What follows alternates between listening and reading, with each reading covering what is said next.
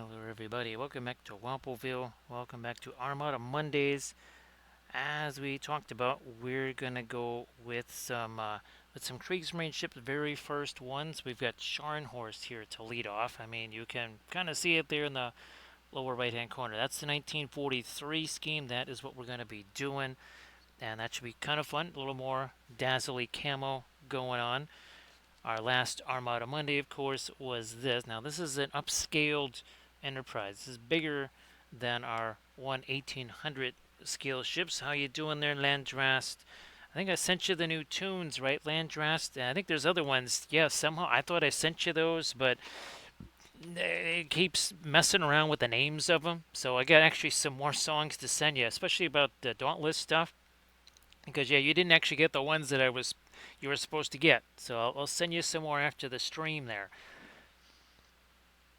Plenty more songs. Well, of course, Landress, we have to have "Ode to Beaks." That's going to be the next song. Landress, it's going to be in a really format that you're going to love. So let me zoom. Not going to zoom in just yet. Let me grab another here. Here's our. That's probably, yeah, pretty similar size to Roma right here. Actually, I've got a couple other ships ready. Actually, I've got some Panzer ships ready to go. I mean, you can't turn that down, right, Landrast? It's music to be healthy by, right? For sure. All right, here, I'm just going to use this now. Hey there, Ryan. Sorry that I know it's. I was hoping to start this earlier, Ryan. It's just, well, I realized, oh, I don't have this. Oh, I don't have that. So, yeah, sorry about that, Ryan. Uh, yeah, I really thought, oh, I can actually start this a little bit early. Maybe Ryan will be able to get a chance to see some of it. Oh, that's what we should call it, Landrast. Ballad of the Beaks. That's what we gotta call it for sure, Landrast. Yeah. So, yeah, Ryan, you only get 200 characters, which makes it really, really, really difficult. Now, the other thing that I was doing with ChatGPT was a little bit different. That's where I would use a GPT. Well, the regular ChatGPT would basically create lyrics, kind of arrange the instrumentation, the pauses, the choruses, all that. Then I would take it into another separate GPT. I just call them plugins, and that would do the music. Except that other one, well, the first time around it was amazing what it did. The second time around was just kind of like woof. And that's pretty much how this music stuff goes, Ryan. Is sometimes you get something amazing, and other times you just like, wow, that's painful. So yeah, you never quite know what you're gonna get. That's for sure. Again, sometimes you get a really amazing thing, and other times you get, well, yeah, let's try that again. It is. These are from Coco's models, of course, like always. Let me do this here. I do believe next week most likely is going to be a return to our more space-themed Armada Mondays, but today, since everything is set up for this, Ryan, I can't wait for you to see the latest iteration of the using the AI. Of course, every time I think I've kind of cracked the code, then I sort of get punched in the face. I'm also noticing, Ryan, that ChatGPT works very differently on an iPad than it does on, say, my laptop. So it works very, very differently. I'm starting to think that maybe some of the miniature stuff, I might need to do that on the iPad because it's something I'll have to describe to. I know you want to get to sleep there, Ryan. I hope so, Landrast. It better get a whole lot better, a whole lot faster. Yeah, that definitely was not quite exactly what I was looking for on some of those. Yeah, Ryan. Let's see. Do I still have it here? Like this one here. This is where I realized if I got 5 or 6 pictures of the miniature, don't use them all at once. I thought, oh, put as many in there at the start to feed it and tell it what it's supposed to look like overall. No, you feed it one at a time. Yes, one at a time, not all of them at once. That was a hard lesson right there to learn, Ryan. That was a very hard lesson to learn. But I think with the Oliphant, because that's how I did it, and I think that did actually make a difference. So here's hoping.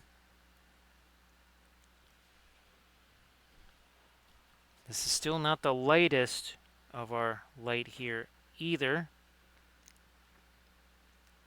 You can kind of tell Scharnhorst from Gneisenau, and that, I mean, for lack of a better term, Scharnhorst is a little bit more dainty than Gneisenau. I think Gneisenau has a wider beam. Hey there, Armored Wolf. Everybody, welcome back, Armored Wolf. It was a long week plus of the first event of the season there. So everybody say hello to Armored Wolf. So yeah, Armored Wolf, I think it was yesterday maybe that Max was talking about snow, winter storm alert, or winter weather alerts or something like that in Alaska. And all I kept thinking was, yep, Ren Fair in snow. That was I was just trying to visualize Toad on that. Well, speaking of the North Atlantic or the North Sea, yeah, Toad would have been that would have been a frosty Toad right there. Valfera, I think I like the second one. That was my favorite one. I mean, the first one I listened to it. Well, I only had a chance to listen to each one like 1.5 times. I mean, the first one was okay. It's got a very well. It's a very different flavor, right, Valfera? I was kind of partial to the second one. Yeah, Armored Wolf. I was just thinking that you just chuck on a jacket or something like that.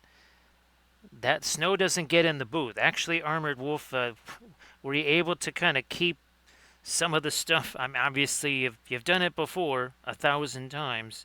I was just hoping that there was no merch that got affected by anything.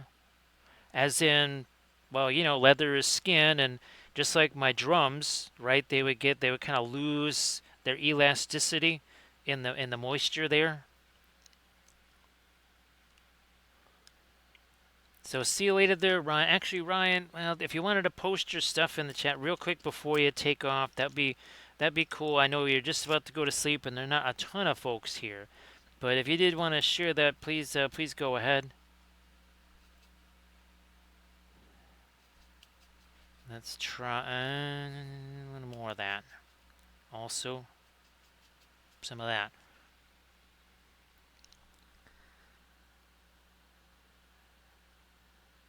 Well, when you hit them, Landras, they make a sound.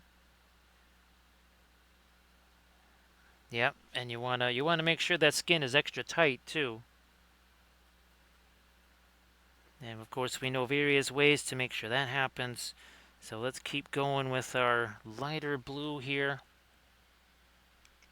Nice to see you there, Dark Horse, and everybody please check out the Instagram link that Ryan just shared. So Ryan, yeah, I'll shoot you some messages tomorrow. I know that also too, right? It's not like you've had a chance to be painting and painting and painting, so you're trying to get back the efficiency again, and definitely an uphill battle, right? So yeah, I'll shoot you some messages tomorrow, Ryan. Again, sorry that it just kind of it has not worked out as planned.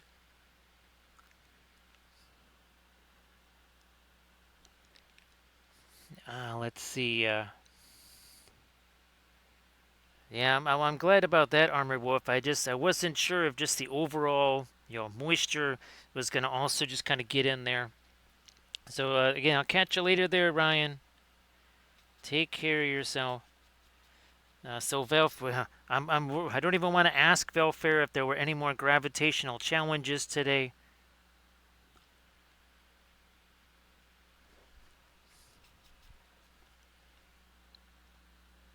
And yeah, Valfira, you only get, like I was telling Ryan, you only get 200 characters to work with. Oh, and by the way, for sure, I prefer the heavy gloss gel to the modeling paste. However, there's things that the modeling paste works really well for, which you will see in that video on the Mumak.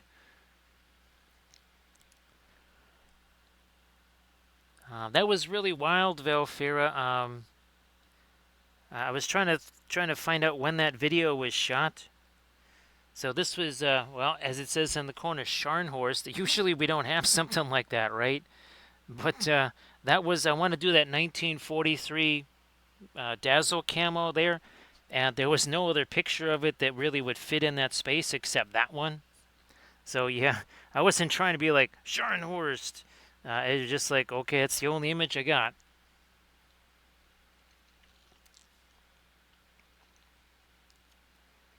Okay, I was, it's definitely not fully tanned, Armored Wolf, since I had to basically give those things haircuts. Yeah, I'm pretty sure you don't have to give any of your leather haircuts. But that was the first thing. I had to take an X-Acto knife, and I'd have to basically give it a shave.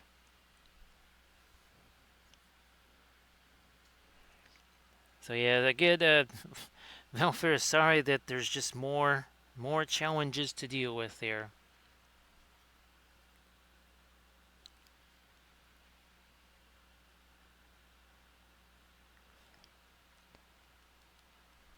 Now again, that was the music. That one that you heard there, that was done with Skynet, as we're calling it. That was via Skynet.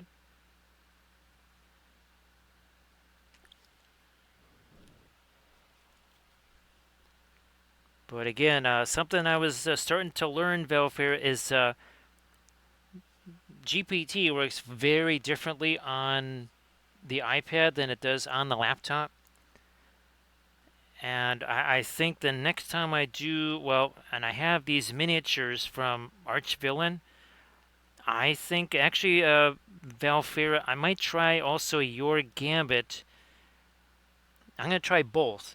So I'm going to try to do the pictures, right, like I've been doing, but I think there's some decent Archvillain pictures, and maybe I'll feed those into the iPad. So we'll use the iPad with one set of images. We'll use the laptop with the other set of images, and we'll see what happens.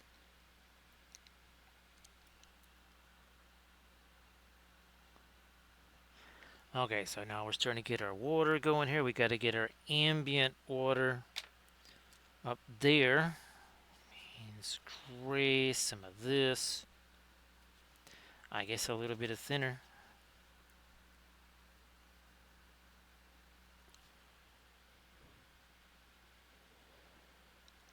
Now, so Valfira, unfortunately, the modeling paste, it also has a different kind of setup and dry time, and it's just too fast for this.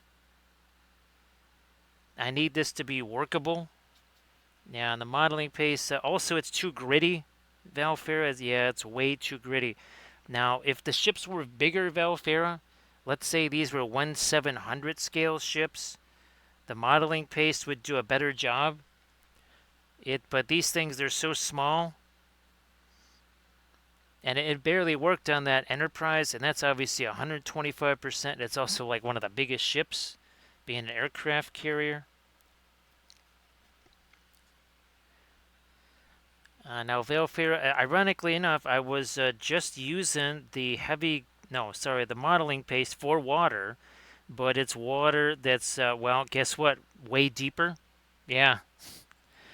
I needed it to be almost like an 8 and maybe 1/16 of an inch thick. And actually, the modeling paste did a much better job for that. Wow, that's the first one of those we've had in forever.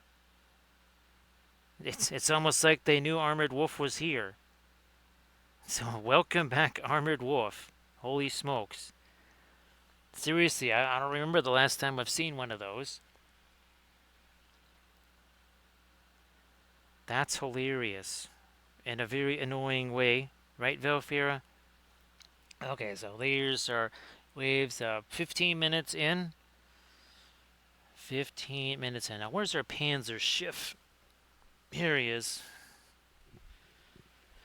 So, will we? Who knows? I might even print out another one of the. Actually, I got other ships I'm going to try and print out. Actually, I printed out a bunch. I printed out Gneisenau. We got Hood. We've got Cerberus. Now, these are the fungus people. These are from Archvillain. So these are the ones, Valfer. I'm going to see if I can't colorize these. Maybe you can use in both platforms just to see how that works. So thanks, Hermit Wolf. Appreciate that. So unfortunately, yeah, Velfira, that need the slower drying time, ironically enough. So yeah, definitely for these, gotta use the heavy gloss gel. It's also the way it sculpts Velfira. It's easier for me to do things like these secondary waves than it is with the, unfortunately, with the modeling paste there.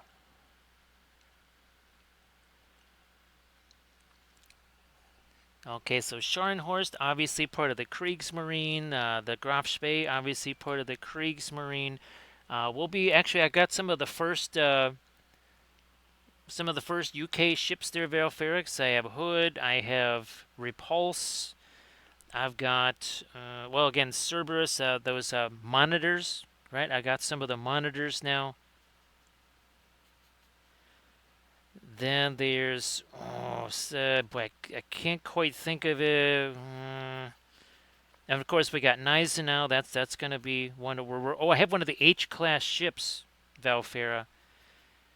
I have one of the H-class ships, and of course, it's monstrous, right? It's basically their version of the Montana class. So Camda, I was yeah, I was like, I gotta try and send this to you so you can listen to it and such and check it out.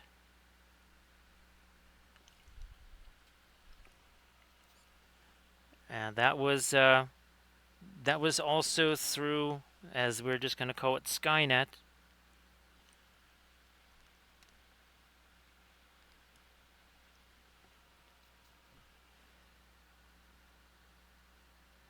So the thing that I'm working on, I needed to fill the space because we're going to be painting a reflection on there, which made the modeling paste actually really fantastic because, again, it didn't have to be translucent or anything like that.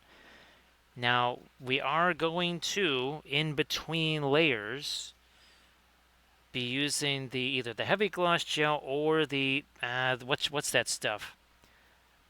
The UV resin from Green Stuff World.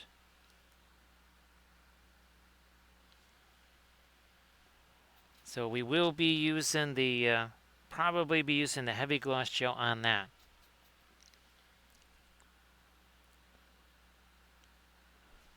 This is just a very simple Payne's gray, some of our black. Now I haven't heard back from, let's see, what is it, from Golden Maple in a couple of days here. But again, they're supposed to send, I guess maybe even grass tufts too. So see you later there, Camda. Valfera, oh geez, did I send you let's see, did I send you pictures of the backyard, Valfera? So remember I was saying if I can't bring the sun to the garden, I'll bring the garden to the sun. Actually, of course, that's going to happen because the cords are all wrapped up. 1 second here. We got to plug this back in again. Actually, I'm glad I did that because then I could actually see it. So here we're going to try and find somewhere where we know what... Okay, I think this will do it. Yep, here we go. So it's, again, 1-to-1 scale terrain right here. These old planks, those were literally buried in the yard. I dug those things up, and now we've got that positioned here. I'll have to take a picture after the stream of what it looks like with the lights going. Nice to see you there, Nurgle Matthew. So Velfira, no idea what happened there because there is no difference, right? Like there's not a blue light and a purple light. All I can figure is that I must have turned it on like twice or something, Valfira. So while I was out there, I pressed some buttons. We'll see later tonight, Valfira, after the stream, if it actually did anything. No idea.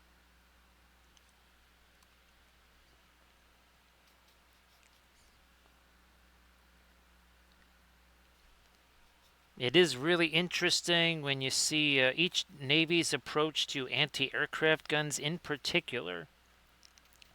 Because the Italians had a certain type of AA mount, obviously the British, the Americans, the Japanese, everybody had their own distinctive kind of secondary mount, or well, tertiary really, when you get down to AA guns.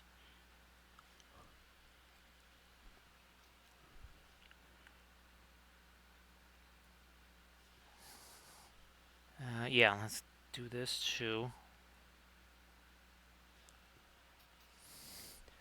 So I think it would, well, that's, yeah, I got the, did I get the Kriegsmarine pack? No, I think I just got individual ships, maybe? Yeah, I think I got individual ships, because again, I wanted to have the H-class, and those things are monsters.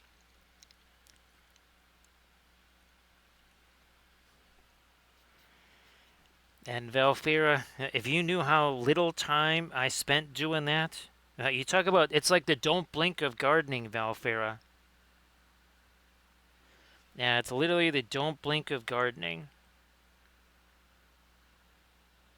Because if you blinked, all of a sudden you like half the yard has been dug up. That's how fast I was going. Because that's how little time there is.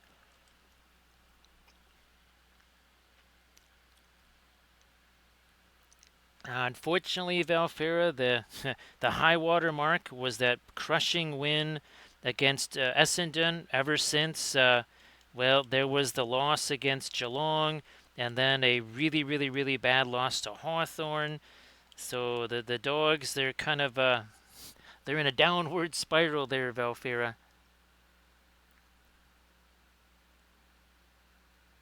It's almost like I wish them good luck with their printing or something, Valfira, because everybody started talking about Premiership 2016, all that kind of stuff. And I kept telling Recoil, I said, this better not get in their heads.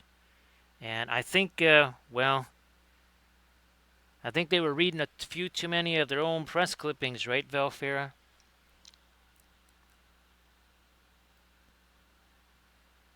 Yeah, yeah, oh yeah, definitely the much smoother, heavy gloss shell. Because remember, this is super thin. You can kind of see here, there is not much, right? That is very, very thin. There is very little on there.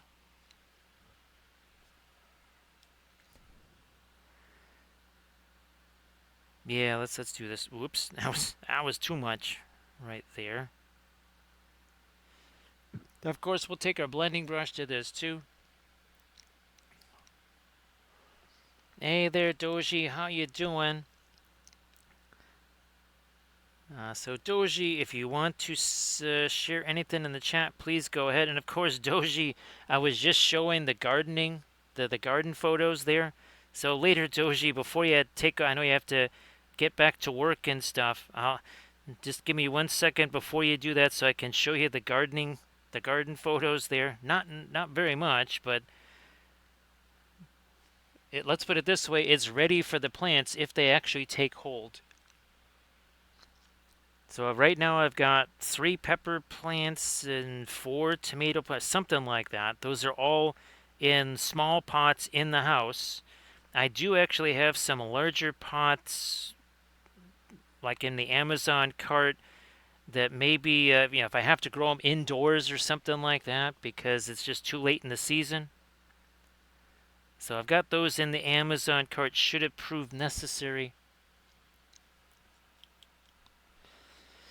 Now, yeah, Doji, and this is all, well, we call it the don't blink of gardening. Yep, we do in minutes what other people do all day. It was really, really fast. Just turn that soil, churn it up, get the hammer, get the saw, get whatever wood I could find. I was using canvas stretcher bars for stakes.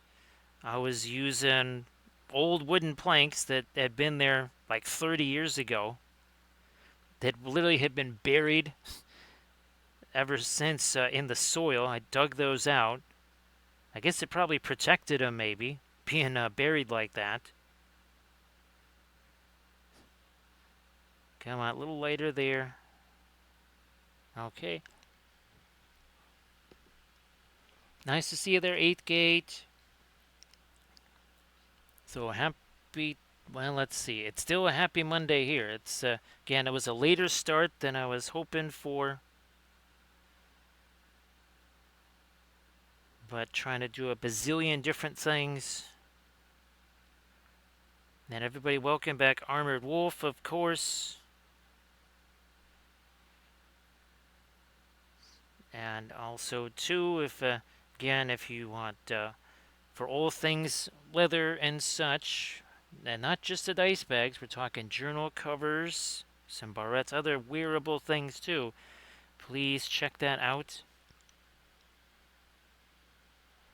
Now, Valfira, all kidding aside, I got to be careful because, well, there, there's a few former there's a few former pets out there.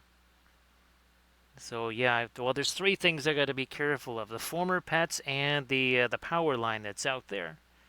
But I know that, well, that better be 18 inches down because that's what they told me, and I can tell exactly where it is. So yeah. Unfortunately, our last yeah, I'll tell you the story of the neighbor who still, to this day, we're talking like 2014 this happened, Valfira, and the neighbor still feels bad about it. I'll have to tell you the story afterwards. So yeah, it's, I mean, it's it is a funny story, but it's, I mean, it's not like the most happy fun story. Kind of one of those irony kind of things right there. So Doji, if you want to share any of your stuffs in the chat, please go ahead. Where'd that go? There you are. That's where you're hiding. Oh, by the way, this was our last stream right here. That was that Bellinok. Oh, and thanks, Valfir. As soon as I'm gonna try and take some pictures of that, I'm gonna put the flock and foliage on there. Try and get some pictures to Bella. So thanks for giving the heads up to Bella there, Valfira. I think Bella was actually like, I think Bella might have listened to the whole stream, Valfira. I mean, I could be wrong, but I think so. Now, I think here, let me see something. Yeah, yep. That is the thick and the thick over thin. And vice versa. Yep, that's what we're doing here.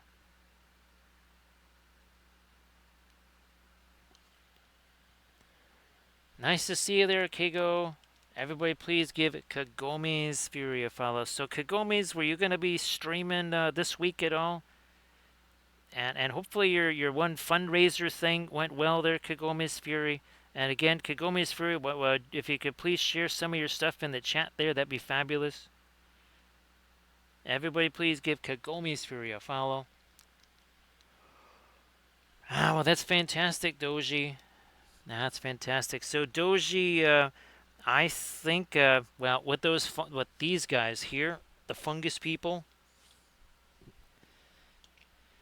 I think we're going to see the return of pre-glazing, and also I think we're going to see several different cobalts here, Doji. I think we're going to be seeing cobalt violet, cobalt teal bluish, cobalt green. I think we're going to be seeing a lot of cobalts because those I want to do obviously more of a again, that's going to be a little bit more of a glazy type of a thing. I want a lot of translucency there. So yeah, we're going to be doing a bunch of those, well, on stream, also I think a video. Boy, Doji, great minds think alike, because I was just about to say that. I was just about to say that. So yeah, all those colors that Kathy's sister sent, obviously we'll utilize those, plus the stuff we already have here. Velfira, well, it's like truffles, Velfira, right? That's very expensive fungus. Yeah, this is going to be as every bit as expensive as truffles. They'll be truffleites. That's is that what we should call them? Velfira, the truffleites. I mean, I like fungus people, but truffleites kind of has a little magical tinge to it. So I have to remember that Velfira was a truffleites. That's uh, that's what we'll have to call them. And again, Kagome's Fury. I'll be painting those. Probably it would be like the Friday, Saturday type streams there. Kagome's Fury.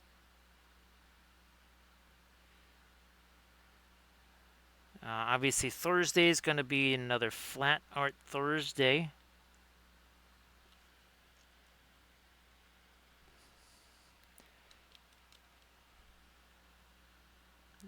Of course, Valfira in true fashion, those things were within 2 feet of where I was all this time. I had actually organized them into a bin where they would be dust-free, damage-free, and literally right next to where I was working. That's why I put them there. And of course, I looked everywhere else.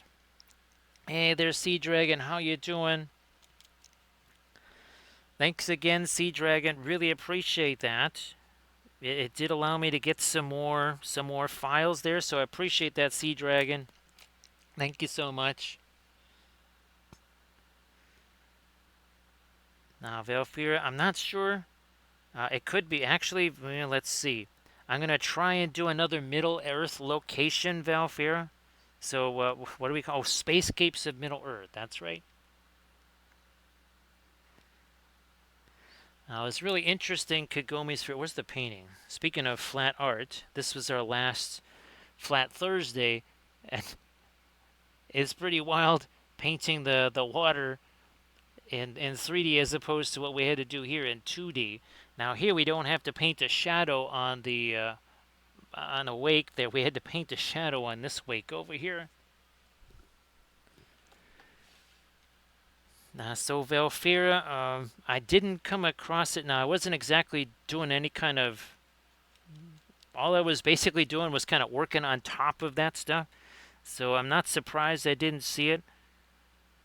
It won't be until I clear out the area to try and do the next video there, Valfira. That's probably when I'm going to locate it. Thanks, Kago. Appreciate that. Now, Kago, I don't know if you saw the one before that. It's almost like I should have done this on Mother's Day. But this was the last Spacescape right here. And then the Spacescape before that was this one here.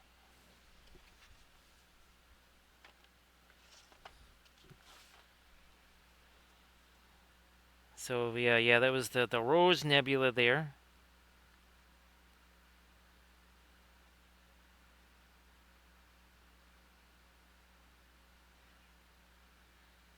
Let's do this here.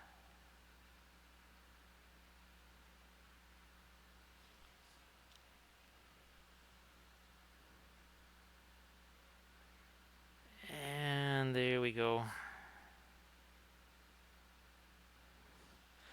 Just trying to work in some more of our water. We have to get some of our latest water up here. Then we'll kind of go the opposite way. I'm just waiting for this that's almost a bit less shiny there. We're almost about where we can get in there and start working on our... Nope, oh, that would have been wrong. Start working on our Dazzle Camo.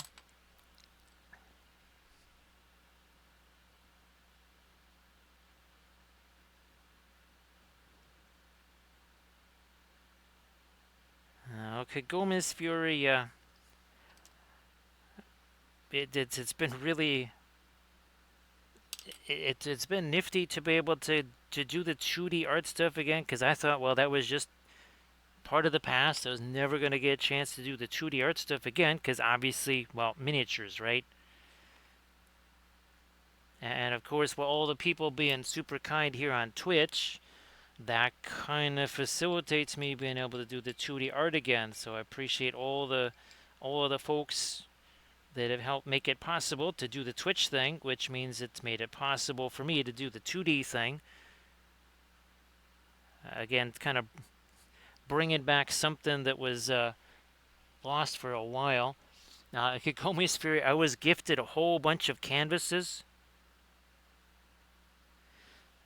as in dozens of them. I actually am going to use those for painting videos because, painting backdrops. Yeah, photo backdrops for, well, miniatures. Right? Because, I mean, we could use backdrops for our ships. We could use backdrops for all of our Middle Earth stuff.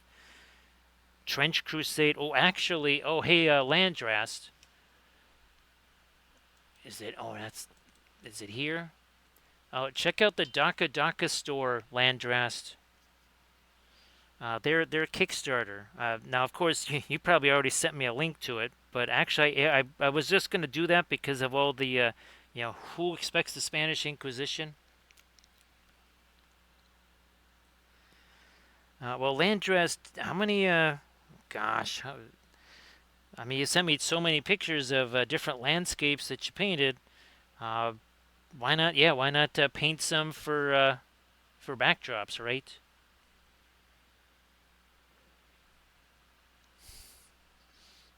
Actually, Landrast, I don't know, what would be the AI to do that, to turn that character into an STL file, Landrast? There has to be a way to do that. Okay, I'm trying to get to my reference here. Okay, that is mostly dark. And of course, again, with the typical German camo, Dazzle camo, was all about basically just trying to make the ship look like it was smaller than it actually is. So we'll make a battleship into a cruiser, cruiser into maybe a destroyer, etc., etc., etc. Oh yeah, that's past the anchor chain.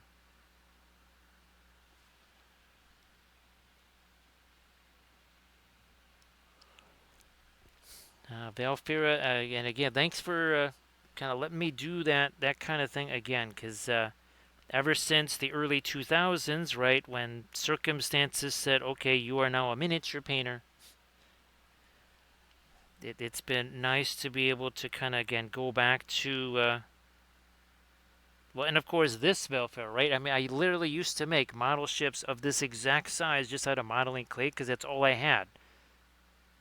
And they were virtually this size and this scale. So Doji, here, before you take off, here, let me show you these super quick. So remember I was talking about bringing the sun to, well, you can see this is like 6 something o'clock right here. Yeah, and it's still catching. So look at that. Yeah, see, even at 6 o'clock, we're still getting sun in there. So this is, even this is past what the garden used to be, but this is how far it's been extended out here. Yeah, so you can kind of see it there. So this fence basically blocked all of the sun. You can see the chain link fence there. That's where the cucumber plants used to grow. Obviously, no cucumber plants there because, well, reasons. So I basically gave up on the garden for decades. I mean, pretty much since about 2002.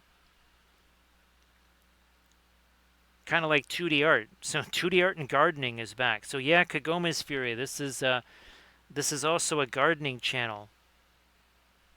Hopefully soon to be an agriculture channel. Yeah. So who knows, Valfira? And in addition to big acrylic, we might have big ag coming after us now, because they don't like us independent farmers. So yeah, Valfira, we might have big ag coming after us now.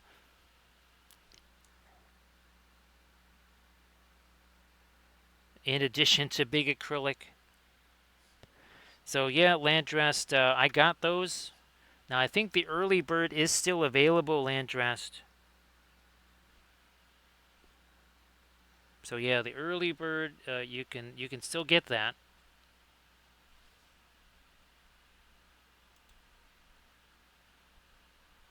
I'm just looking. Okay, so that is how it shows that. All right.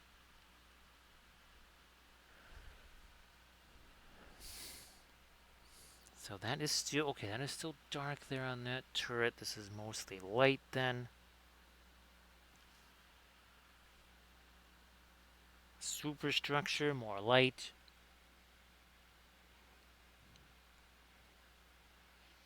Kagome's Fury. Oh gosh, actually, I don't know if you saw the pictures of the roses, but those things have been around since the 1980s when my mom planted those. They're actually not even the same color they used to be. But yeah, those there's still roses that have been there for decades. And basically every year they come up in May, and I try to get pictures of them, and I basically send those around to folks. I think that was one of the reasons why we did the Rose Nebula, Kago.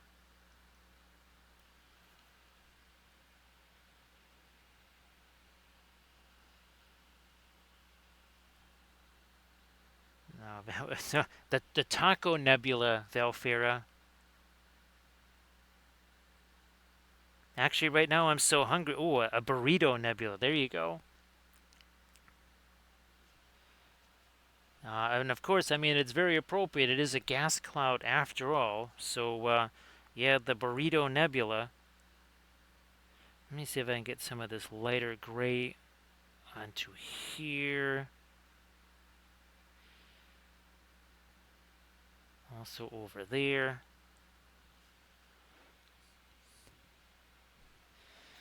Kagome's Fury, it does seem like all of the hostas have taken off. So basically, I think I am, let's see, 7. I think I'm 13 for 13 on the hosta plants. Now, Valfira, that's for supernovas. Yeah, that would be for supernovas, Valfira. So, Artemichael, if you want to share anything in chat, please go ahead. So, great to see you there, Artemichael. And of course, again, share whatever's hopefully doing the supports. That's been going good. I know that's not exactly the most thrilling task in the universe right there.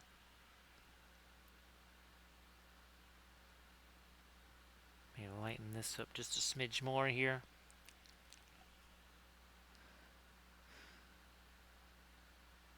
So yeah, that is definitely a supernova type stuff right there, Valfira, for sure.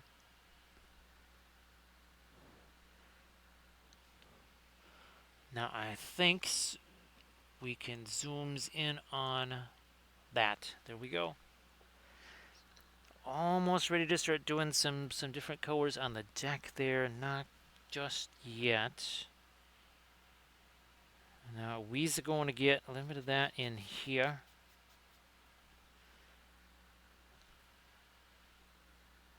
And that's going to be the top portion here. That's got to start, yep, right at the bridge, right at the superstructure there. Everybody check out that Instagram link that Artemichael just posted. And I guess I know I asked the other day, Artemichael, I wasn't sure, if streaming might just be not the be all and end all, but a supplement or something like that.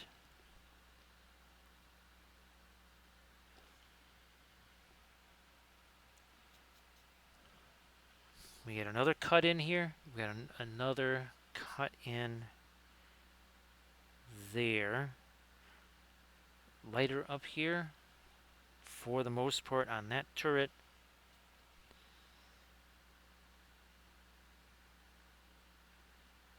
Stack. Stack is kind of on the more on the darker end of things.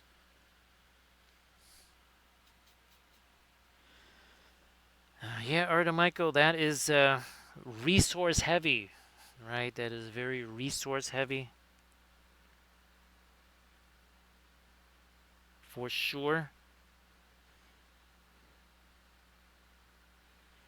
I've been trying to reactivate one of Kathy's old computers, if anything else, just to have a backup because, well, computers that you rely on for all your daily work, they never just suddenly die for no reason at all. I mean, that never ever happens, right, Velfira?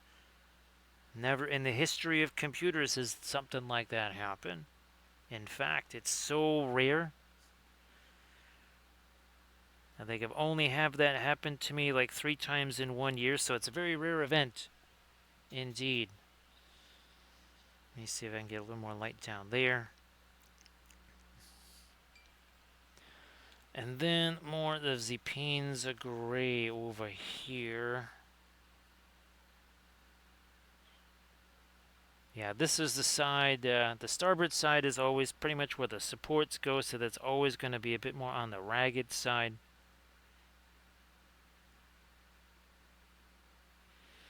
Let's do that up here now. Past the armor belt.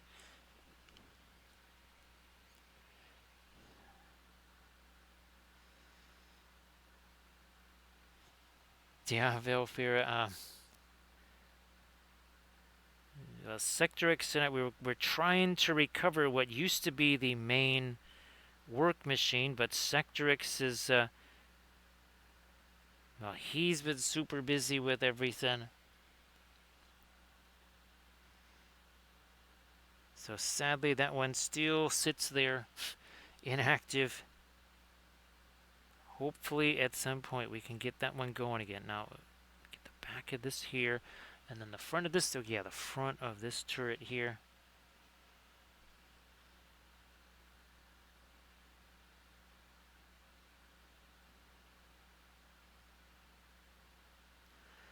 Then we leave that alone. Let's see if we can start doing some lighter stuff on that deck here. We're going to take our not radiant violet. We'll mix it with our Mars yellow deep.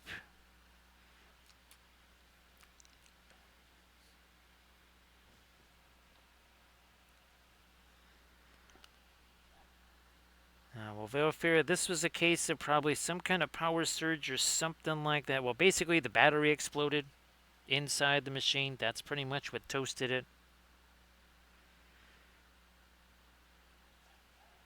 And that was with, fans and everything else. We all have, all the computers have fans. They all work on the battery backup things, the UPCs. So it just happened to be the battery. It's an older machine. It's probably from 2017-ish, 2016, 2017. So it's almost 10 years old. And again, just replacing the battery and, of course, probably redoing the hard drive, unfortunately. Because the D drive was fine. Actually, I'm using that on another machine. We got an external hookup for it. And that actually is, that's what I've been doing a lot of graphics with. And it's one of the reasons why I can, again, this channel right here, everybody please be sure to subscribe to this channel, because that's where, if you want to see this after the fact, that's where you got to go, is the Linseed Fellowship YouTube channel. From now on, and of course, all of those old sessions, all of the thumbnails were saved on that computer on that drive. So even just extracting that was very helpful. So yeah, Velfira, that was an everyday machine, 24/7 since what, 2016. I mean, this one is pretty much the same era. And of course, I'm getting all the hate messages about Windows 10 not supported anymore.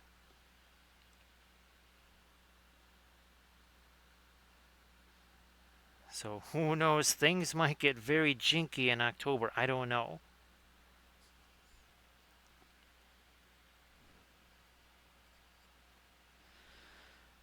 Yeah, we'll still get lighter on our grays. There, we're just we have to do this kind of little bit at a time. Now we're gonna go back to our water effects here because we need that to have a chance to set. This has now had a chance to set. We can go back to that, and you can see probably gonna add some more of our yep, a little bit more of our seafoam green into this, which we can do.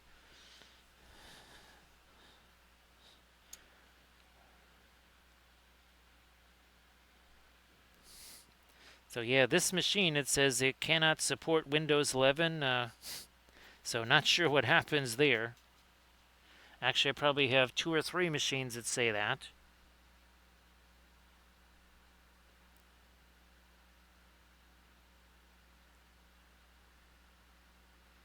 So that would be, again, that would be most unfortunate.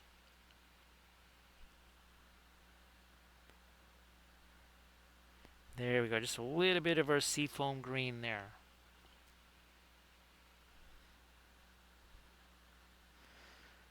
Yeah, Kagome's furious since those security updates, all they do is destroy all of our camera settings and our microphone settings and, well, literally the cameras and microphones.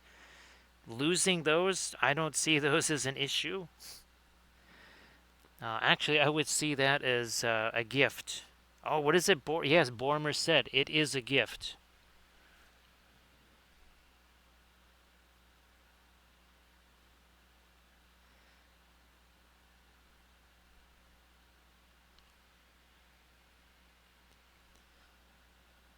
So that's where. Oh gosh, what is that? What McCaffrey or something like that? What's the? What are the usual antivirus things? I would much rather just invest in one of those things. I figured that you could identify with that, Kago, right? I don't know how many times it like on my streams, right? I'll double and triple check things, and I'll be like, it's not just that it switches a microphone; it chooses something that doesn't exist. It's not a microphone, and that only happens when there's an update.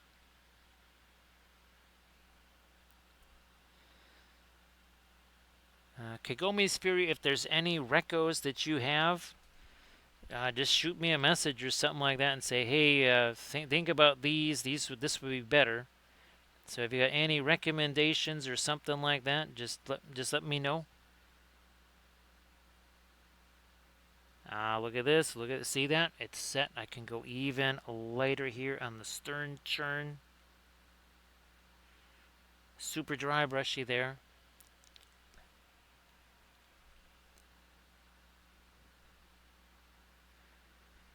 Same thing there, Velfair. You got any recommendations? Shoot me a message.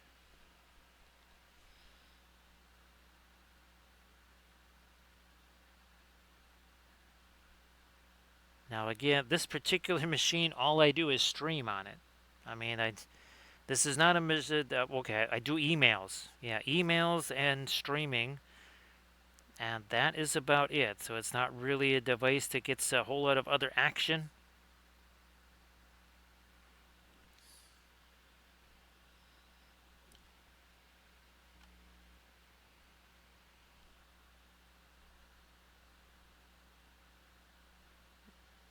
Okay. There we go. The key thing is actually Kagomi's Fury, some of my most vital software that I use does not work on Windows 11, which is another reason why we are very much opposed to that.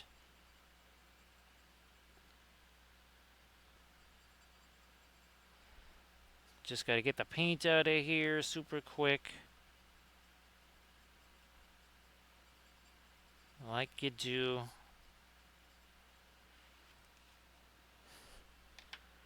Alright, let's see if we can't go a little lighter here. Again, with some of our grays, perhaps.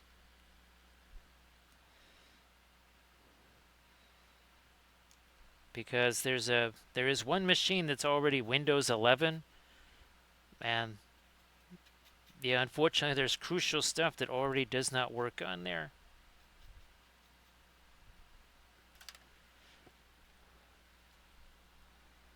Try to lighten you up now. Like so.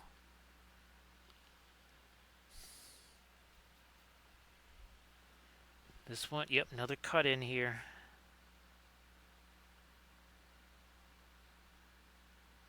Now we have to start getting this stuff later too to go along with the cut in.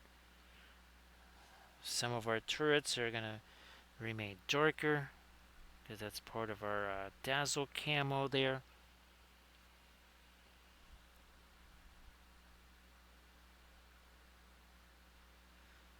I remember back in the day, was it though? Yeah, Windows 95 was a virus, and then Windows 97 was an even bigger virus. Or was it Windows 98? Yeah, maybe it was Windows 98. Then there was what the heck was the really it lasted all of like 2 months. That version of Windows Millennium, I think that's what it was called.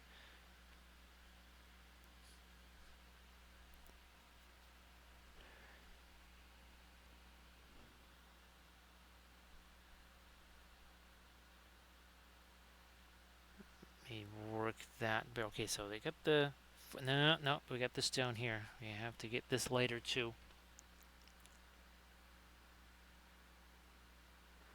There we are.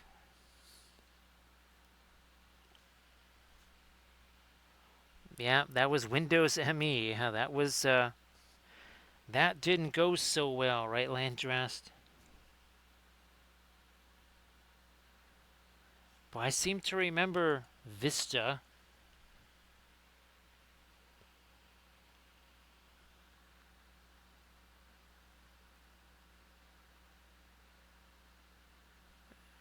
Okay.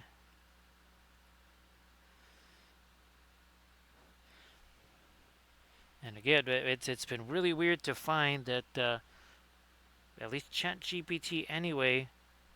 And I wouldn't say it works better than it does on the computer. It works just so differently. And I think there are certain tasks that I might do on that as opposed to on the regular computer there.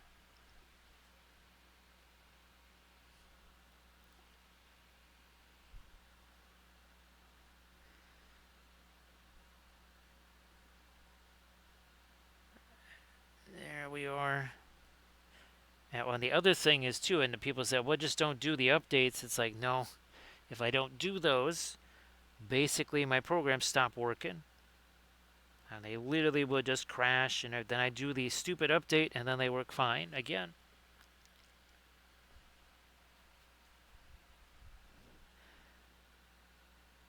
I'm gonna get this again. That's got to be later here to be part of our camo or our dazzle camo here.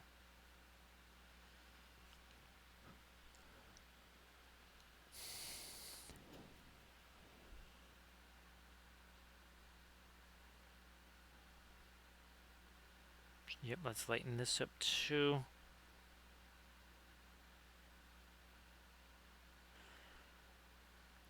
Once this all sets here, we're going to be bringing in our a little bit of weathering, a little bit of rusty stuff. Not a ton. But we got to make it look like it's been in the North Sea.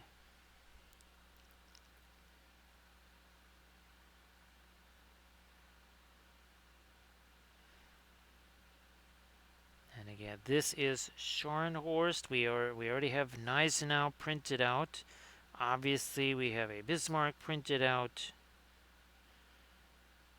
I have one of the H-class ships printed out. And that thing is truly monstrous.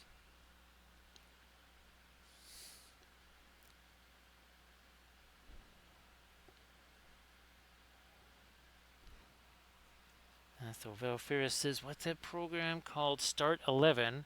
that kind of gets your at least your appearance back to Windows 10.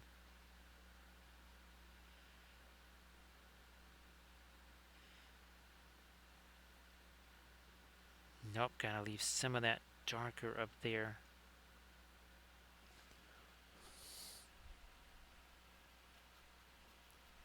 And this is still a middle tone. This is by no means white or something like that. We have a ways we can go from here.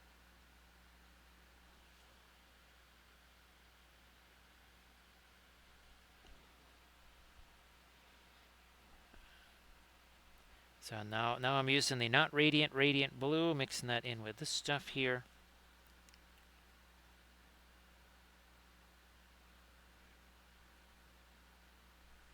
Getting some of the secondary and now the tertiary mounts here.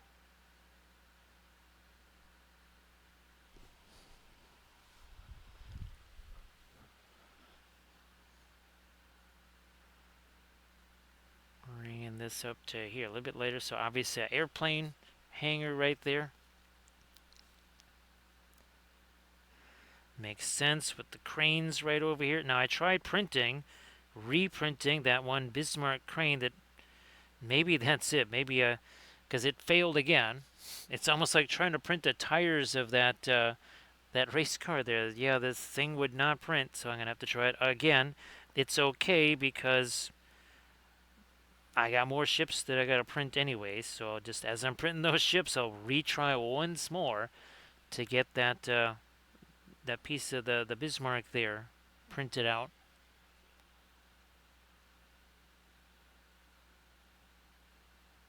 And then there's a whole bunch of other things. Geez, we're gonna have to get really back into at least printing on the resin printer. I think for a week I didn't do anything on the resin printers. There just was not time.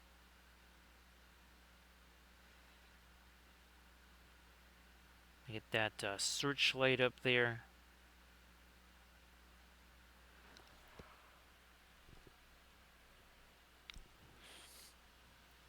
And we still got ourselves just a few minutes left of our happy Friday here.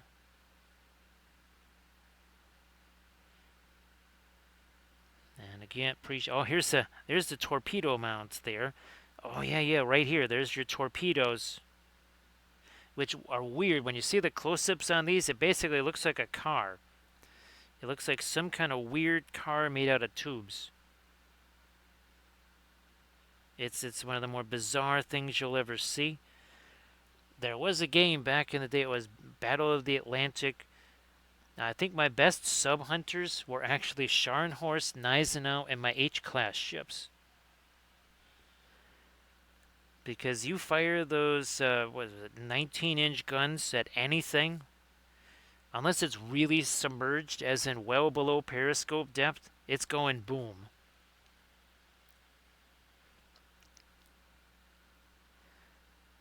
And then, of course, these, again, have torpedoes. I actually sank more subs with torpedoes with my battleships than the destroyers. I tried taking out, doing the destroyers to take them out with depth charges, and the destroyers always got wiped out first before they could ever do the depth charge thing.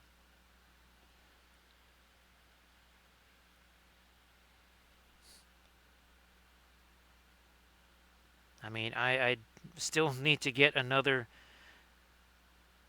at least one, if not two more computers here. Again, just if the age thing, not the Windows 11, 12, 13, whatever, just the fact that they are so old that they are, well, batteries exploding, that kind of thing.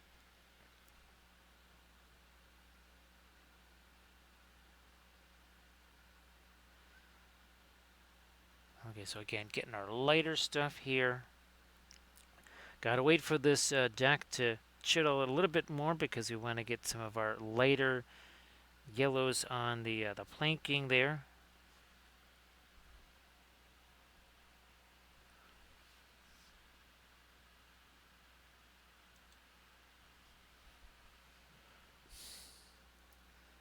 Try to lighten you up a little bit there.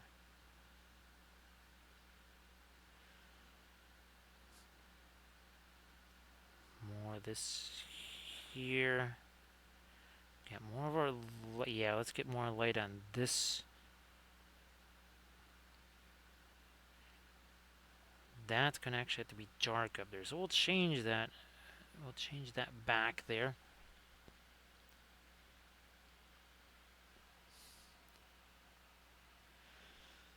So yeah, the vast majority, well, now of course some of these things were also reworked a little bit, but two of the machines that I got are from 2013 that we got when the Kickstarter campaign to do our painting pyramid videos. So welcome back there, Camda. I know it's just for a brief time.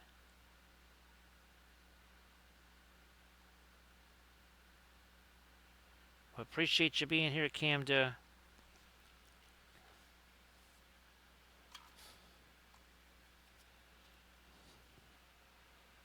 Where's my... back to this again. This is not our latest light here. Just keep that in mind.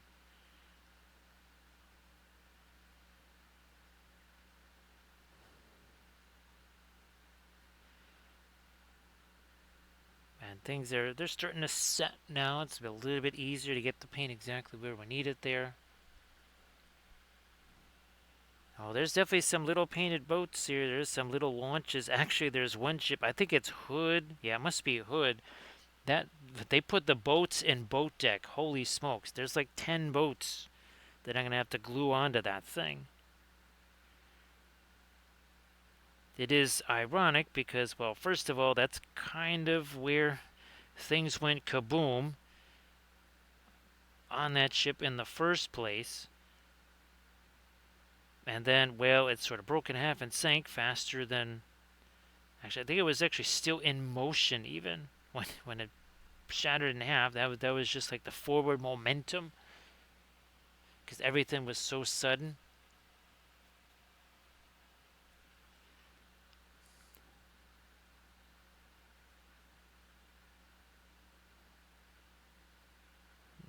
Probably shouldn't bother with the not until we do our yellows there. So Camda, I don't know if you had a chance to share your bust there in the chat. Please go ahead and do that if you haven't already had a chance to do so.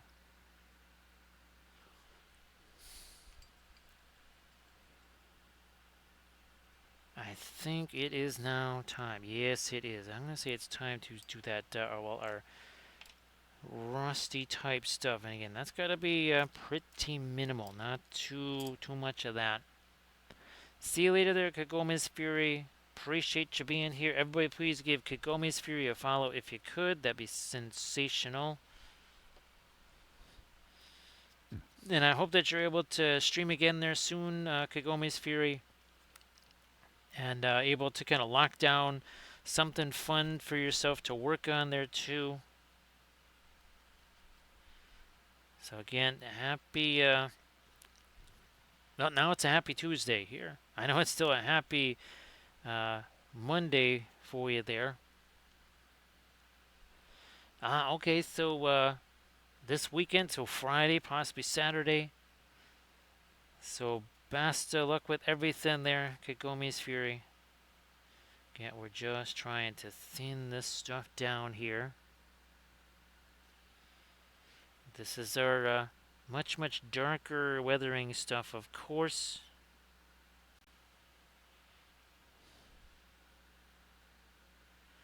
We're just looking to get this into a few areas here.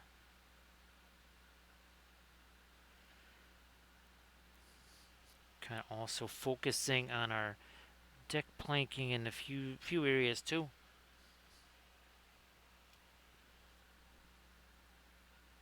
Like back here on our stern.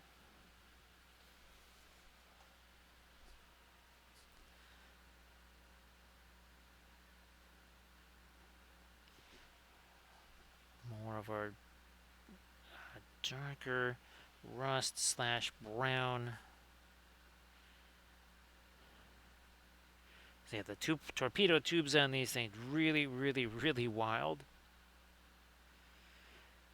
And just for whatever reason on Facebook, a close-up of this particular right here, you could see the crane over it. You could see the little cabin there where the guy sat.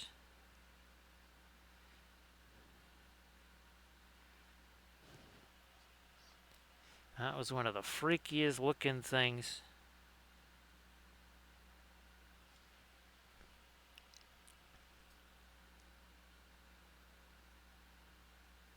Get a little bit of the deck over there too.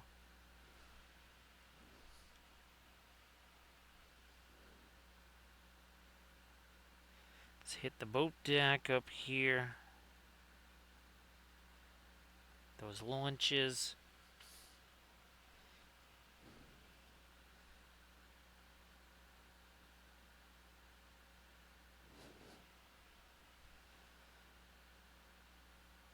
And here we go.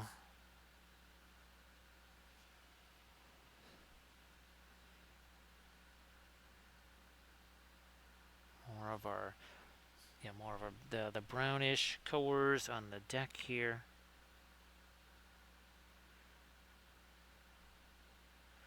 Then we'll get back to the hull of the ship. I think that's had a chance to also set now for 15, 20 minutes. Well, actually, well, now we're an hour, 10 minutes in.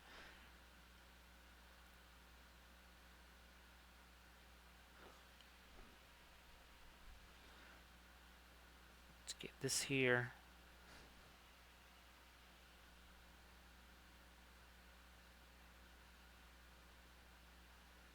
More of it right over here, too.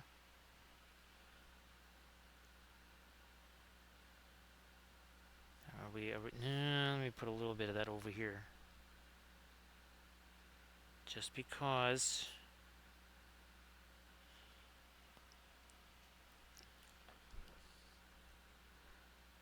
Same there. A little bit of it over the rangefinders here.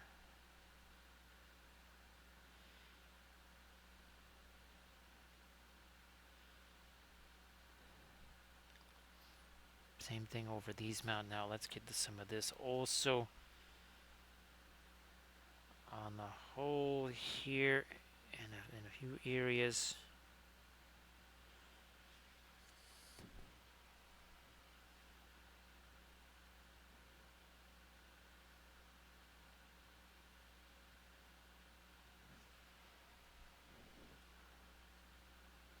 There. Go through, do the same on the starboard side here.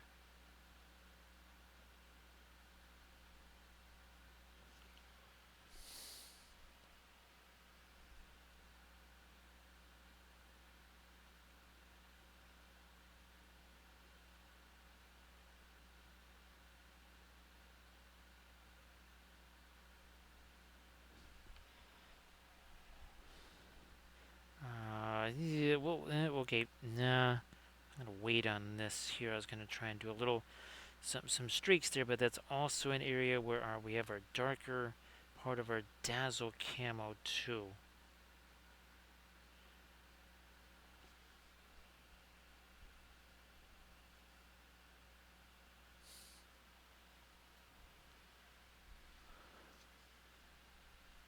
Now that's interesting. That would be okay. So, alright, so the forward turret actually didn't have the rangefinders because I'm looking at my aft turret here, it has no rangefinders on it. That is supposed to be over here.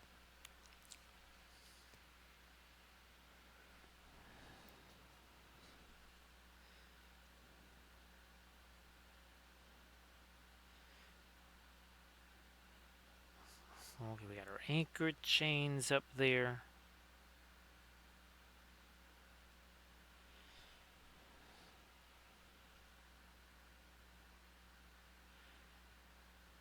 But now we just made all this a whole lot more liquid, so we're gonna have to wait on that. But that's why we have the our base portion down here, our water effects to work on.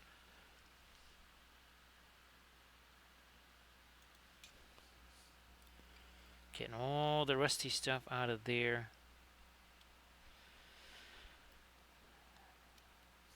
Start scaring up some more of our faster matter white there.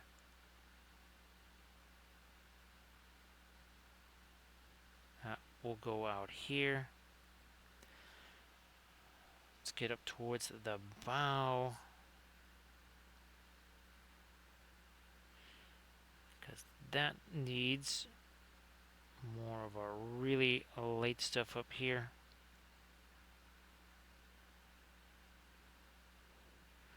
Also, not quite as solid, not quite as straight either on these. I see we got a little undulation in there now.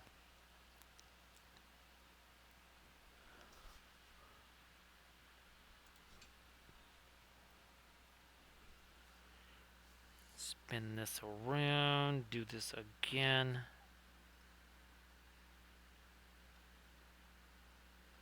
And again with the undulations there.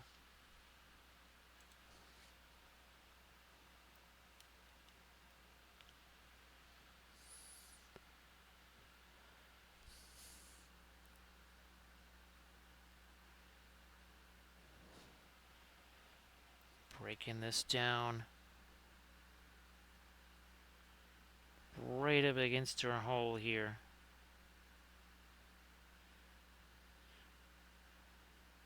And you can see not all of these lines goes past the edge. You see this was one of a few that goes past the edge. Then we have a whole bunch that don't.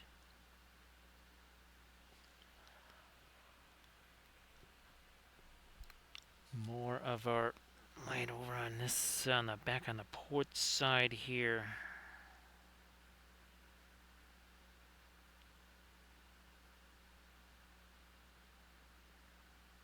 So you can see the little bit of undulation to that.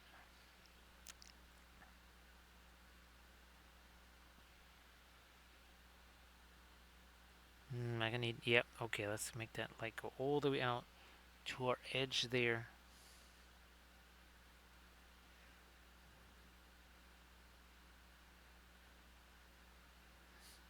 Now, most of this is sculpted. Right, that's actually sculpted texture there. Same thing back here. We're accentuating that sculpted texture, but yeah, that is not just me painting that the waves on there. They're actually sculpted in there, and that's done with the heavy gloss gel.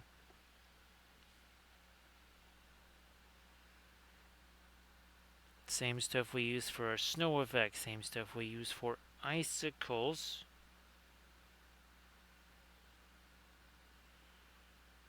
All the good stuffs. There we go again. That's going to go all the way to the edge. This one maybe not. But then back here it will. Because I actually have a little bit of a sculpted wave right there. So again, some variety along the way as we do this.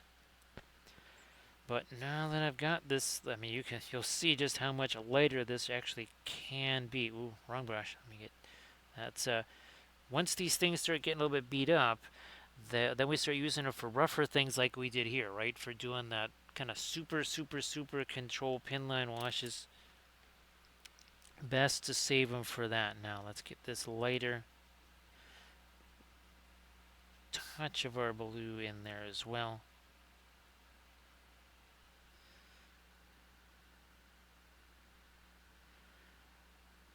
Let's start putting some shape onto this turret here.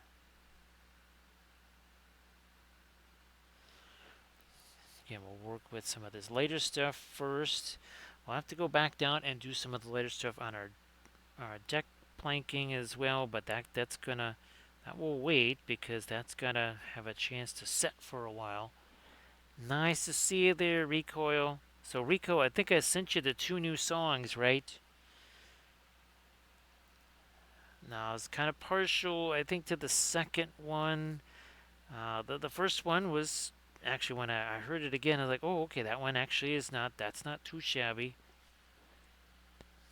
But everybody please give Recoil 13 a follow. And of course, Recoil, if you want to share fabulous basing stuff in the chat, please go ahead and do that.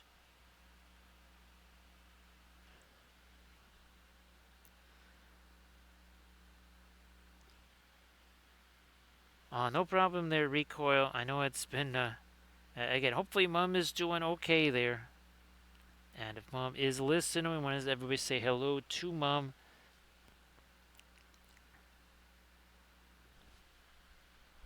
I'll have to send you pictures of the new extended garden there, Recoil. I do think it's going to be, it is going to be effective in bringing the sun, or bringing the garden to the sun. I think it's actually going to work.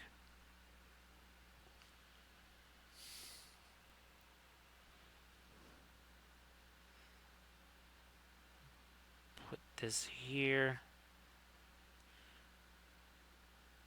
Start doing some on our barrels.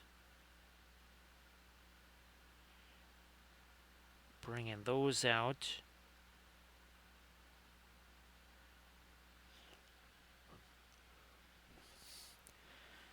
And again, of course, the when I get to the Panzer shifts, we'll have a discussion about that. I still think, much like the PZ4s and such, if they had just stuck to building those and the different variants, instead of trying to build crazier and crazier things, if they had just stuck with Panzer shifts and subs, the two things they could build easily, because again, they didn't really have the shipyards to build the H-class ships anyway.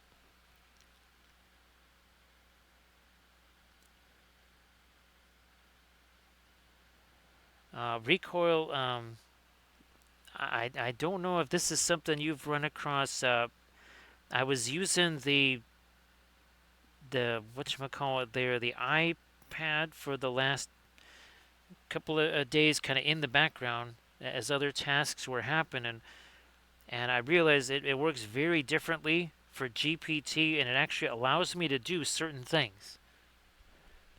And I don't know if that's something that you've noted. Well, that's right. I don't think you've actually had used that with an iPad.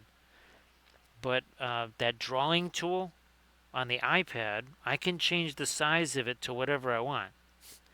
On the computer, it's just like a giant blob, and there's no control. There's no way to change that around, which is why surface tension was able to do stuff with that I could not, clearly. But it's definitely Recoil, right? Just being able to do all the stuff ourselves. And also, too, everybody please give Rottweiler 1660. I don't know if I don't think Rot is streaming tonight, right, Recoil? But everybody please also give Rottweiler 1616 a follow.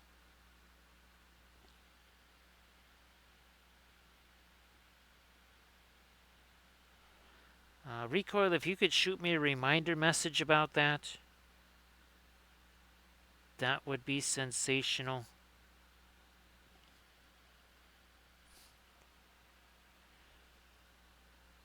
Yeah, we're getting our later parts of our Dazzle camo going here.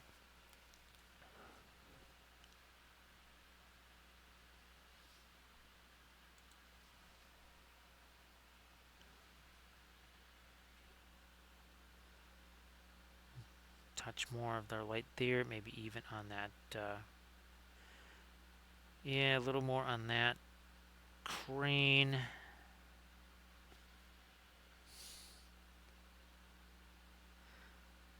Just drop this in over here. Yeah, I'm just gonna. Ooh, okay, there's way too much paint on that brush. Woof. That was way too much there. You know what I haven't seen so far on this ship, and it's hilarious. I haven't seen any mooring cleats on here.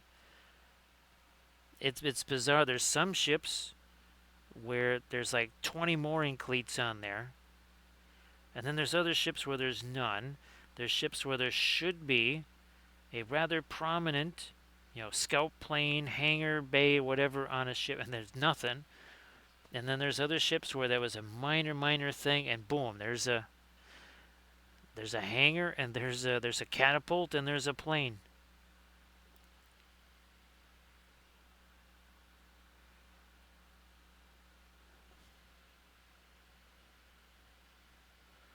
Oh, that's good recoil. That's kind of how we're doing things, right? Where I'm doing the images in one, and then the other one, using the music, the videos, and such. Because I'm pretty sure ChatGPT still does not do videos.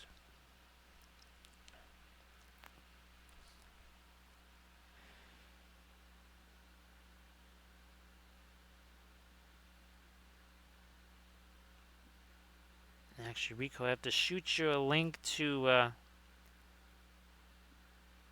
Yeah, it's got to be My Mini Factory. He does.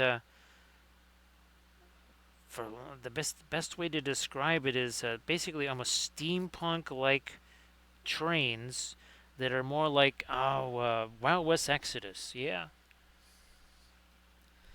I'll have to send you a link to that. I think I saved it in my whatever list there on My Mini Factory. So again, doing the lighter part of our Dazzle Gemo here.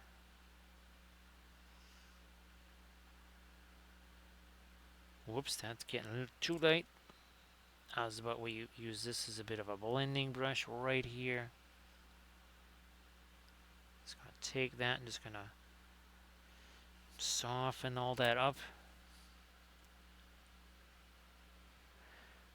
Oh, they're definitely not normal looking recoil. It's sort of like because even the Wild West Exodus one didn't really look like necessarily a train. It was very kind of again steampunky, futuristic, but actually has the interiors of the car. That's it. It has like a library car, a dining car, so it has interiors, so you can. It's meant to be like a role playing type thing, also I believe. So it's a train that it's meant for you to be able to actually do stuff inside the individual cars. And that was what was intriguing about it.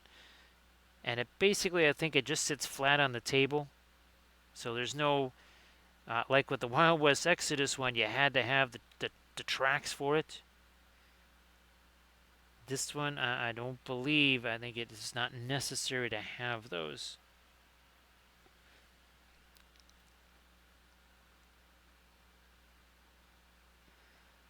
Get this other part of the barbette here.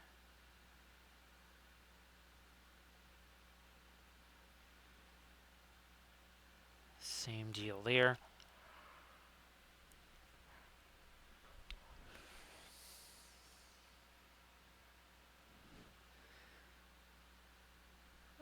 Oh, yeah. Here we go. We have again this. That's the later portion of our Dazzle Camo right over there. We gotta make sure we reflect that.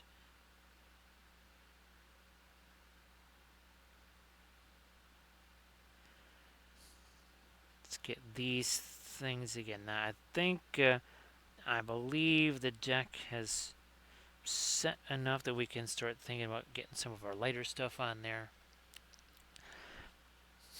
Wow, recoil, that is, it's funny recoil because it's been so long since I last used it for creating that stuff. Of course, yeah. Now they've fixed it. Now that I'm not really doing that too much, of course, recoil. But recoil, man, for your work, that's got to be ginormous. For that to actually not screw up simple spellings anymore, like APC. No, APCC. Sorry.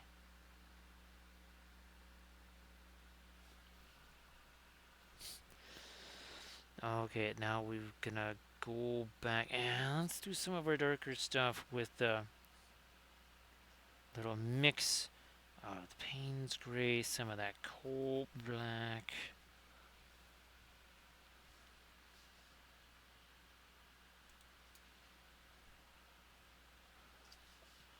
get rid of that.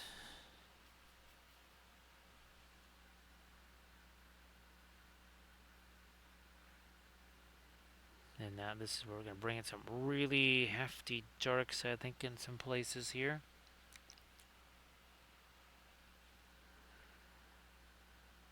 Also here on some of our superstructure elements. Yeah, it's really surprising to see some of the secondary mounts and even parts of the superstructure just really, really, really dark.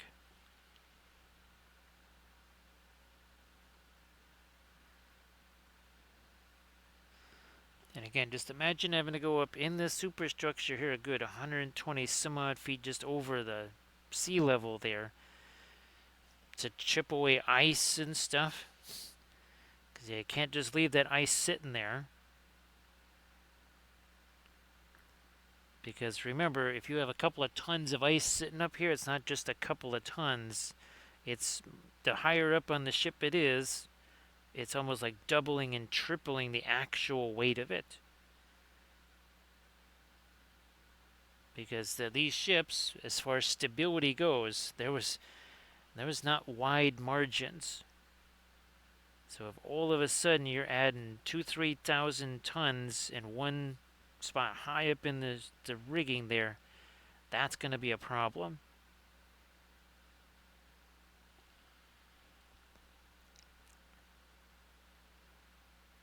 There's a reason why, well, even I think it was the Colorado class battleships for the U.S. and the British had quads down low and twins up top, and the whole idea was weight.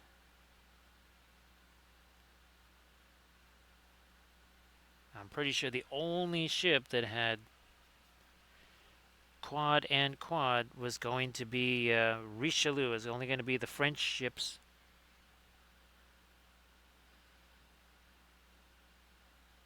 So it'd have super firing triples. Again, that's a bunch of extra weight. Now, of course, these are only 11-inch guns. So that was another weight-saving exercise there.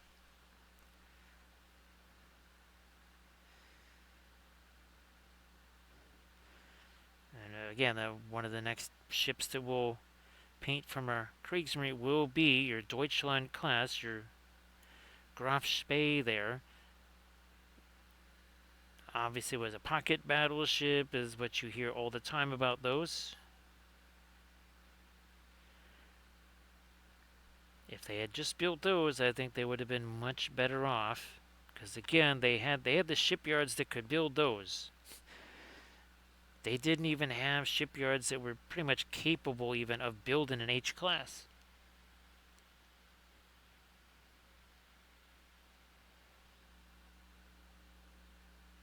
So Scharnhorst, Neisen, actually a lot of them were pretty darn new.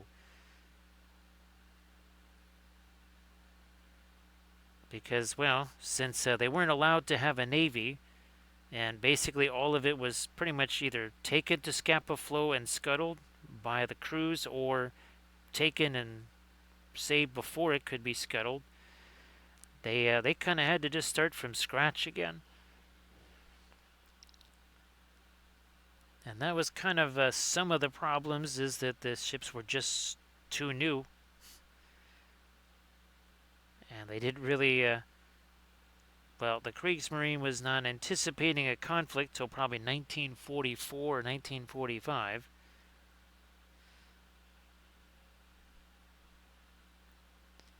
With the whole Plan Z, right, to start building those much bigger ships. I mean, they did have the aircraft carrier. They were working on Graf Zeppelin.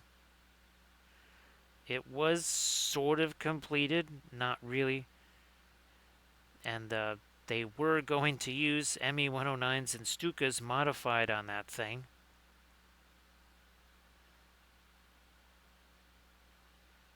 Get me, yeah, okay, there we go. To do the same, we already have some of this on the aft turret there.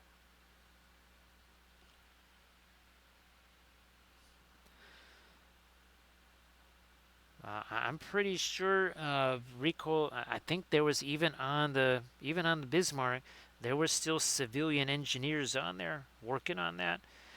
And of course, the first time they fired their guns, they blew out their radar. So they kind of needed Blucher. Sorry, they needed Prince Eugen with them there. And of course, they were supposed to wait to have, say, Scharnhorst and or Gneisenau, but those were damaged. Tirpitz not ready yet. So the only thing available to send out with, and of course they lost Blucher at Oslo. And they lost a bunch of destroyers. They lost some other light cruisers.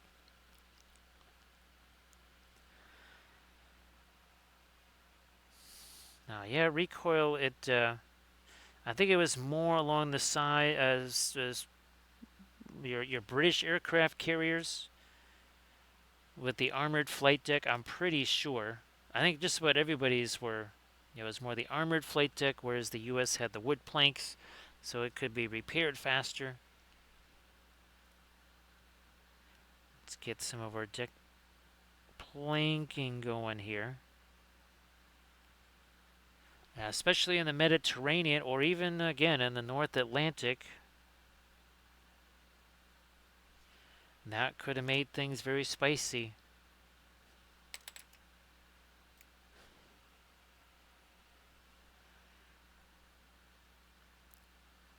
There we go. It's not like they were going to do a Taranto-style raid on, say, Scapa Flow or something like that.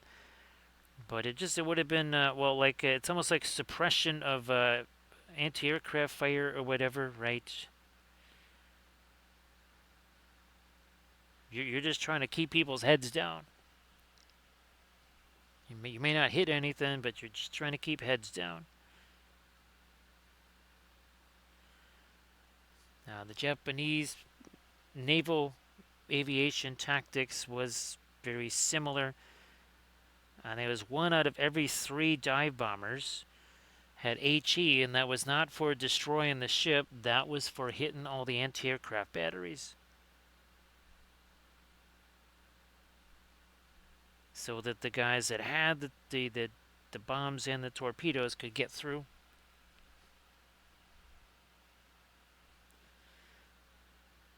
You usually don't think of suppression fire in aerial attacks, right? Rico, or at least you think of it just as strafing. This was not simple strafing. This was actually making things go kaboom. And you can actually see the evidence of that on Yorktown. So again, yeah, see, we're starting to get some of our lighter planking in here.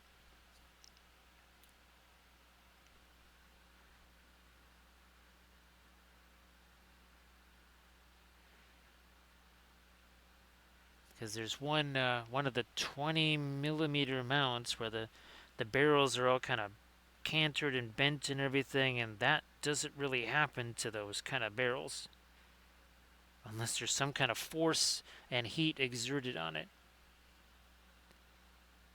And it wasn't from the sinking.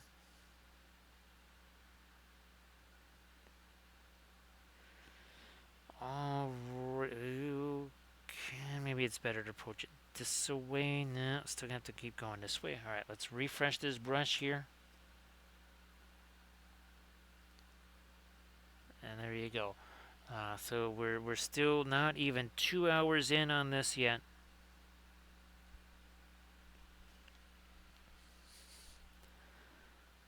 We are just 1 hour 40 minutes in. That's it.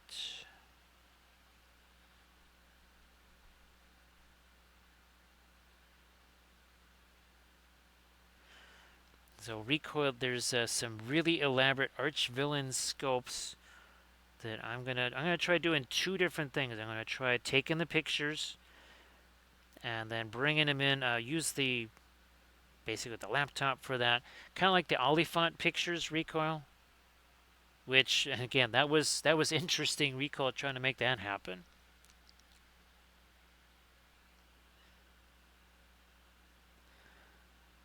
Yeah, recoil. You would think it's an impenetrable wall, but sometimes it also too it depends on the way you approach it, right? Because if there's a wall of flak and you're able to go under it or over it or something like that, because it's not a dome, it's a wall,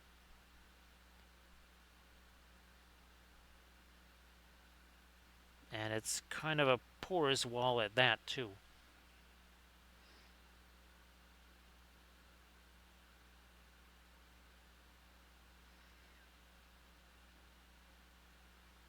As evidenced by the old string bags, right? Recoil. They were so slow, and they weren't made out of metal. That's why they got through.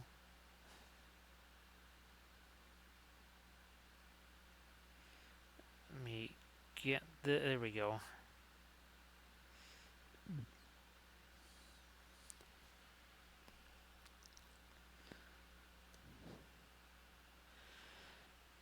I think I can go a little touch. Yeah, and a couple parts of the deck here. Let's go a little smidge lighter here.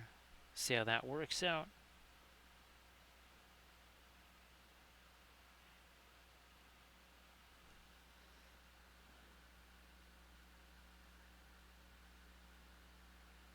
Like that.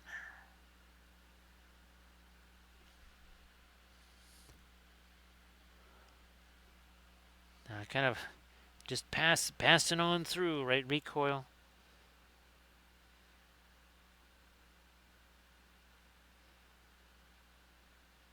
All right, let's try that again. Here.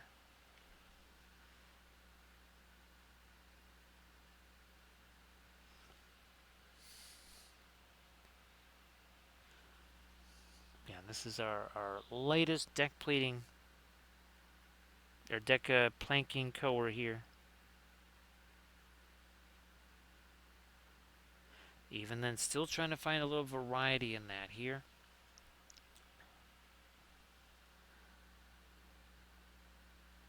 Also a little bit of staining in some spots as well.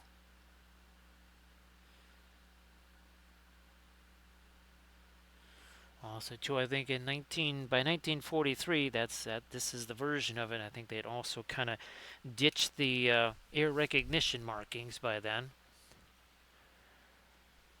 So actually, this is Scharnhorst. How you doing there, Grant Oracle? We do actually have a pocket battleship that is ready to rock and roll. So there's your Graf Spee right there, which is kind of wild. Look at that, Grant. You got the same 11-inch guns there on a 10,000-ton cruiser. It's just absolutely crazy, right, Grand Oracle? So thank you so much, Grand Oracle. Appreciate that.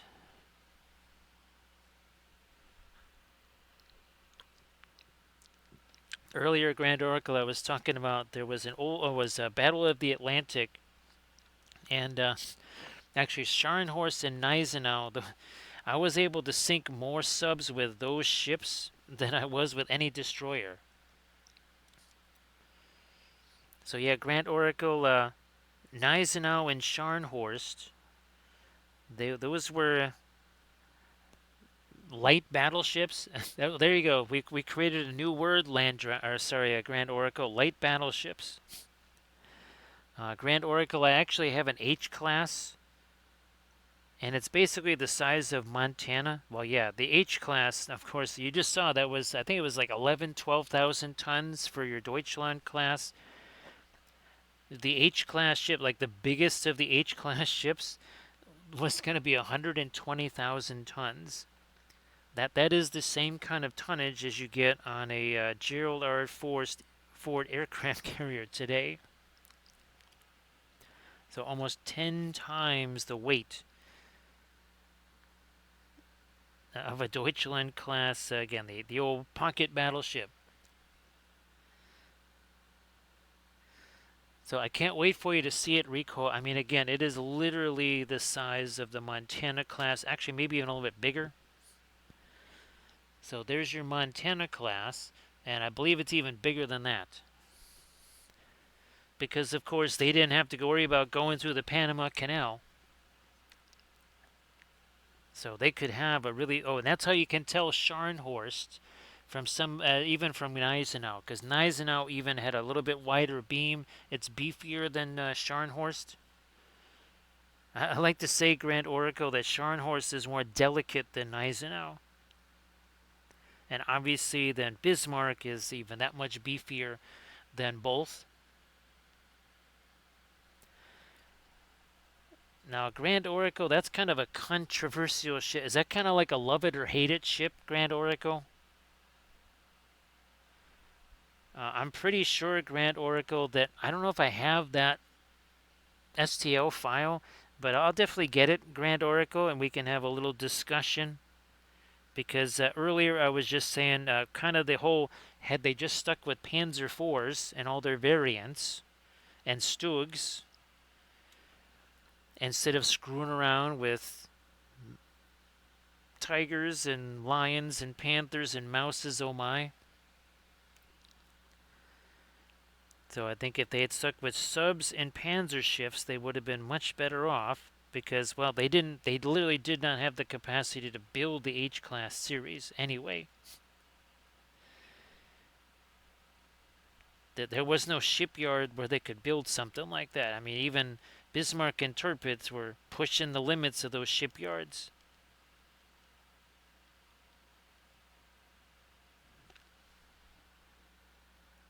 Now we're going to go even lighter on some of our lights here on some of our muzzle. We actually have to get the end of the muzzles there too.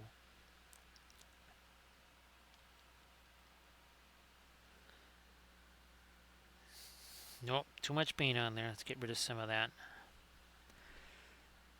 So Grand Org, I don't know if you had a chance to check out the new Gamlin paints video. What the heck are they? We've been calling them the fungus people. What was the other name we gave them? Oh yeah, the truffleites. Yeah. So on the Friday/Saturday streams, when we're painting the truffleites, you're going to be seeing all kinds of cobalt colors again. And you might even be seeing the return of pre-glaze, Grand Oracle.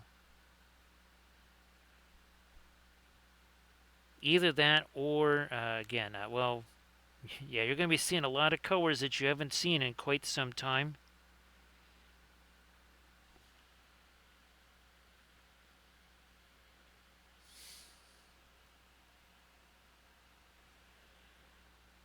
And there was a lot of that, right, Grand Oracle, where it was, okay, you're building this, so we're going to build that.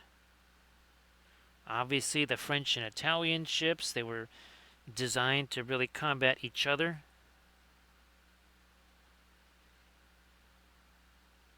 And even something like Surcouf, which I thought for sure that Lee McCall had, well, the cruiser sub.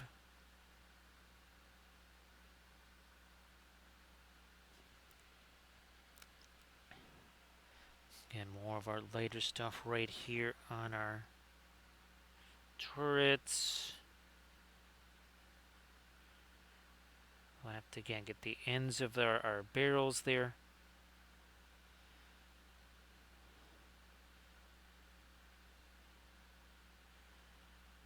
First, though, let me get some of our superstructure here.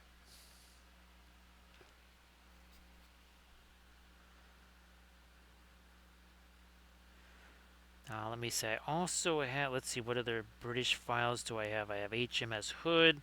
I have one of the monitors.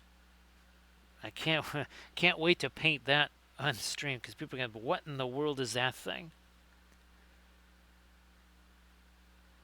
It's kind of like an SPG, a floating SPG. That's what it is. It's floating artillery. It's not meant for fighting other ships, as in at all. As that's the last thing you want to be doing with that.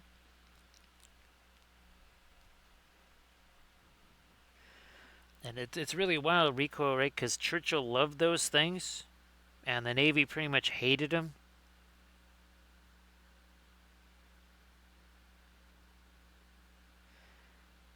And I think they were again, that was kind of a campaign to get rid of those. And Church said, nope, nope, you ain't getting rid of those.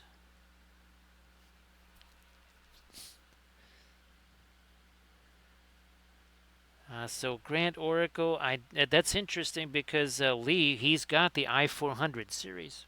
He has that, but he doesn't have Strakoof, which is, again, kind of strange.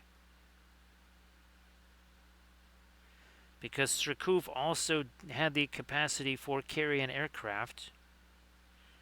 Nothing quite as elaborate as what the I-400 series was. But kind of in the neighborhood.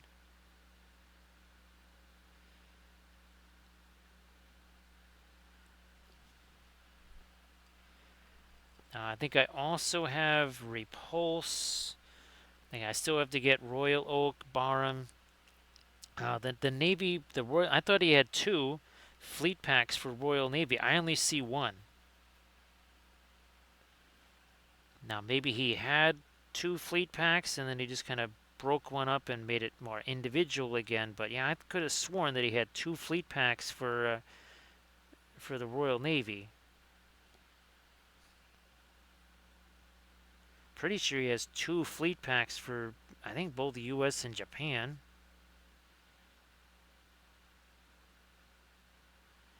Get the ends of our barrels there.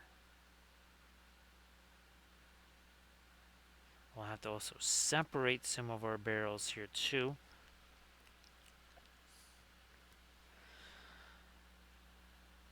So yeah, Recoil. He was the guy. All the what would you say, the thought process behind the Dardanelles raid in World War One? That that didn't go quite according to plan, and then obviously Gallipoli, and of course he paid the political price for that. They ditched him, and he was out in the political wilderness after that. Holy smokies. Okay, let's start getting some of these portals out here. Well, let's start doing these. That's going to be interesting. Now, I believe, what was it? Right off the bat, some of the French pre-dreadnoughts started hitting mines. And actually, if you listen to History Undone, Recoil, they say that actually if they kind of pressed on, it would have worked. And even the Turks said, man, if they had kept going, we couldn't have stopped them. But they kind of stopped themselves, is pretty much the way the Turks kind of said. Yeah, they said those shore batteries, they did some work, and the mines also did some work. But if they had kind of pressed that attack home, they said we did not have enough to stop a full press attack like that. And I guess if you don't have, if the Dardanelles thing is a success, do you have to have Gallipoli, or would Gallipoli have been more successful?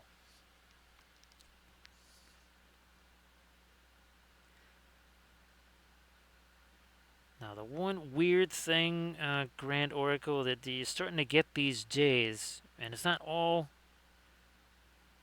historia, but you're getting this kind of, inevitability thing. It's like, this side was going to lose no matter how this battle turned out or whatever. Because, there was disadvantage in production and materials and everything else. It's like, yeah, that's not quite the case. And that's getting to be more and more of a thing a refrain that I hear more and more now. Which on a few levels is, again, not terribly, it's not really the best kind of a viewpoint to have there. Because nothing is inevitable. If it was, all of our prints would turn out exactly the way we wanted. Did I get I never did get the ends of the barrels on that secondary mount.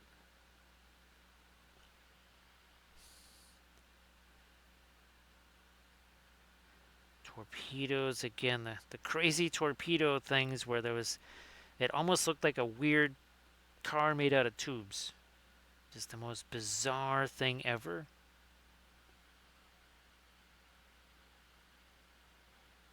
Grand Oracle, I have a feeling there was some kind of a personal health situation, something like that. It almost seems like it's the opposite Grand Oracle. It almost seems like there's less ships. Maybe I'm kind of losing my mind a little bit there. But I hadn't actually looked there in quite some time. And I thought, wait a minute, I could swear that he had this, this, and this, and I don't see it there anymore. Now, we did the portals on that, so let's do the port side now. Then we might again have to work around these, on the lighter side too. But we're especially going to focus here where we've got the lighter part of our dazzle camo. And again, this is a 1943 right here.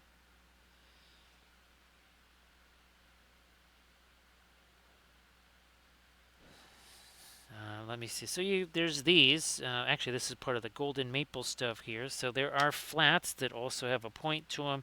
I definitely prefer the filberts to the flats for a bunch of different reasons, but there are definitely flats that have a point to them, or you could just take a flat brush and just cut it. That may not be the most ideal, but it does work in a pinch. So nice to see you there, Revless. Happy Tuesday.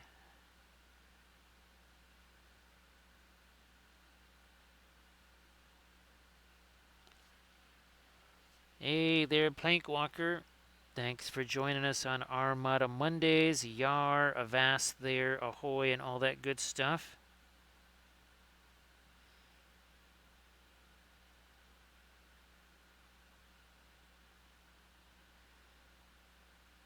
Let me drop that down there, okay.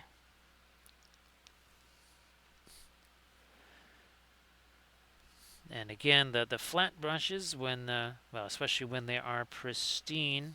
Now that's not going to be ideal, but here, let me do this. Again, this is seeing a lot of use, so it's not going to be quite as. But you can see that's the same brush, but it looks very much like a point there, doesn't it? Nice to see you, Inganes. Everybody, please give Inganes a follow. And of course, Inganes, why don't you post some of your fabulous oil-painted stuff in the chat so people can see that. So happy Tuesday, Inganes.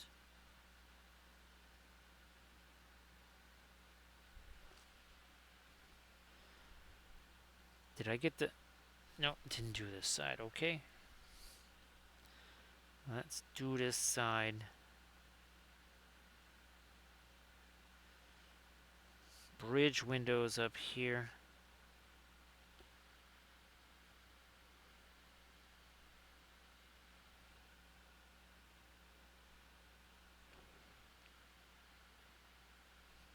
Boy, Revless, the carpet monster is every bit as unforgiving as the autocorrect monster.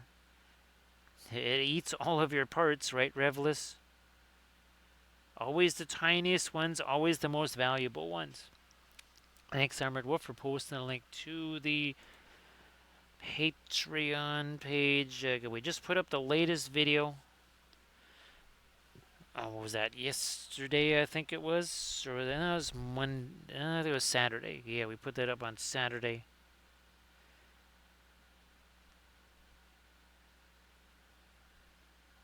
There's also a new video up on the YouTube channel as well. Everybody check out that Instagram link that Inganes just shared, and please again give Inganes a follow. Now Inganes, I don't know if you saw the Daka Daka Kickstarter there, but that's that's got Trench Crusade.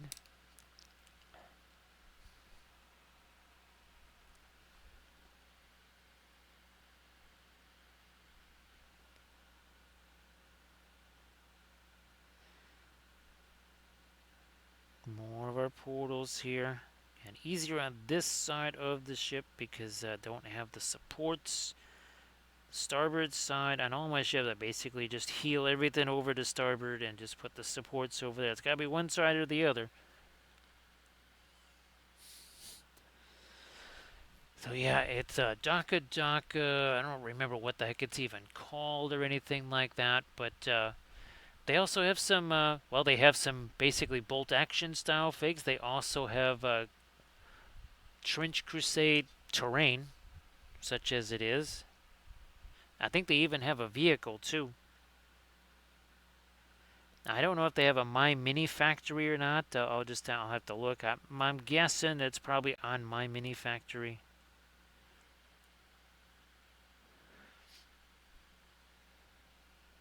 That's great, Revless. I hope that's going to be fun. We were basically, well, I think this turned out to be bigger than 1/72nd scale. Not by much, but I think that might be about 5% bigger, maybe 7% bigger than a 1/72. I mean, again, that's Dauntlesses are not small planes. So, that's it. That's it, Grand Oracle. Thanks for posting it there. I just could not think of what it was because I only saw it right before the stream.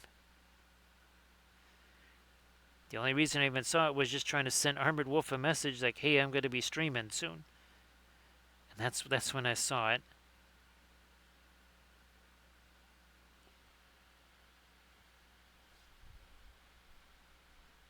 So they are on my mini. Okay, thanks, Grand Oracle. That's very helpful.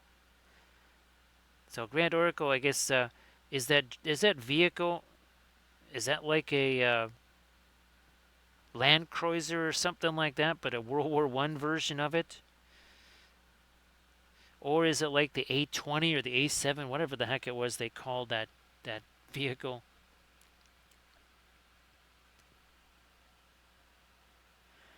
Yeah, I thought I saw some Schmeesh Marine stuff on there, Grand Oracle. It did seem very Schmeesh Marine-y. And I just try to darken that up a little there.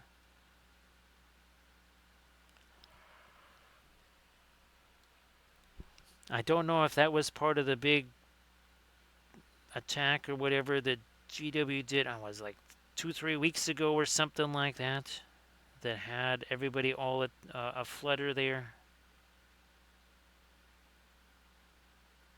So gonna darken you up a little more here.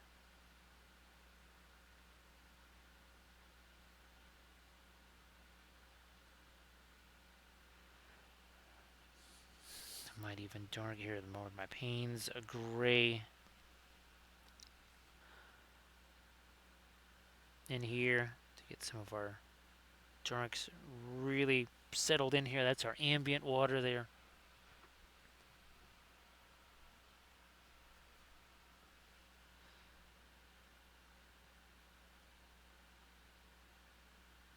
Let me darken this up too here.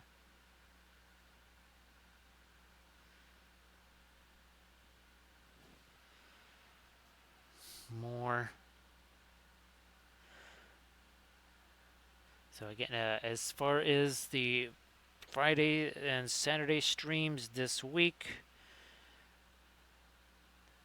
looking to try and get these arch-villain figures going. And there's going to be some wild colorations. Nearest thing I can kind of point to is something like this. Remember Mr. Giggles? And of course, why do we call him Mr. Giggles? Well, it's because he's a very fun guy. Yeah, so it's almost like the return of Mr. Giggles, but that's the kind of stuff you're going to be seeing with those arch-villain Truffleites. Yes, the dreaded Truffleites of arch-villain.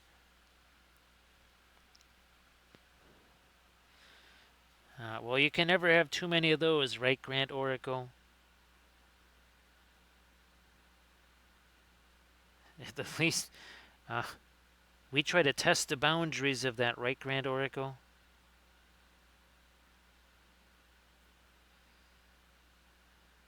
You know what? I am going to darken this up on the gunnels here. Why not?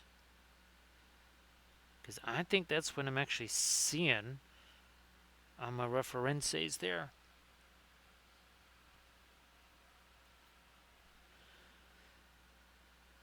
So yeah, Grand Oracle, that might be a place to pick up some Schmish Marine stuff so that I can do more chapter studies.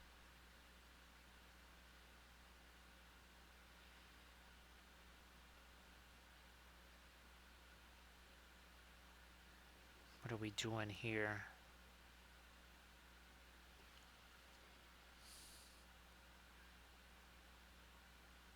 Oh, I think didn't Boromir himself at the Council of Elrond said one cannot have too many STL subscriptions. I mean, it's right there in Tolkien's text. One simply cannot have too many STL subscriptions. It's right there from the Hero of Gondor.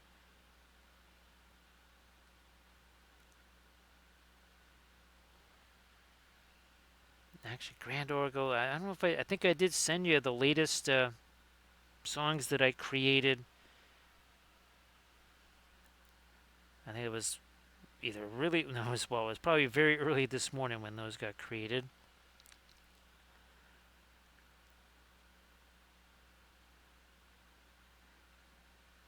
And again, it's Trixie doing them with the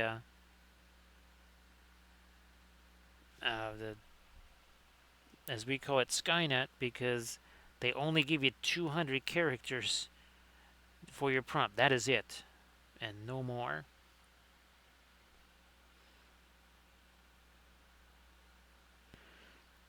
Oh, we have another little machine gun mount up here. We got our searchlights. Oh yeah, here we go. Let's step back. That is too light. Also gonna check my reference there. Okay, so maybe I will go. No, I'm gonna go metal up there. That makes more sense. There we are. Yeah, that was just needed to be more of a middle tone up there.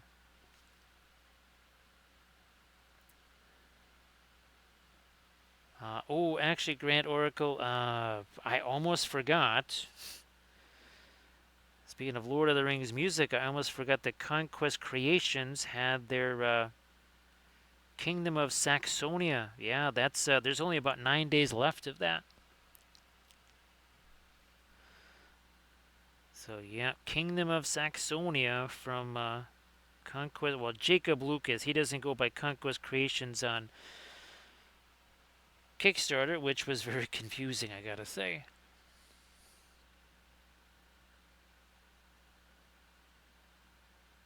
That was mighty confusing. Because I'm like, what do you mean there's no Conquest Creations on Kickstarter? And then I went, okay.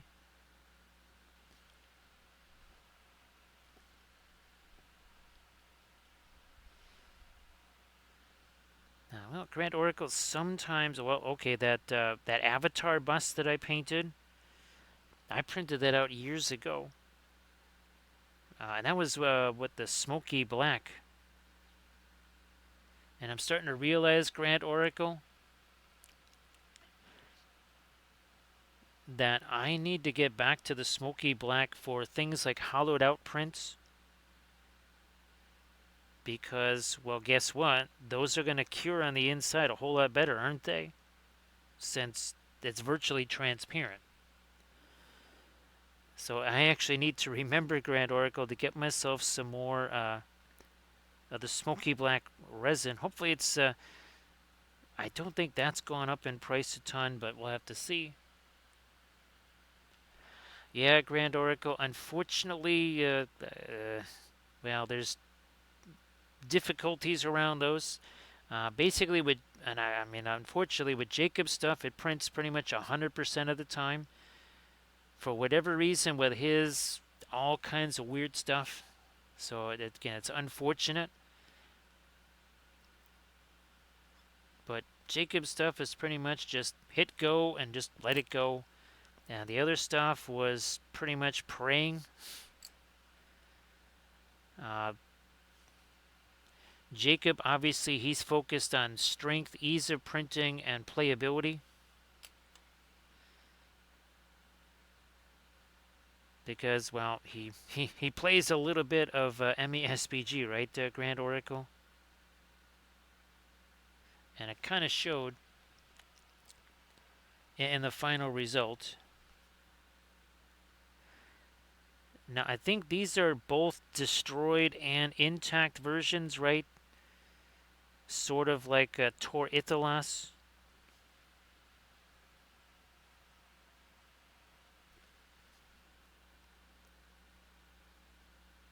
Because I just printed out Isengard, and every single piece printed out just fine.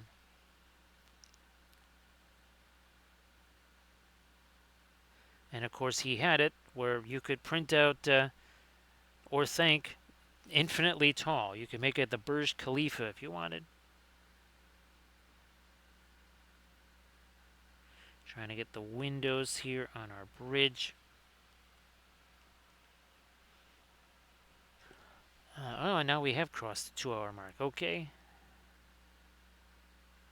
We are now 2 hours in.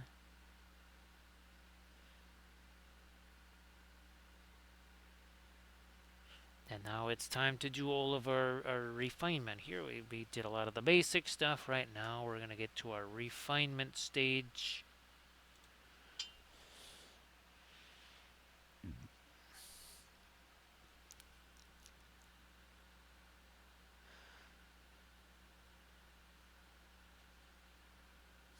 All right, more. Okay, that's right. We kind of lost the end of that barrel there.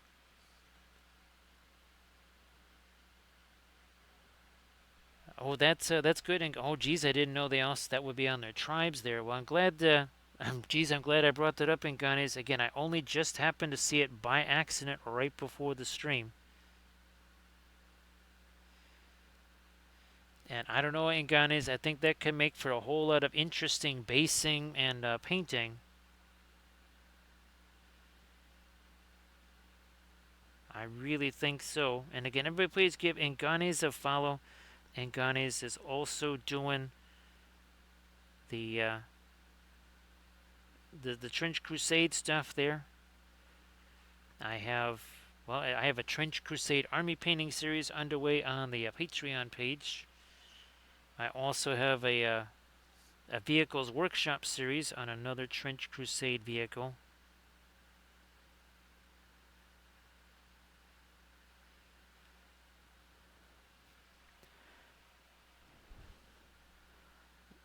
Come on. There we go.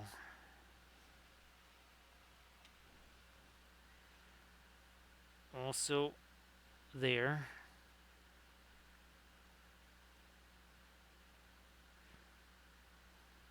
Getting this torpedo bulge here.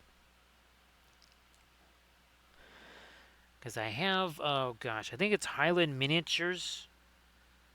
Right, Landras, they did kind of a Conquista, or was it, no, it might have been Titan Forge. Oh, maybe it was Titan Forge Grand Oracle. They did that Conquistador themed fantasy army. Nice to see you there, Surface Tension. Everybody, please check out this link that Surface Tension is going to post with some fabulous oil painted miniatures.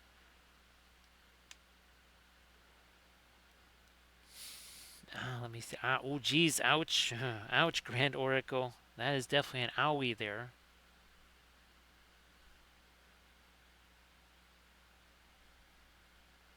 Sorry about that, Grand Oracle.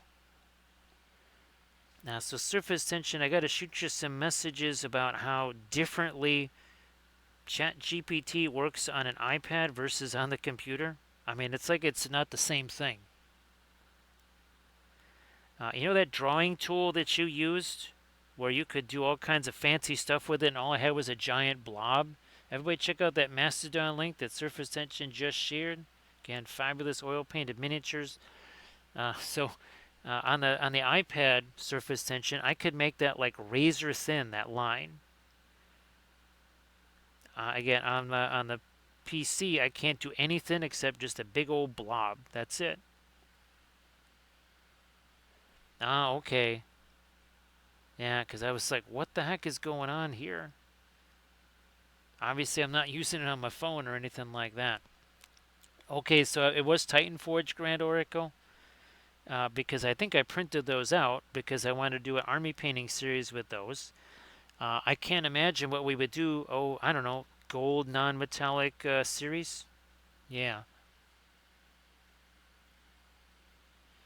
well, I'm glad there's fewer failed prints, right, Grando? Because that's a money and time saving of all of its own.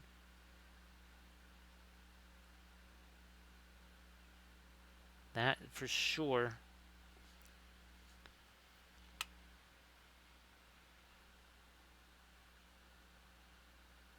Pushing that further back, and then no, we're not gonna do.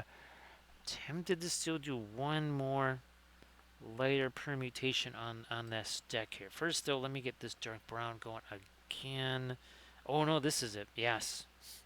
Let's do some of our rust again here. Only this time a little bit more of the Tura Rosa in there.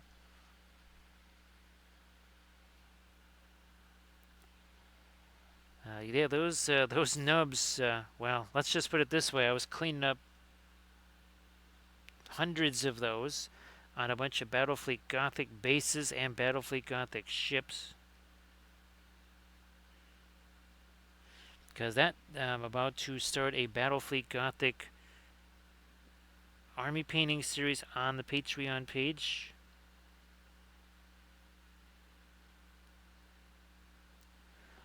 So I think it's July or something. Well, I know that it's July for Jason's Kingdom of Saxonia, but I think it's July for that Trench Crusade Conquistadors. Again, I only saw it for a brief moment, so I could be wrong there. Let me get a little bit of this by our anchor. Anchor chain.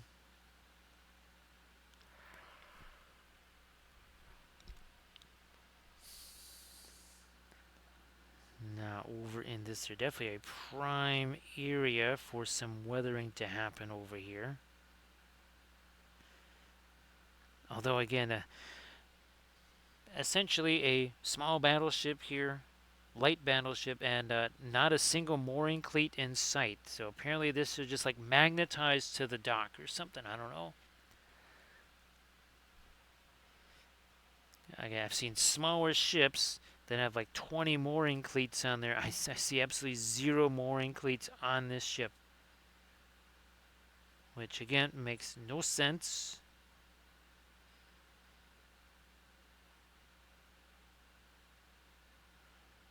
I mean, it's not a big deal. It's noticeable.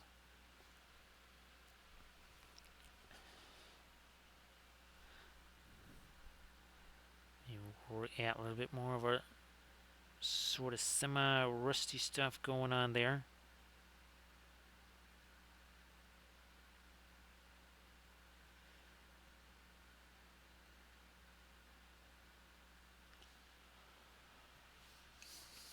Geez,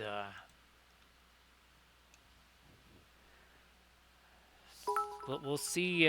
Oh, thanks, Recoil. We're gonna see how that revenge game go. That's gonna be the other thing too. Recoil is that the Bulldogs they gotta play St. Kilda, and of course St. Kilda is kind of they're hanging around. There, there's not really the best chance for them, but I I think they're going to be kind of angry, Recoil.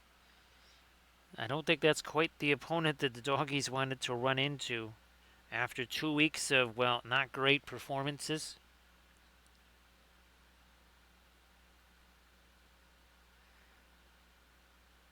And of course, let's see, Frio is playing the ruse. So I have a feeling that Fremantle is going to be 8-5 after this weekend's games.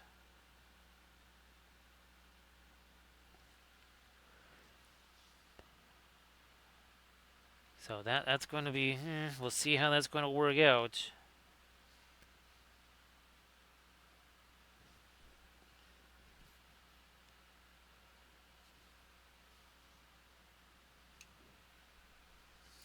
And of course, Geelong is kind of doing Geelong stuff. They're solidly in the top four.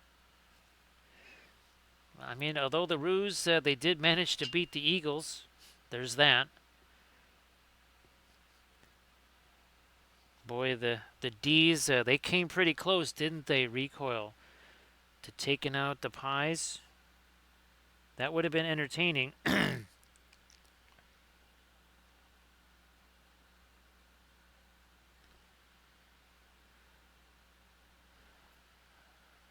But yeah, at least I mean, they're not quite at the bottom there.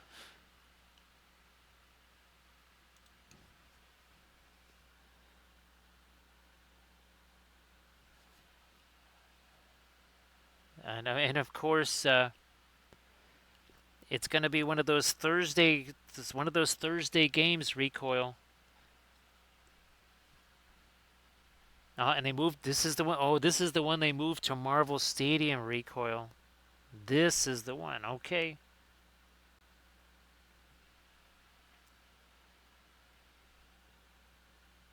So this is basically a must win. That's for sure.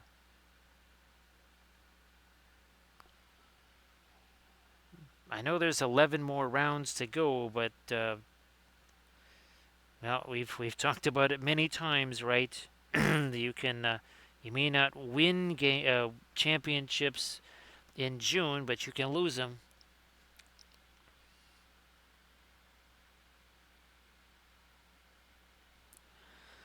So Grand Oracle, yeah, there's some terrain pieces, I guess, that you just kind of have to do. In resin, you just can't do them in FDM. Although Rico, oh, that's right. I wanted to try. I think I'm just about done with the spool that is on the bamboo, so I'm going to try to do the point .2 nozzle. Grand Oracle. Haven't tried that yet.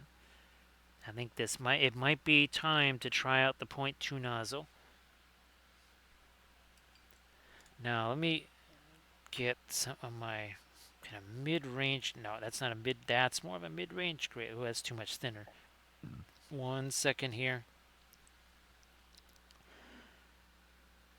Okay, yeah, we're kind of a little bit shy on some of our later stuff there.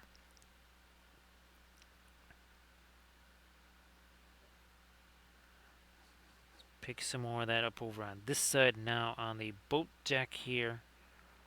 It's another area where we need to get some more later stuff here. Maybe even a little hint of that.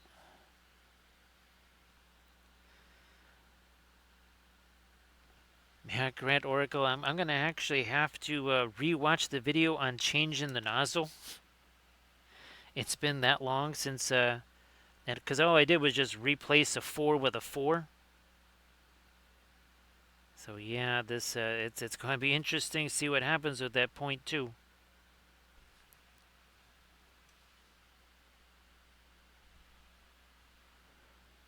Actually, surface tension. The Welsh and the Prussians down here, they're having their own little war down here, because this is we have light gray versus the Prussian blue right next to it. So yeah, surface tension. If you notice some guttural sounds or something like that approaching your house there in Welshlandia, that's some angry Prussians there. Surface tension.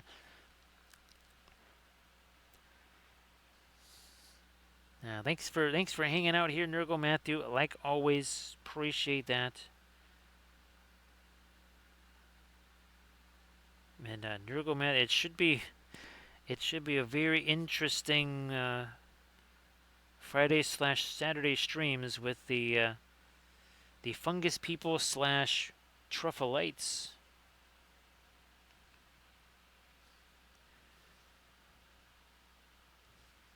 Actually, who the heck is 17th then? If North is 16th, then, well, the Eagles are wooden spooners there at 18. Who the heck is 17 on the ladder?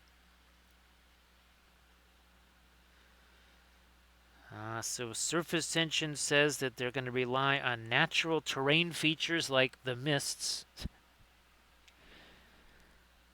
Yes, they'll get lost in the gray mists of Welshlandia there, right? Surface tension.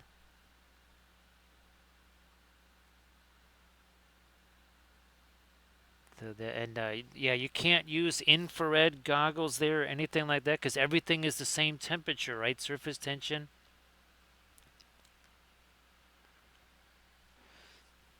Let me see if I can grab one of these without destroying too much here. So these are, again, these are from Archvillain, and basically they're all, I was calling them fungus people. And there's a fungus among us, that's for sure. And I figured we would paint these up like we did maybe Mr. Giggles, or we do a different theme with each one. Not sure how that's going to play out.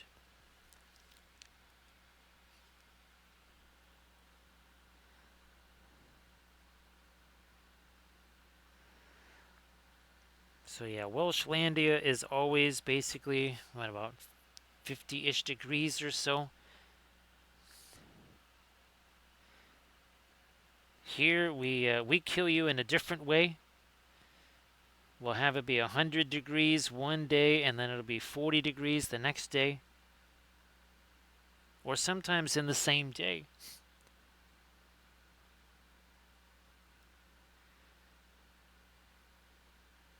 I mean, again, you can have all 4 seasons in one day here. It's certainly happened before.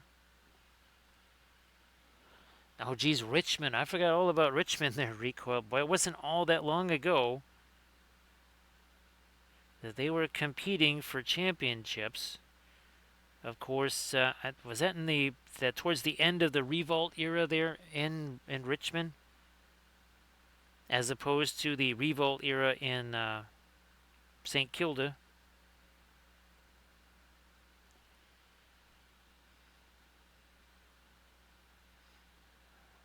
I know. I guess the good luck sign is having, well, speaking of Nick Rio, having him in the locker room again. That's they need him in the locker room asking questions. I guess that's good luck.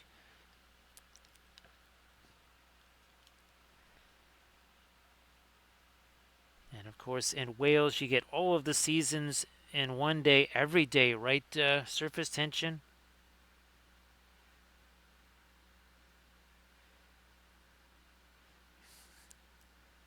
I mean, because in spring surface tension, you get about 1 or 2 degrees difference, and maybe 1 or 2 more or less more raindrops.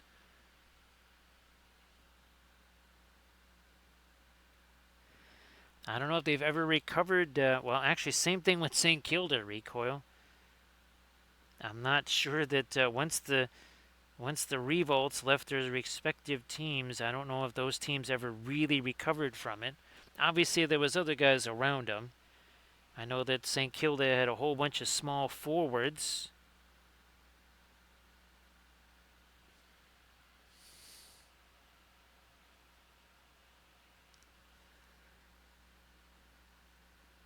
Trying to, there we go.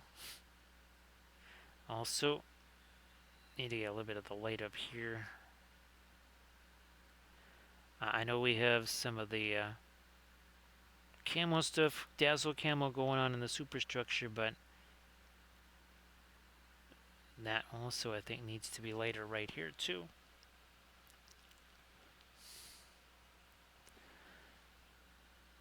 Surface tension, we have 2 seasons here, winter and construction. In Wales, you have winter and July.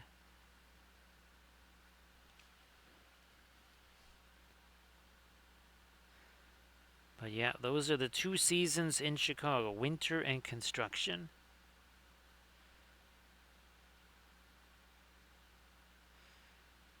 which I'm sure might also apply to a whole bunch of other areas.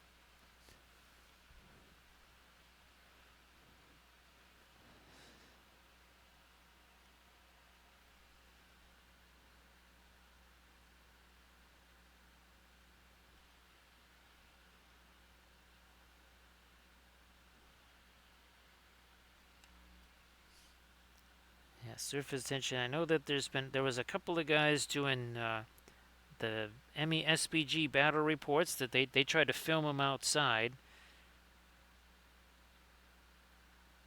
That usually led to some kind of mischief and mayhem.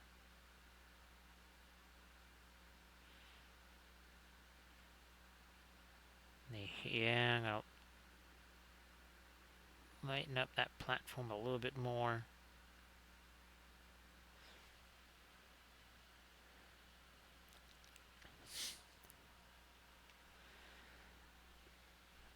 Yeah, that's for sure, Grand Oracle.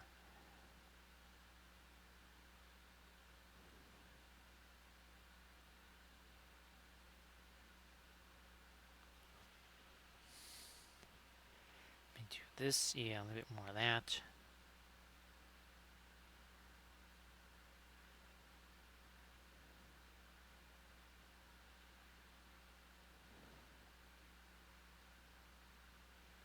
Also, touch more there.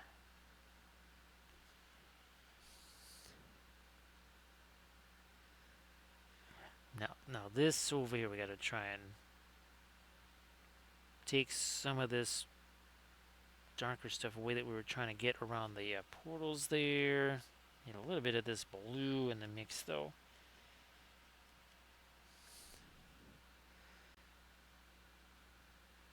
Now we're getting there.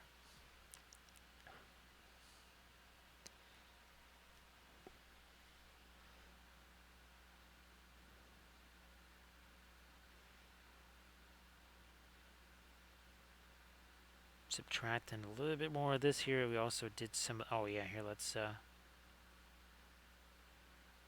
and catch the underside of some of the portals here in our darker dazzle camo here.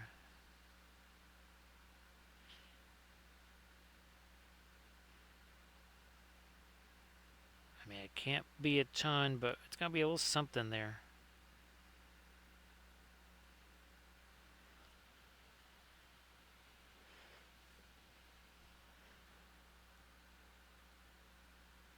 Bring it this way. So yeah, a surface tension. I'm gonna try and colorize those. What are we calling them again? Not that well. The fungus people slash truffleites. I'm gonna try and colorize those. I'm gonna use the iPad for that to see if I get better results from it. There's even options that show up. I swear. Other ones, as far as like character creation goes, it seems to be way easier to do on the iPad than it is on the PC. However, I get way more, connection lost messages or whatever, and obviously it says definitely slower on the iPad, I would say, because well, nowhere near as powerful. Surface tension, that was done on the PC, and there was hard lessons learned there. Chief lesson was only use one actual picture of the miniature at a time. Don't feed in like 5 like I did to try and give it the best overall view of what that's supposed to look like, because it basically uses them all up. I think I sent you pictures with the Oliphant there, surface tension, and there I saved. I said, okay, look, this right side view, it's just not getting it right. So then I loaded in the left side view and then a front view, and it kind of gave me more bites at the apple.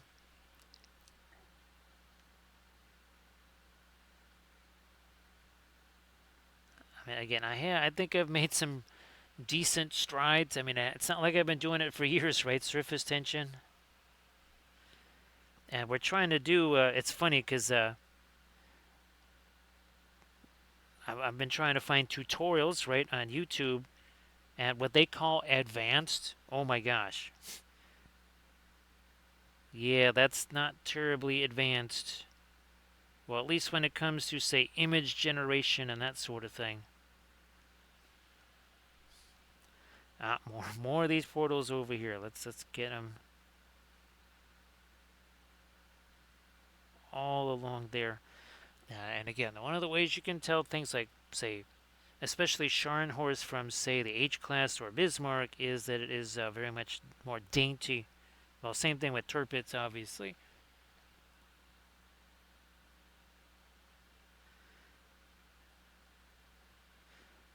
I will be curious to see what his Tirpitz, because he sells a Tirpitz kit or a file, so it'd be interesting to see, because obviously Musashi very different from Yamato. That needs to be a darker one. Okay, let's change that here. Nope, nope, nope. Payne's Gray. That's what we need here. Payne's Gray.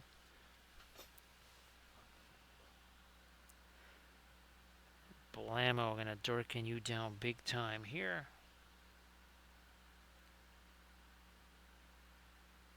That's it. Because it is in the darker portion of our Dazzle camo, so we darken him down.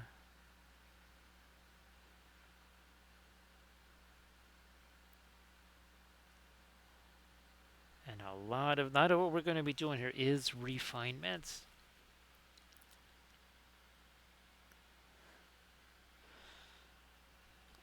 Oh yeah, surface tension, probably one of those armored cruisers, and of course the bestest of all armored cruisers is Cruiser Emden.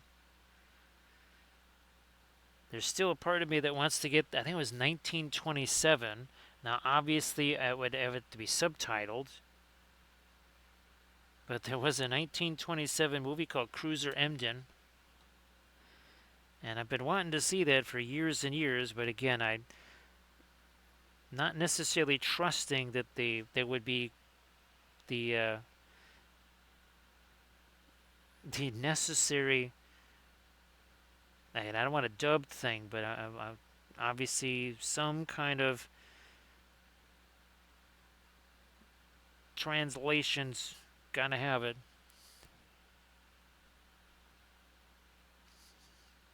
Little rusty on my German there.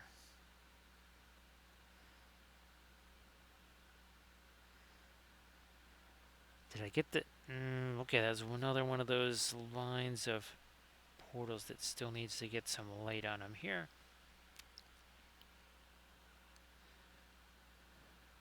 Yeah, there was a World War I Blucher. I don't think they didn't do a Seylitz. They didn't do a Der Flinger either. At least I don't remember one of those in the Second World War. He hit the bow with this again, make that a little lighter.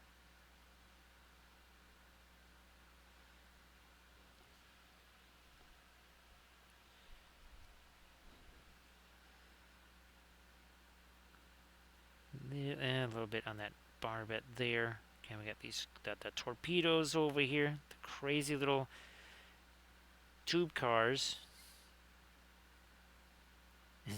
It's hilarious to see how that's rendered so tiny after just literally minutes before the stream, seeing that in a much larger format.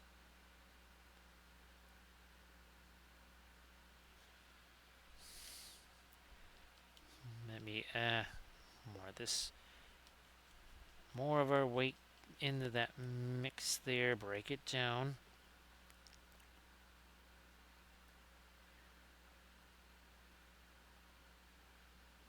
Edge of that, where's our, okay, that's better. Also, this can be a little lighter here too. So different from that mount.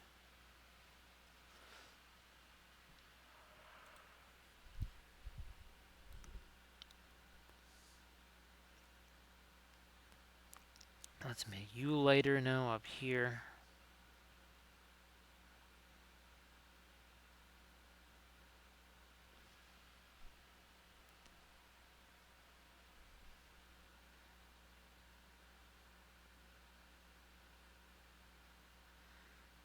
Yeah, let me get these portals too.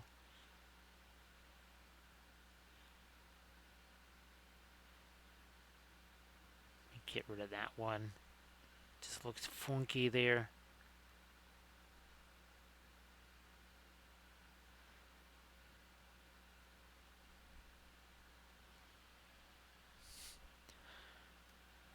It's pretty wild surface tension to see how long. I mean, you knew that, well, HMS Hood was going to be a really long, narrow ship, but boy, when you actually see the print of it, you see just how narrow that thing was.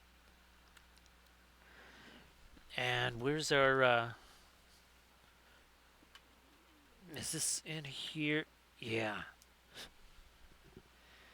Which makes you understand how Lexington and Saratoga also were very long, narrow aircraft carriers. So they're much longer, say, than their other counterparts, but also much narrower.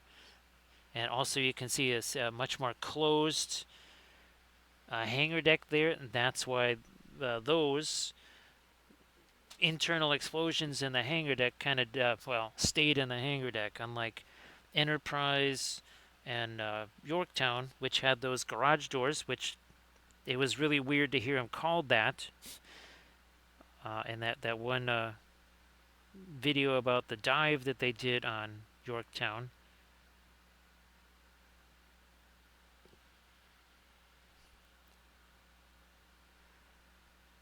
And trying to get some of our later stuff by this time. Let me get a little something here again on our. That's our plane hangar right there.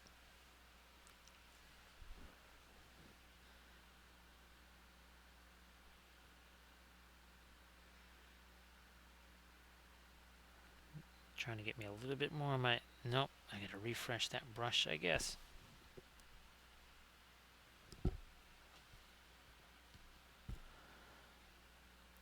So yes, surface tension at a couple of things. Obviously, it was about weight. That's why the British carriers couldn't hold anywhere near as many planes because of the armored flight decks. And obviously, you stick some holes in that armored flight deck. Well, it's going back to a repair place. Whereas you stick a bunch of holes in a wooden deck. Well, you do like they did on Yorktown. You just get out some more planks, and you patch the holes, and you keep going.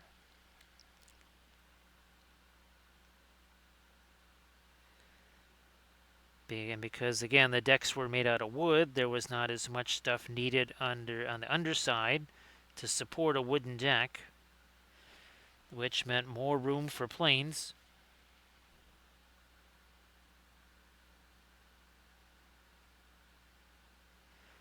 I mean, basically, it's just if battleship deck armor couldn't stop armor-piercing bombs, what what were you going to be able to put on an aircraft carrier? Now, of course, the near misses and that sort of thing. Well, that did make a difference.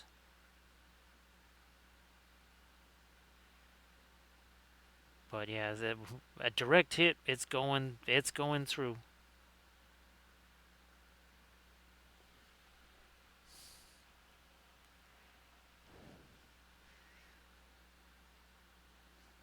Taking our, yeah, we're along that edge. We got our barrels here. We're gonna lighten those up one more time. Got stuff along the edge here.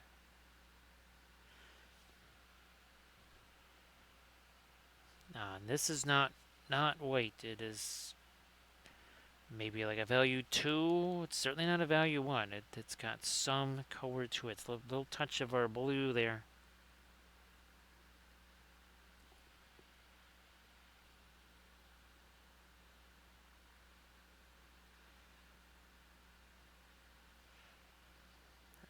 Trying to get all the way back in here. Oh, it's going to be interesting getting back there.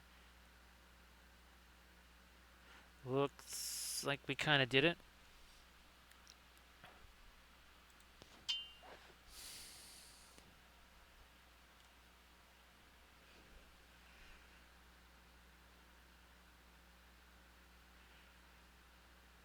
And we'll get the top. There we go. You know, I'm just gonna lighten that whole top there, and also we have more highlights on our bridge there. Just because.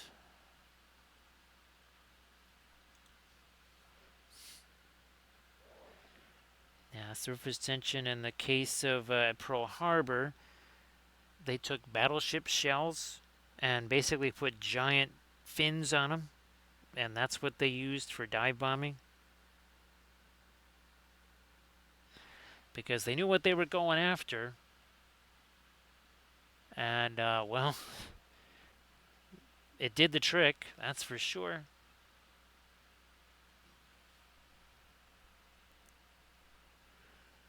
They were the weirdest looking bombs you'll ever see, that's for sure.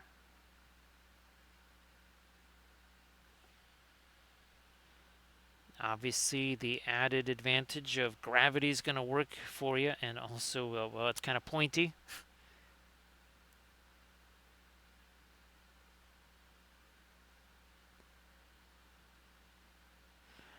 Okay, yeah, we got edges of our turrets going there, yeah.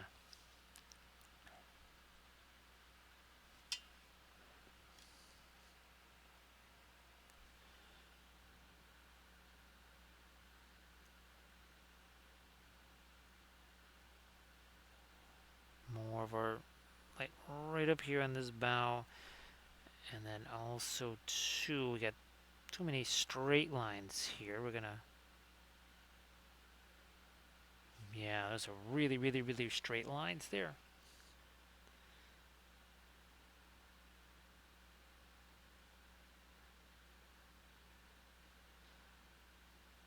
Okay, then now we're talking. Sort of, again, like what we did here on our painting, right? How these waves are also broken up, not just straight lines.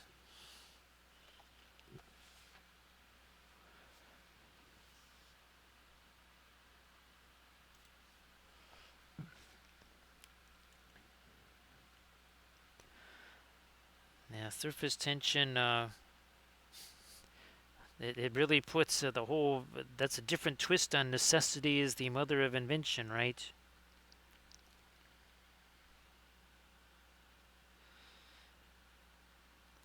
Boy, surface tension, we gotta get recoil's autocorrect monster done.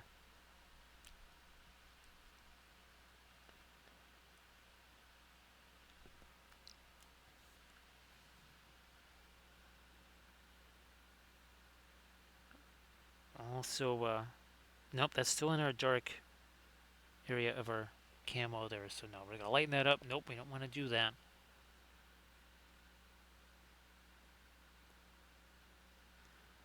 I'm gonna try and get a little more light on the fantail here. Taking our blending brush to it.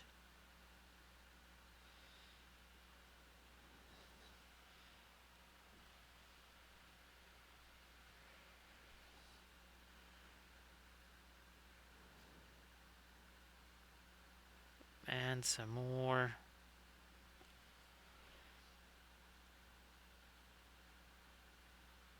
So yeah, surface tension. I think there's a couple of Oscilius. I don't know if I sent you those. Did I surface tension? I thought I did. Actually, I tried to send a bunch of those out right before the stream so that we could, well, I could ask folks. Of course, it would have been easier if I had been able to send them out earlier. My apologies for that.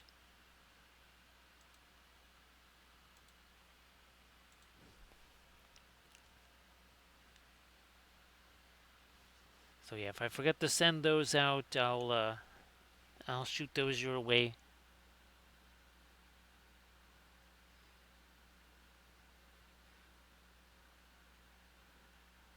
Okay, yeah, this is this should get some of our later stuff here on this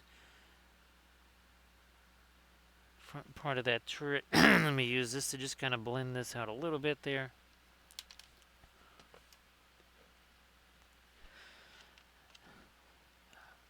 Ah, that's right. I remember you saying that Ye old Blu-ray was active again. Now here, where we've got the torpedo blister and the darker part of our camo here, we're going to try and take advantage of that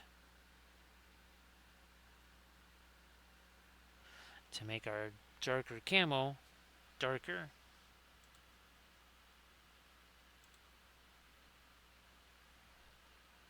Let me work that. Here we go.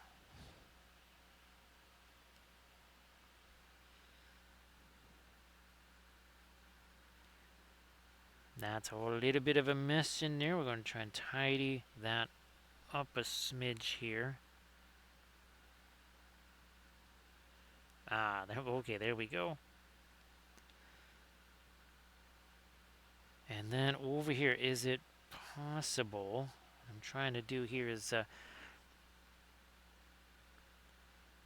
basically make this superstructure a teensy bit lighter over here.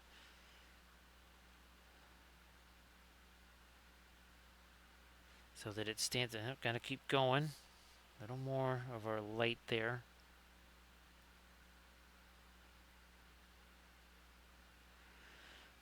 Now let's go the opposite way here. Let's get our dark Payne's Gray. And again, this is the Alkyd Payne's Gray.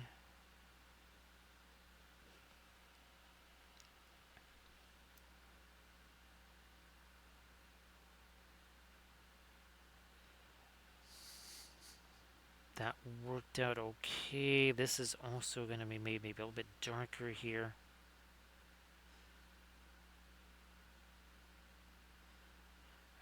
Those are more searchlights there.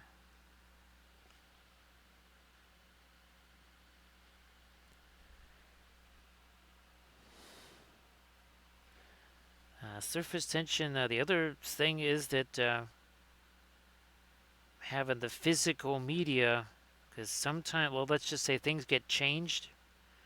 So if you have the physical media, it's always, there won't be any modifications made to it. Let's put it that way. I don't have any streaming. Well, I guess there is Amazon Prime,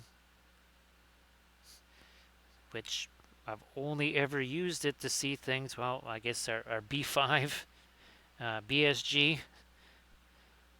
Nothing that's new. Well, I guess you could say Man in the High Castle was new. I don't know if anybody is. Well, I've got the audio book of it, hoping to get a chance to listen to that.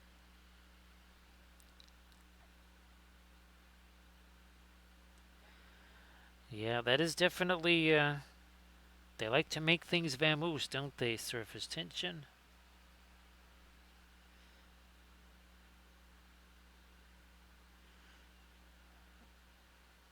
So we got. Okay, we got our dark on that side.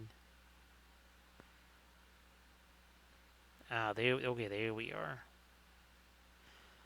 Also need to get the dark down there on that barbette, which now we have.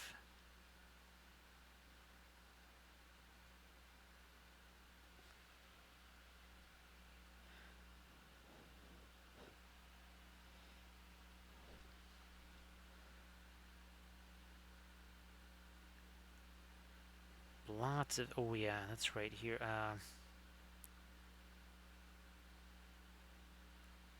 Little bit darker, not that much darker. Something like that, okay.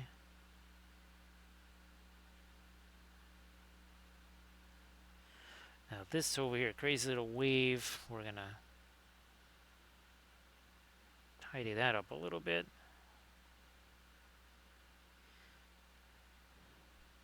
Actually, there's a whole bunch of places we're gonna do that. So surface tension, actually the thing that makes, they did sort of talk about a little bit on the TV version was the whole drain the Mediterranean. Which was, that was a project that was put forth. Which would have, that would have played a little bit of havoc with worldwide weather, to say the least. Nice to see you there, Neshlin. Happy Tuesday. I hope that everything goes great there, Neshlin.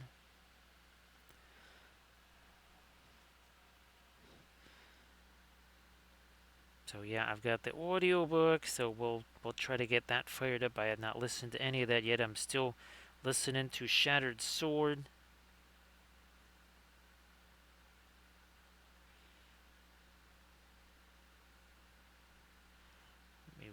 There we are.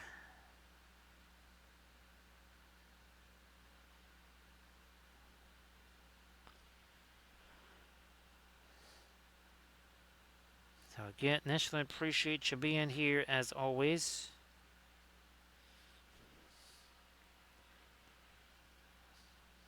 One more session, continuing with more terrestrial Armada Monday, and I'm pretty sure that next Armada Monday we'll be getting back to most likely the Space Croissant.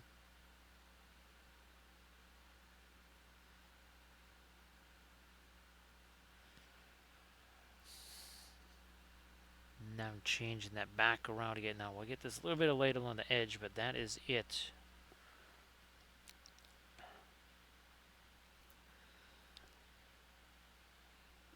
Actually, well, surface tension, if you don't mind shooting me a little reminder of that, because I've got audible credits there. Surface tension. I think they might even actually have a sale going there. So if you shoot me a reminder, then I can try and jump in on that while I've got my credits and there's a sale.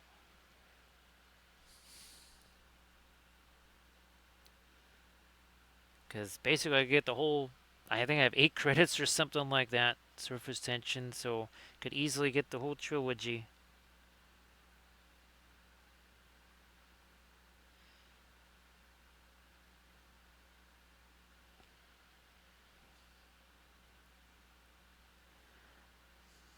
This edge right over here. We'll touch something on that.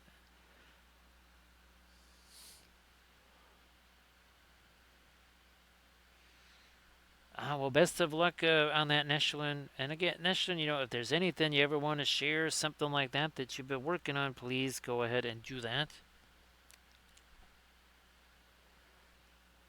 Surface tension, I know when I was writing some of my background fluff for things,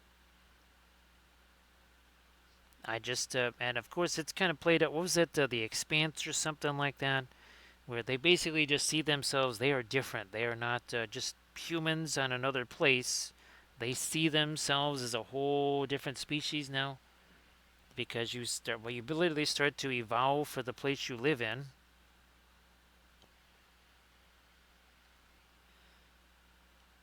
So get Neshlin, I hope that everything goes well for that. I know it's not the easiest thing trying to get those done, and it can be a bit of a high stress environment there, trying to make sure that everything is kind of the way you would like it to be.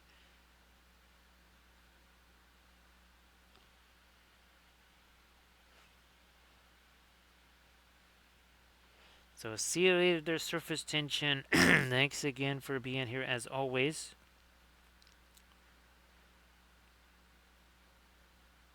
And yeah, if I forgot to shoot you the songs, I'll get you those again after the stream.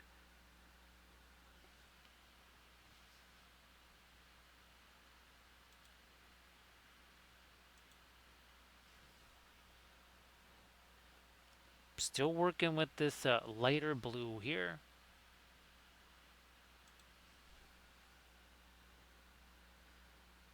Yeah, it is not white. Oh, here's another here's another little edge I want to get right there. Now this was the German ships are really unusual in that a lot of them, like the H-class ship and also the Scharnhorst. I don't think Gneisenau is the same way, but you print out this little bridge section here. It's really weird. I'm not sure why. There's other ships where it seems like the bridges are actually more complex, yet it's all just part of the superstructure.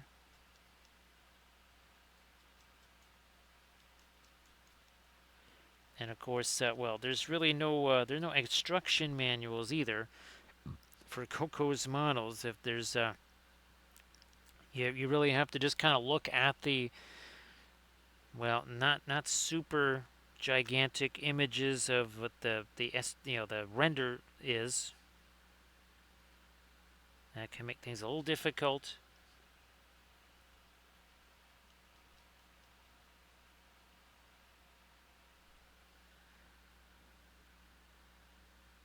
All right, maybe we'll work that in there too.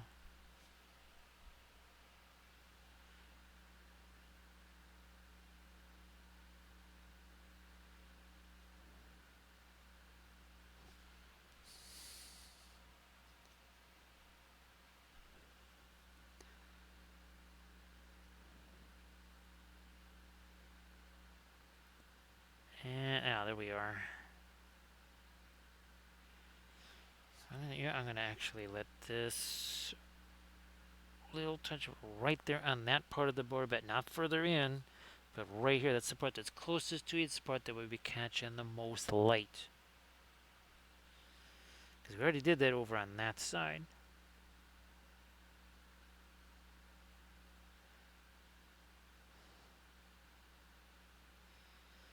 And we're going to do that again there.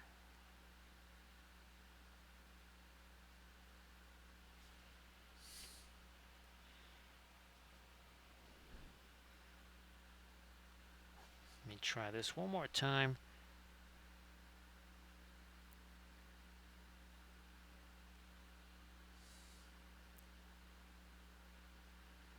Oh, back here. Yeah, let me, these two lines. They're going to be tricky because I got to work around a few other objects here. Okay, we got those. Now, again, here we got the crane to try and get around. Looks like we did it.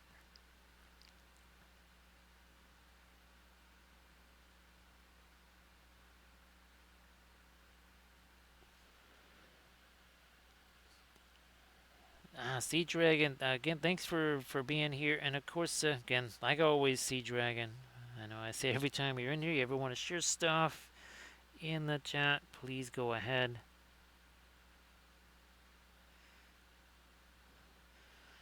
So yeah, Sea Dragon, more space art, I do believe, is on the menu for Thursday.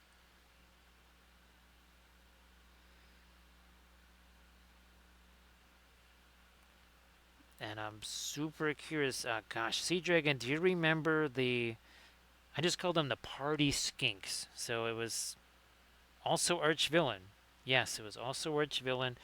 Now those skinks were more like Saurus size. They were huge, but then their Croxigors were more like, monstrous too. Even their Saurus were Croxigor sized. But that was where we tried things like Cobalt Violet and Cobalt Blue for the first time in a long time, and we said, wait a minute, there's a little something here. And ever since, I've kind of wanted to try him again, Mr. Giggles, right? We showed him a while back.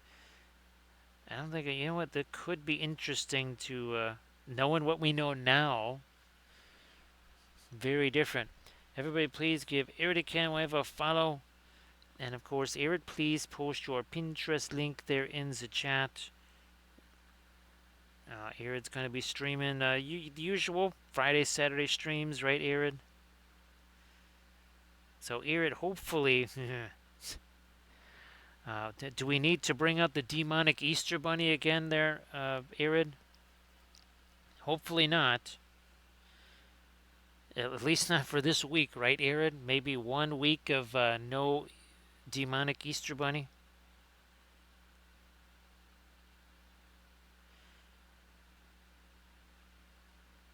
Wait 1 second here. First, we'll do that. I gotta actually knock that down so that we can lighten all this stuff back up here. So again, everybody, please check out that Pinterest link that Eric just shared. Please give Eric a follow. So again, that you can be there this weekend when there's some more fun streams.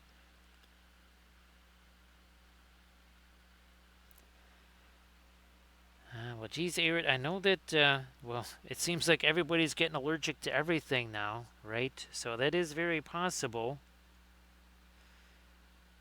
Of course, given how, some of the people we've had to live with here in this neighborhood, and you know what I'm talking about, all of a sudden you kind of don't put things past people.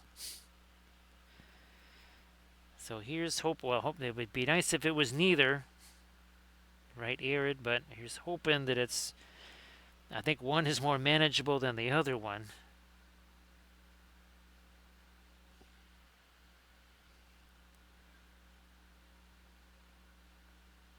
Now, hopefully, the other Easter eggs have been dealt with. So there's a hopefully at least there's some of that is under control.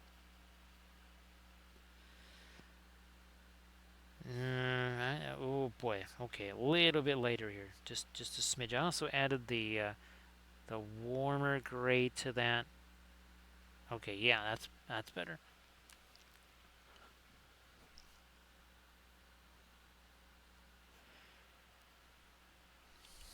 Get rid of this. Now I'm going to try to do a little softening here. Some of these waves. Yeah, we need to.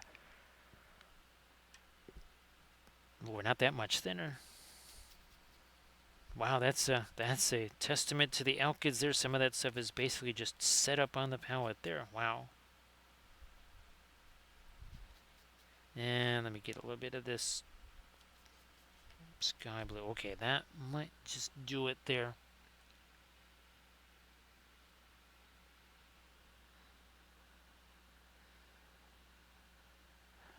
Yeah, Irid, that is just, that's all kinds of craziness going on there. So sorry about that, Irid.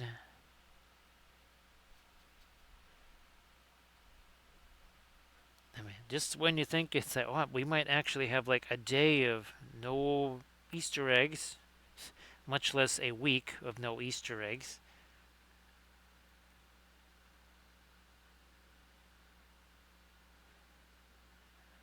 Okay, yeah, all right, that's it for the seafoam green. That is it, no more. Yeah, that's the other minor details, right, Aaron? And I know there's been all kinds of you know back and forth with the jobs and everything too. So I'm just trying to reach my water here. Okay, that's what I need if I'm going to do this outer edge here.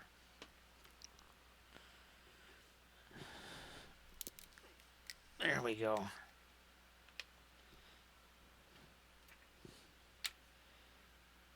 I mean, it's not much, but there's some beer like back here. I need to be able to see the true contrast of this.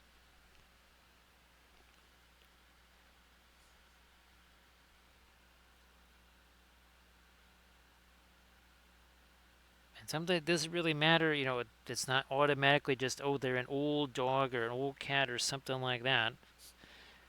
It seems like, well, much like with everybody else, younger folks starting to have more crazy things pop up. So again, here's getting rid of some of these blue colors here. Ah, yeah, that does tighten up my line there, and I can see now just how dark I actually did get, especially that ambient water up there. That's really got to be our darkest portion so that all this churned up water can look lighter. Okay, I think we are all the way around this. We are all the way around that now.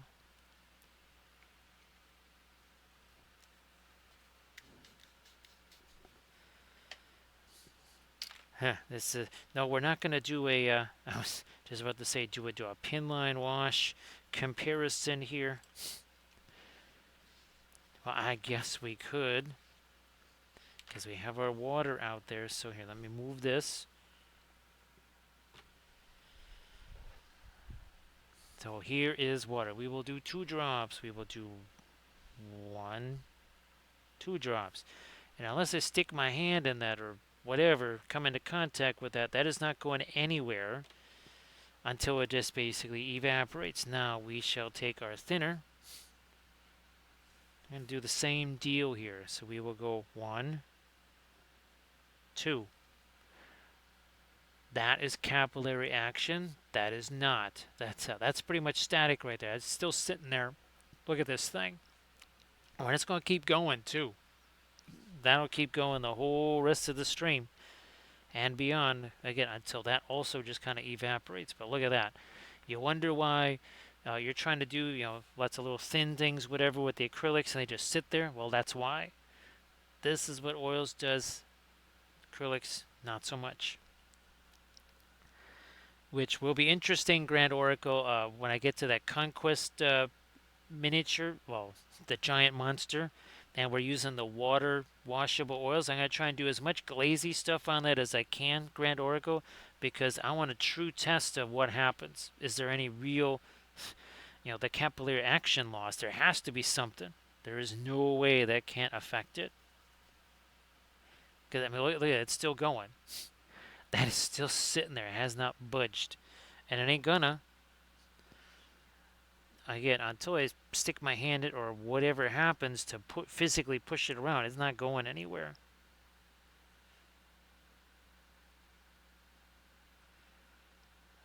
And that's kind of one of those things that, again, people just they have to get used to that when they're one of several things, the differences between oils and acrylics.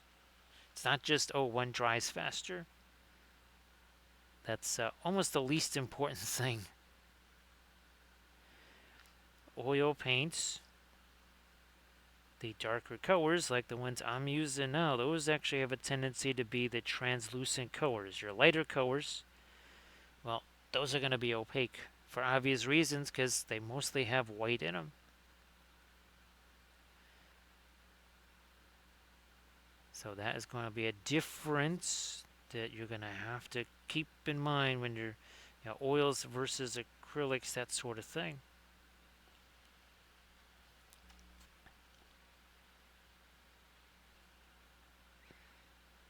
I guess I don't know, antihistamine. I don't know if antihistamines would work.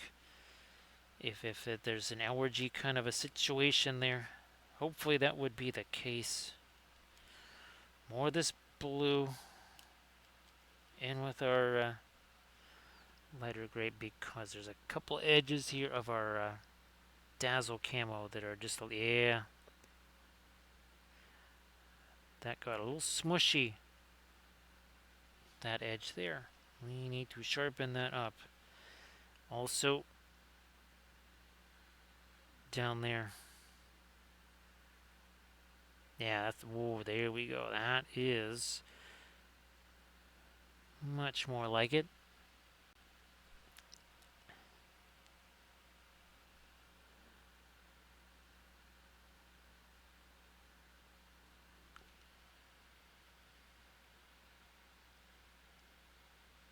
That will irritate. Hopefully one of those things does the trick and you get at least a moment's rest there.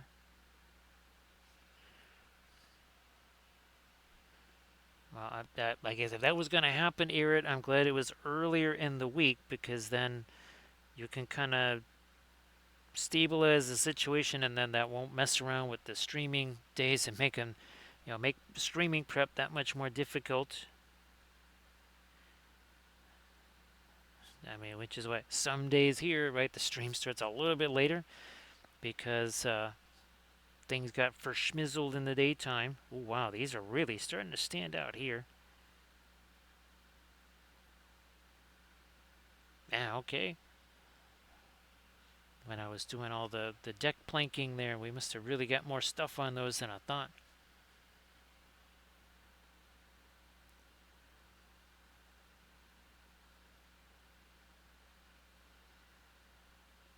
There's some of those, but yep, here's one we missed back here. Okay, well, we'll get it. We will get it here. There.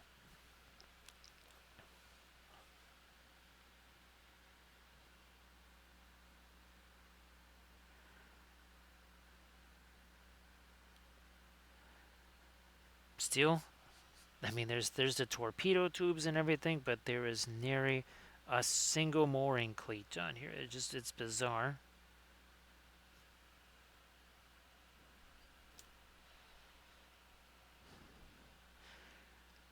I think that was just something maybe he did more of on his earlier sculpts.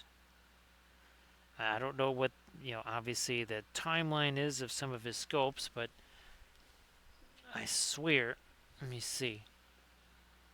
Yeah, look at this. There's one, two, three, four. Yeah, there's four on each side on this U.S. crew. Oh, it'd be interesting to see again the Deutschland class compared to that's a much more of a modern era. I think it was a Cleveland class cruiser right there. I think the earlier one we did was a Portland class cruiser.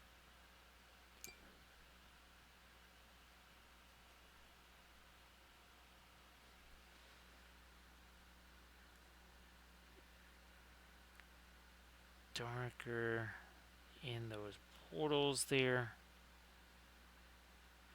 Another edge to clean up. What about this? We got those pretty good there.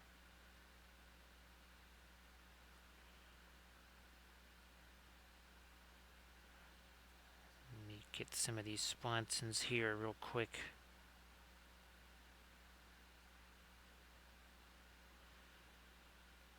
All right.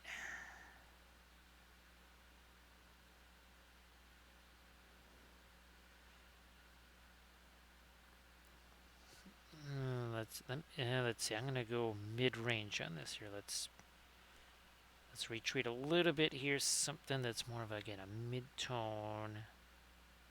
There we are. Then we will break into our light here. Our faster matter weight. Drop that along the edge here. That edge too.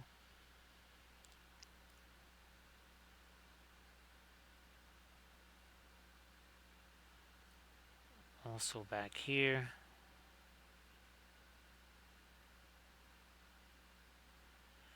To get that part of the superstructure, and that got too thick, so we have to bring back our mid-tone gray, and there we go. Isn't nice? Just carved it away.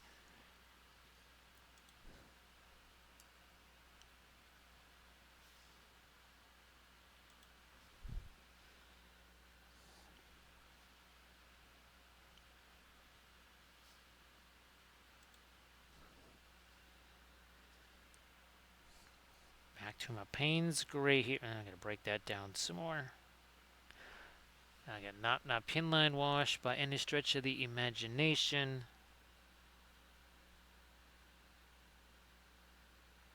But we're going to get a little more of our here dark by the this bow crest here. We don't want everything to be a sharp edge. You can see it kind of goes back and forth between a sharp edge and then more of a lost edge.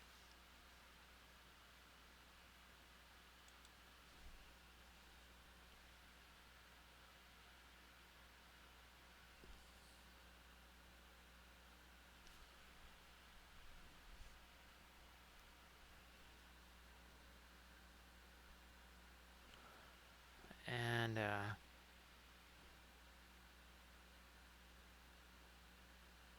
more than here. So again, you can see there's these undulations in there. Even here, right? You can see it's not necessarily one super straight edge. It's kind of following some of these waves here.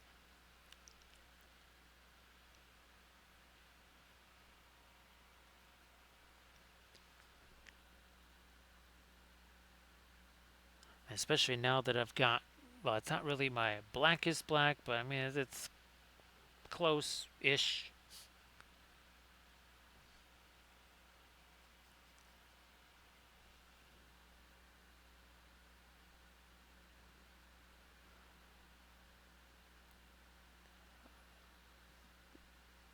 Where did I clean up things down here again? Now this is, things got a little weird with the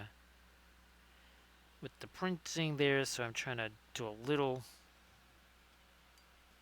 Maskirovka there by having the really dark part of the camo on that section there. I mean, it would pretty much be there anyway, but This is a kind of classic your Atlantic camo schemes that the Kriegsmarine did, where they're just essentially trying to mask what type of ship it is. I mean, this could also maybe mess around with seeing what the bearing or heading is, but for the most part, it's just trying to make it look like it's a much smaller ship than it is.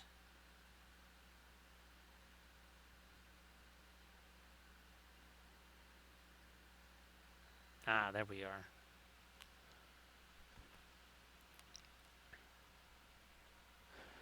Let me see, 3 hours, 21 minutes ago. This had no paint. Actually, I can show you exactly what it looked like because we've got Graf Spee here. So that's what this looked like 3 hours, 21 minutes, and 33 seconds ago. No problem there, Aird. You've had, like you said, you had a heck of a day there, and here's hoping everything goes a whole lot better tomorrow there, Aird. So take care of yourself and take care of Doggy and everything else. Now, you will notice similar armament, right? Again, we called this our light battleship here.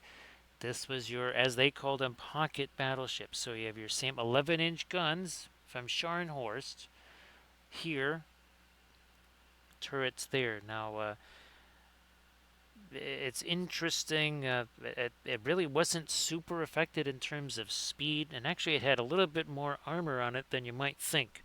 You might think it was just a paper towel with big guns on it or something. Well, good night there, Aaron.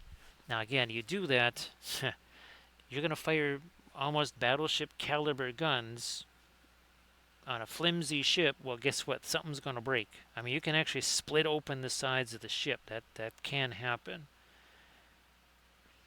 So it had to be sturdy enough to be able to withstand well, and also support those barbettes.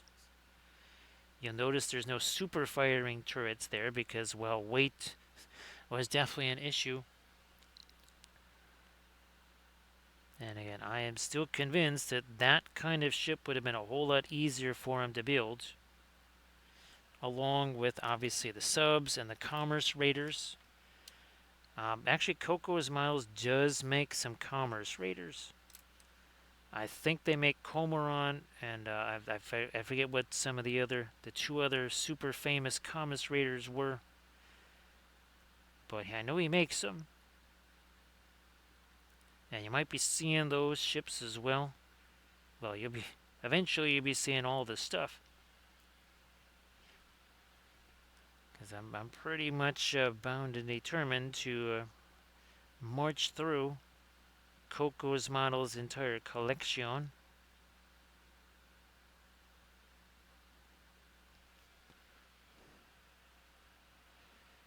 Back to it here with that almost sort of mid-range.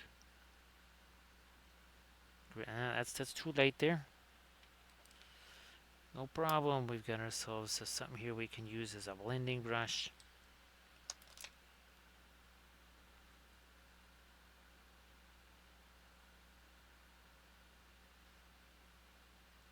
Okay, there.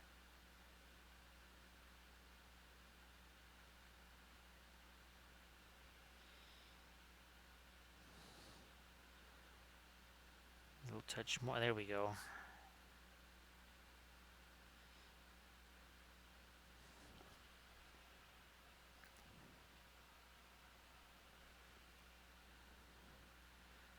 Scare up some more of our light on that corner. Also, this corner up here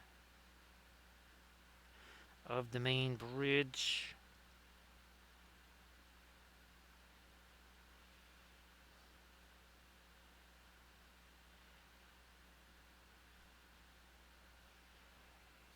I guess now that I'm seeing some of the items here that are on this bridge, I guess I can see why that was printed separately, and I'm pretty sure all of the secondary mounts here, the cranes, all that stuff, you've got to glue that on.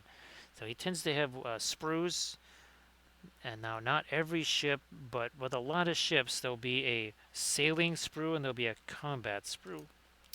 So obviously this is the sailing sprue. But the combat sprue, you'll actually have the guns elevated. So if you're looking to do kind of a broadside type thing, that's, well, you would probably be using the combat sprue for that because, well, unless the ship they're firing at's really close, those guns are going to be elevated. And especially with these type of guns, you're talking about firing somewhere between 15 to 20 some odd miles. Yeah, that's not exactly like you see in the old sailing ship movies where they're about 10 yards from each other. A little different. Nope, I gotta thin that down some more.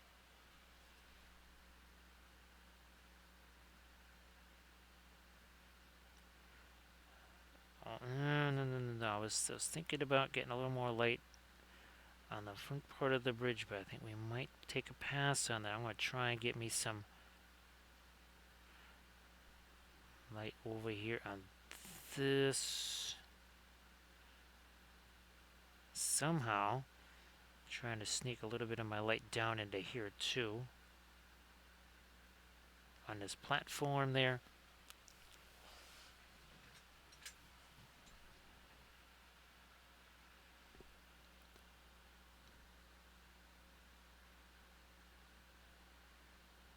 Fine, I'll throw them a little bit lighter in front of this, on the front of this stack there, and maybe now something here.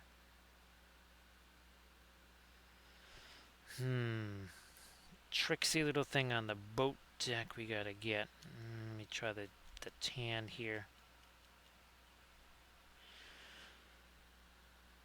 Another one of these launches way down in there that got a little bit darker from our lazy thing that it should be.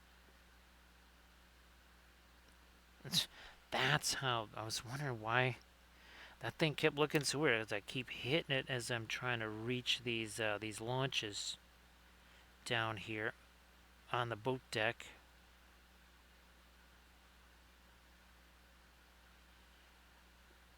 Also, there, okay. Yeah, we needed to get the underside of that boat there.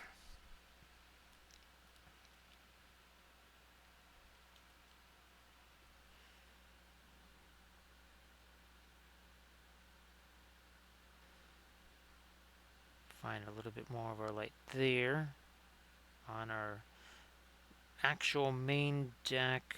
You know what, I'm going to try and do that this way here too.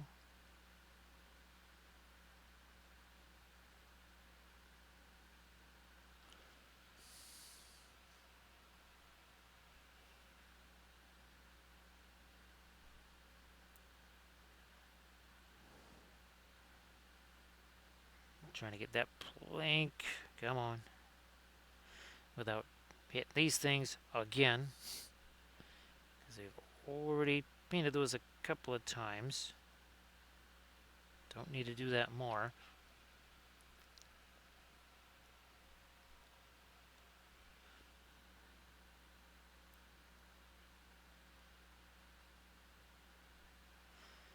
Ah, there is another plank there. Okay, fine, we'll do that one.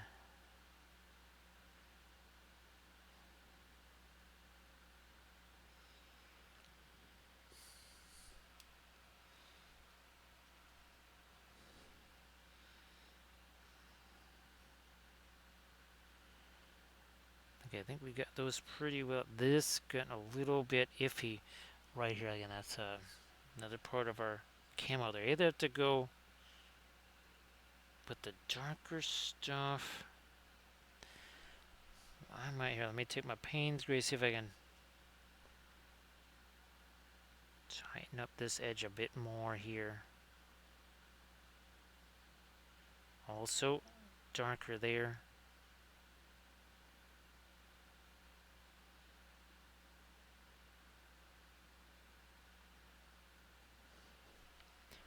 Alright, I'm going to go in the other direction here. We got some of that lighter blue. Oh, let's break it down also.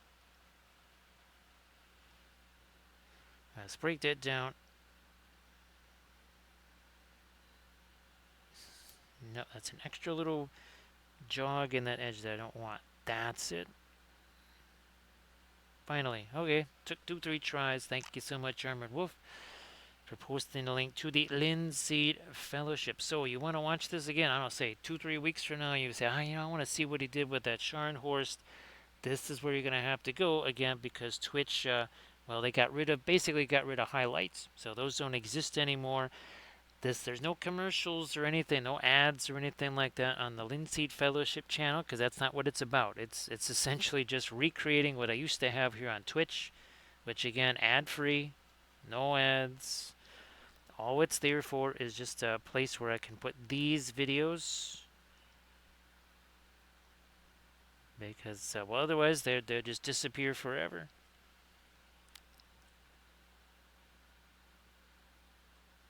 Which is, that's no good.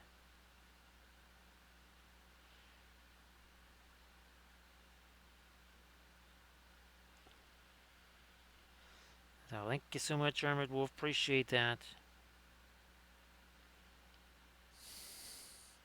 I mean, obviously we have the main YouTube channel. That's got more, well, that's where all the Patreon vids are, but then that's also where some more, kind of more tutorial type videos are.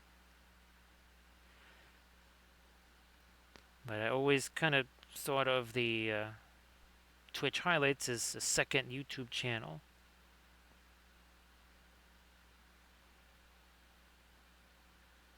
Because there's things that we can kind of do on a live stream that's 4 or 5 hours long, whatever, that I can't do in a 2.5 hour vid.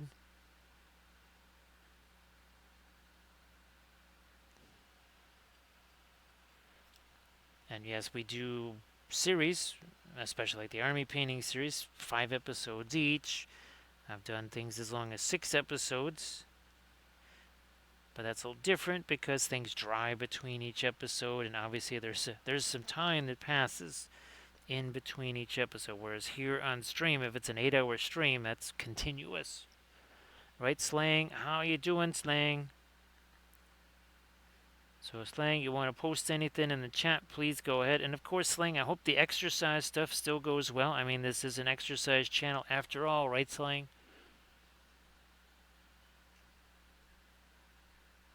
I really wish I, well, I don't know, I guess I wish I had maybe gone with that other, Pilates bar there first, but it is, I think it's been working pretty well because been doing a lot of physical work lately, and that has not been any form of exertion at all. So that new Pilates bar must be doing the trick.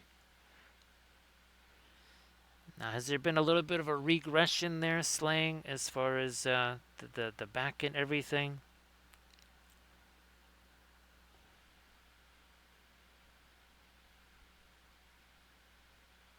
Oh, that's yeah, that's the dreaded, yeah, the compensation, right? You're trying to favor one thing, so yeah, sorry about that, Slang.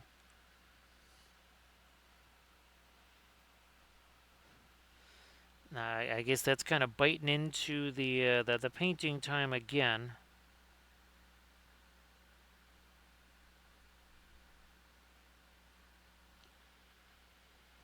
So Sling, I don't know, did you have a chance to see the Dauntless plane that we painted on our well, let's see, there was, of course, our flat tops for Flat Thursday. But then there was also this right here, which was really fun. That's a pretty interesting kit to print out, actually, yeah. So that was very, very fun.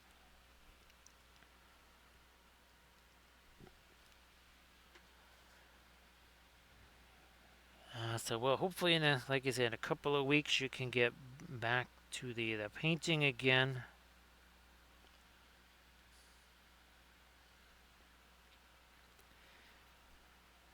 Well, hopefully, as far as the printing stuff goes, that just kind of keeps charging on. Doesn't matter what the personal injury status is. Hopefully, that can continue.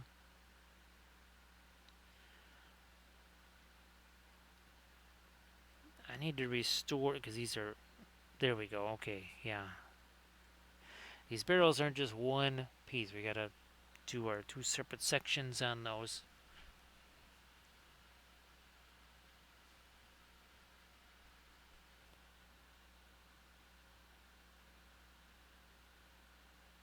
Working it a bit more. Let's get this. Get rid of that crazy thing there.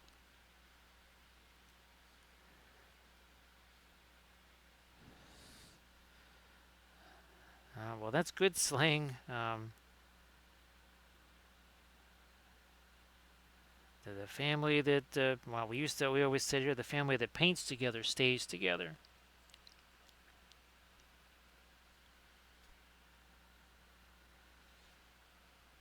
But yeah, if you want to share anything in the chat there, Sleepy Slang, like always, please go ahead and do that.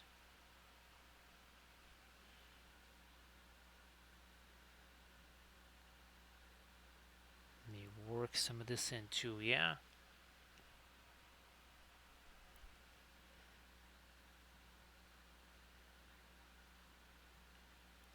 And it's not the easiest thing necessarily to train somebody in, right? At least on the fly, to have them be, well, certainly not like be a second you, right?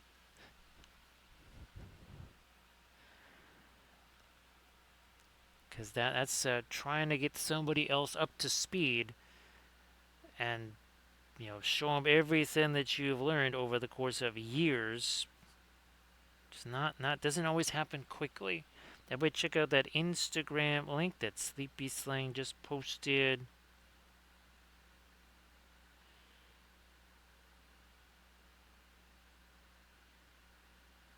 Now I guess like I don't know, long term down the line, do you see yourself trying to get back to doing some of the streaming stuff?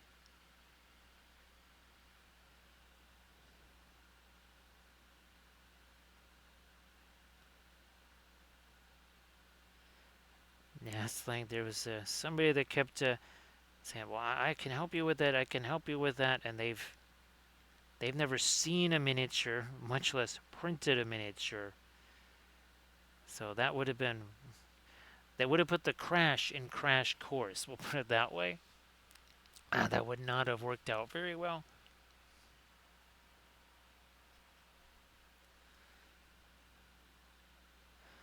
Yeah, over here, yeah, we got to straighten these things out. We'll get some of this blue working here again, kind of a light middle tone-ish thing. Okay, look where my hand is on this brush. Also, nowhere near that ferrule, right?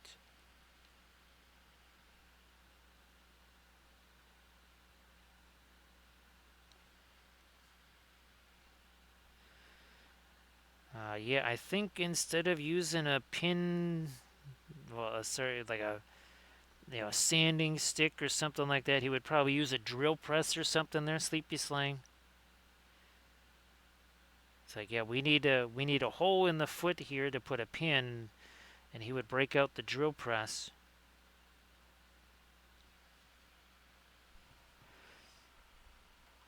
Now here was our 1-to-1 scale terrain project here. Let me see if we can bring this up. There we go. Yeah, so this was our earlier project today.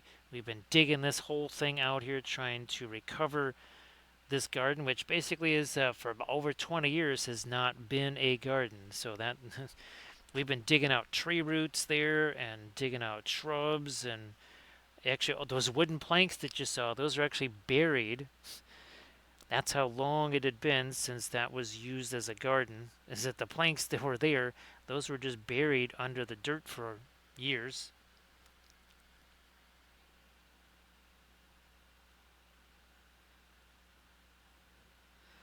So yes, thing we're trying to get started on the Kriegsmarine here, starting out with Scharnhorst.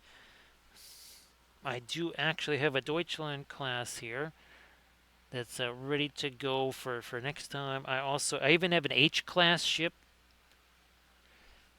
Sleepy Slang. I have an H-39 printed out, and man, it's gigantic. It is massive.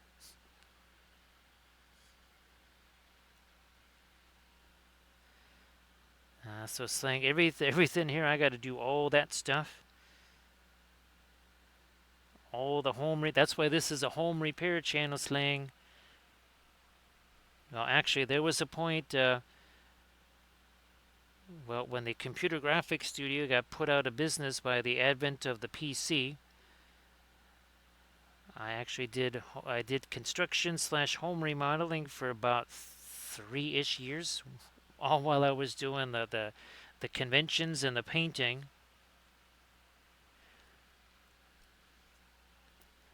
Yep, Sling, we covered it all, and well, it's going to be an agriculture channel now. Of course, it's a gardening channel. Yes, I actually planted. They're in little tiny pots, but I've got, I think, 4 varieties of peppers and 4 varieties of tomatoes. And I'm going to put those out there. I planted hostas all around the garage, so I've been digging up more stuff there.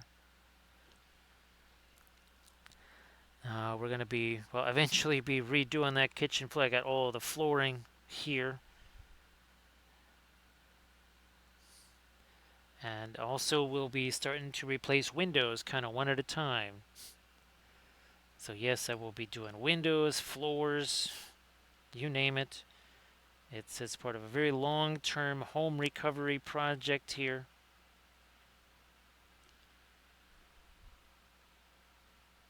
And of course, well, the exercise and the home remodeling, they kind of go hand in hand, right, Sleepy Slang?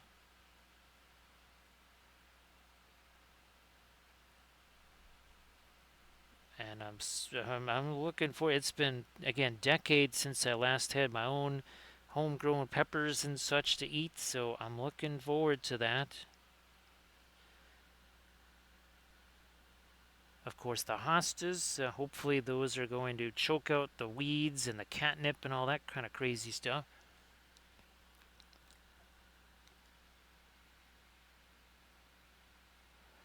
Geez, Slang, the neighbors, they just got new windows. Apparently, I didn't think so, but on the lower floor of their house, those were the original windows. Now, I still have original windows here, but I've also been, there's been a long campaign, the entire inhabitation of this house, of kind of at least every so often doing some kind of fix-up on the windows.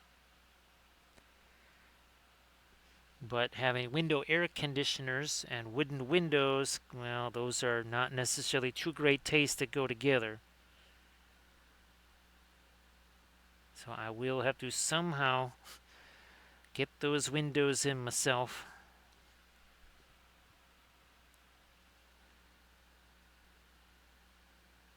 It may involve getting a standard size window and then maybe having to make adjustments to the opening.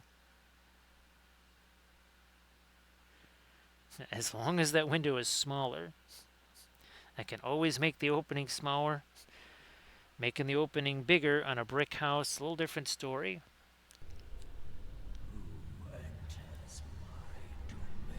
Let's welcome in Tomahawk Warrior. How you doing there, Tomahawk? Yeah, Slang, that doesn't seem quite so reasonable, does it? That seems a bit odd. Like more than a bit odd, right, Slang? So everybody please give Tomahawk Warrior a follow. So Tomahawk Warrior, we are working on another one of our 1/1800 scale ships. Oh, 3 hours 44 minutes ago it looked a little bit like this here. Yeah, that's what it looked like. No water, no dazzle camo, no nothing. Now, last Monday, of course, it was our Battle of Midway observation, so we did this. Now, this is an upsized version, so we've done this one. This is Enterprise. We've done it at 1/1800 scale like this, but we made it 25% bigger so that we could have some fun. We did that. Then we did this on it's flat tops for Flat Thursday. So we did that. And then on our final stream, we did this right here on Friday. Boom. So there's a Dauntless for you. Also 3D printed. Oh, and by the way, no decals there. Yeah, I keep neglecting to mention that. There are no decals here because this is 3D printed. There's no decals. So that was all done by hand, the old-fashioned way. Nice to see you there, Mini Mannies. Everybody, please give Mini Mannies a follow as well. So, of course, Tom Hawk, again, you want to share stuff in the chat, please go ahead. Same thing there, Mini Mannies. Appreciate you being here. And again, we've got a whole bunch of, gosh, I swear we've done close to 30 of these now. We've also got the Regia Marina here, our Italian fleet. We've done a whole bunch of IJN. We've even started our Marina Nationale. There's Richelieu right there. So, yeah, actually, let's compare. Oh, yeah. Definitely, you could really see again the differences, right? In philosophy, everything from the main armament all the way down to the tertiary armament. I mean, it's pretty wild to see the difference.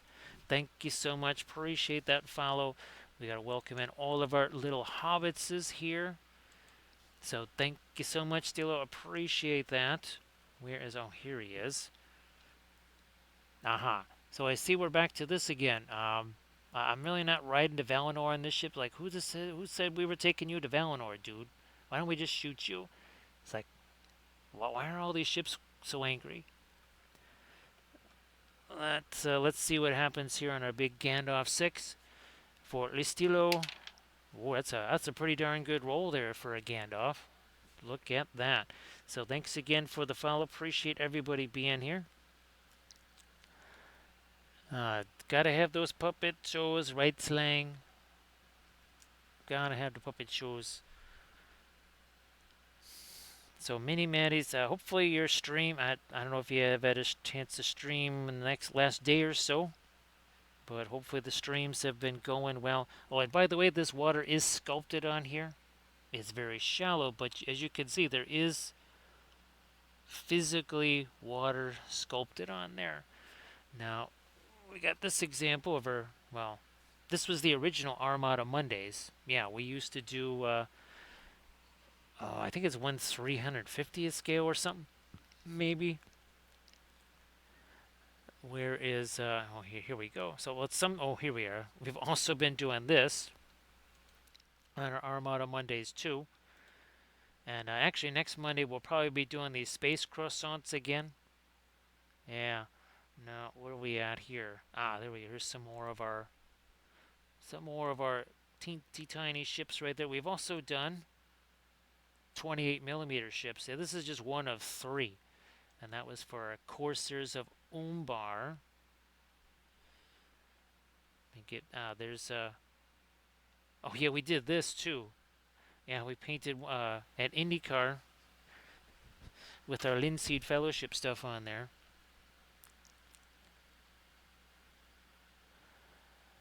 So Mini Maddies, I've never been to it. Can you actually be at a TwitchCon, or is it remote, or is it remote and in person? Because I know the accomplishments things they keep saying, have you done a TwitchCon? Never done one. Yep, still using the heavy gloss gel there, Slang. And again, here was some of the original ones. Where are we at here? Boy, it takes a while. There we go. We've done a whole bunch of those. Tons and tons of them. Actually, I think I have a couple of those still yet that we haven't painted yet. We'll try to get to those bad boys. Whoops. Okay, we haven't scrolled up far enough. There we go. So that's fantastic, Mini Maddies. And again, if you want to share anything in the chat, please go ahead and do that.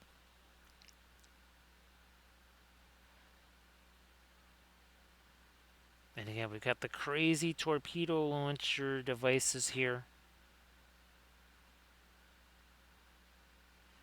Yeah, these really insane things. Again, it looks like a little car. Well, a tube that's a car with no wheels. No problem there, Tomahawk. Yeah, we are using oil paints here, start to finish. There was no zenithal or anything like that because we showed you earlier, a few minutes ago, what this looked like. We took Prussian blue ink and mixed it with some black Stino res, made our own kind of homemade primer color there. Everybody check out that Discord link that Mini Manny's just shared. So here's hoping that the competition goes very well for you there, Mini Matties. And again, I know that it's a lot of work, and it can get to be some anxious moments there as you're trying to hammer away at it.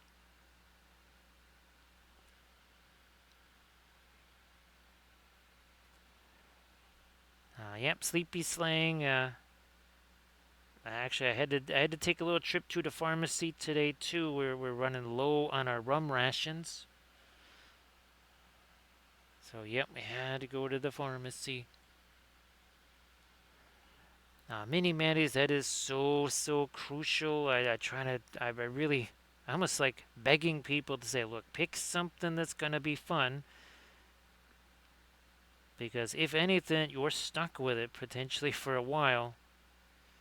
And if it's not, if it's kind of tedious or something like that, or uninspiring, it's going to show in the final result anyway, right, Mini Manny's? That's going to stand out like a sore thumb. That, yeah, whoever it was painting this, maybe they were having fun initially, but they stopped having fun with it.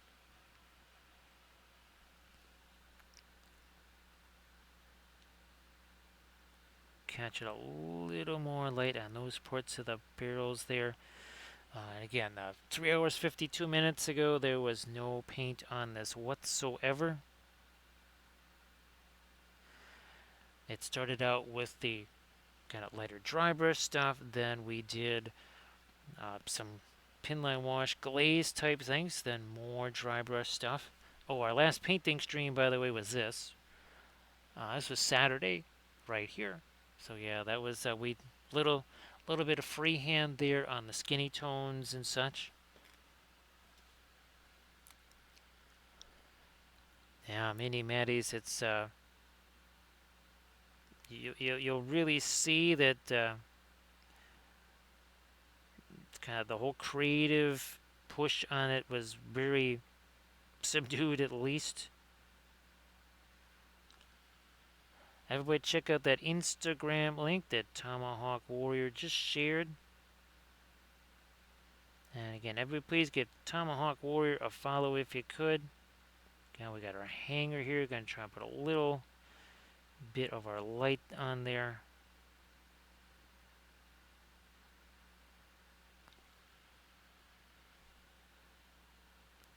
This boat deck here, I'm gonna try and catch a little light on some of these launches if I can without hitting our tertiary mounts there. So again, real difference here. I mean, just even in okay, you've got this versus the Roma here. You could see the very different tack here with the secondary mounts and also triple turrets in really weird places. And then you've got all the anti-aircraft. And everybody had a kind of a distinct approach to anti-aircraft guns too. Now we go to Richelieu here.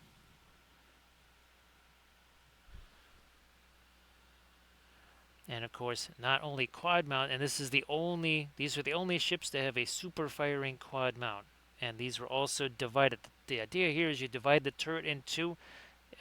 If one half gets taken out, you still have the other half. And then you can see here all of the secondary guns are all here aft. Everything is aft.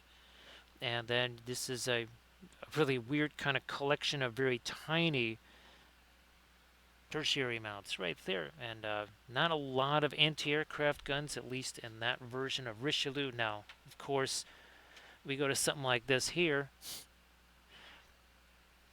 Hard to believe these are literally both from the same era.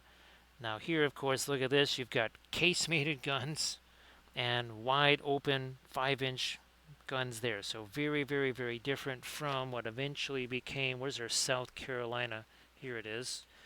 Now even this is obviously still not the newest. It's not an Iowa class, but You can see again another difference in how the secondary mounts are. You have no casemated guns or anything like that. Also, a very level freeboard there, not this, not something like this.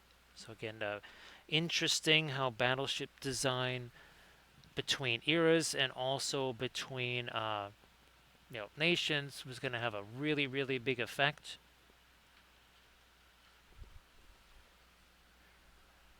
So again, everybody check out that link that Tomahawk Warrior posted. Get back to this Van Dyke Brown here for a couple of areas here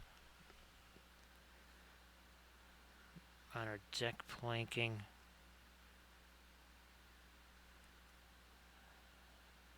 Yep, gonna knock some of that down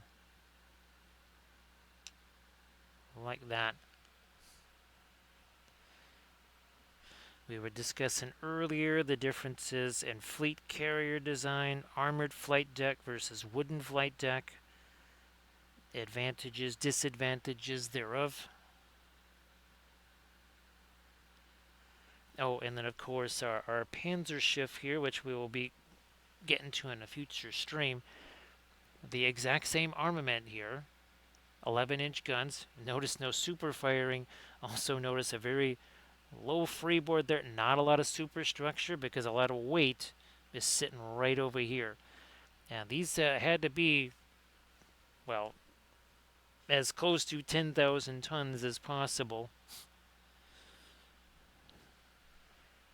You have battleship guns on a 10,000 ton ship. That's like 1/3 the size. I mean, even Scharnhorst was light for a battleship, and even that was still 30 some odd thousand tons. We drop that down by 1/3. Okay, the weight distribution is a thing. Also, it's supposed to be a fast ship. The idea is it outguns anything that can catch it, and it runs away from anything that outguns it. Also, again, we talked about how their shipyards were somewhat limited when it came to capital ships. If they just kind of stuck to making those and submarines, that is something that their shipyards could have handled.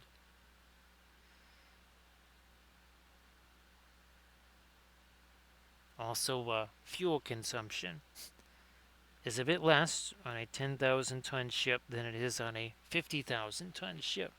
Just a smidge. Just throwing it out there.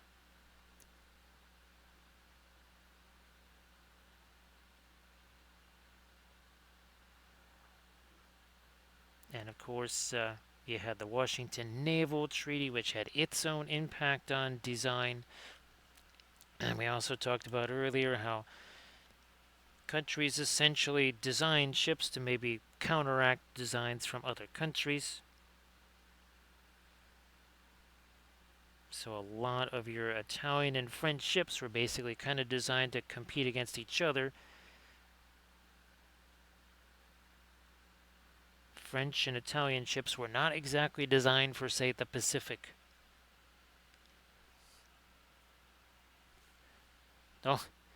Oh, that's it's really it is so fascinating, Tomahawk Warrior, because as we were painting, well, our ship and also the painting here, we called these garage doors.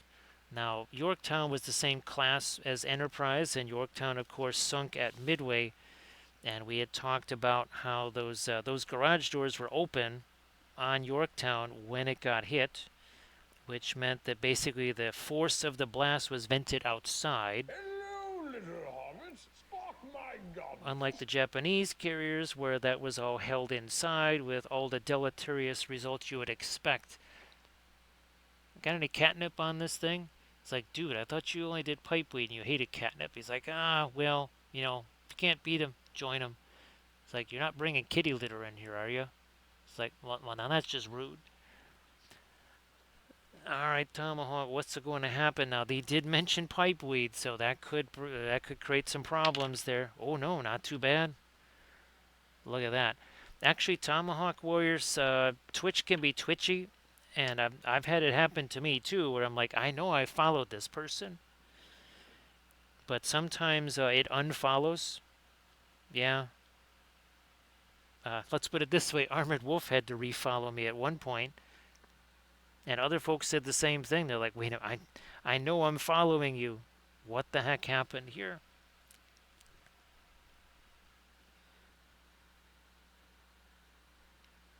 Yeah, they did a dive on the Yorktown and those garage, and they called them literally garage doors. Now, and we were talking about the Lexington slash Saratoga class, which was, well, those were converted battle cruisers. So, and we were talking about how Hood was long and narrow, being a battle cruiser. Same thing here. Notice no garage doors there. So when Saratoga and Lexington got hit, all of that blast was just really confined inside the hangar deck, which, well, that created some issues of a conflagration uh, type of a thing there. So that didn't, well, it didn't end well for him.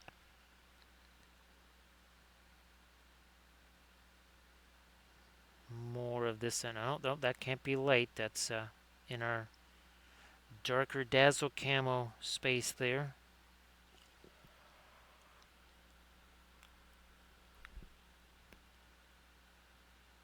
And again, 4 hours ago, there was no paint on this at all.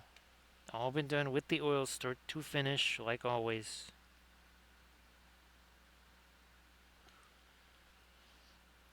Now, when we do our flat art stream on Thursday, we're going to be going back to some interstellar type thing. Now, it's going to be a nebula, or it's going to be something like this. I don't know, but some form of spacescape on Flat Thursday.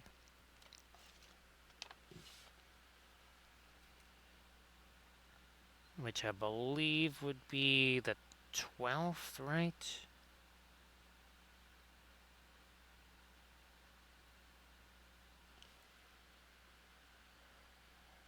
Let's see. Well, that's fantastic, Mini Manage. You'll have to let me know how you like that. I'm sure that it'll be super fun.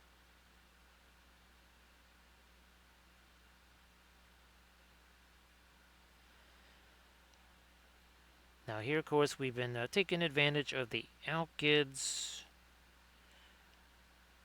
Our next, when we, on our Friday, Saturday streams, we are going to be, we're going to be getting back into more of the regular oils and some colors that we usually don't use, which are things like cobalt, cobalt violet, cobalt blue, even things like our brilliant yellow pale, again, colors we usually haven't worked with over, say, the last several months. There's been a lot of emphasis on the alkyds, variety of reasons. And of course, a lot of the alkyds we're using are either the Winsor Newton Griffins or the Paul Rubens. That's one of the reasons we've been using the Paul Rubens, because well, basically you can get them on Amazon. And I know people like to buy sets as opposed to having to buy colors individually, and well, that's the only way you can get the Paul Rubens stuff, is in sets.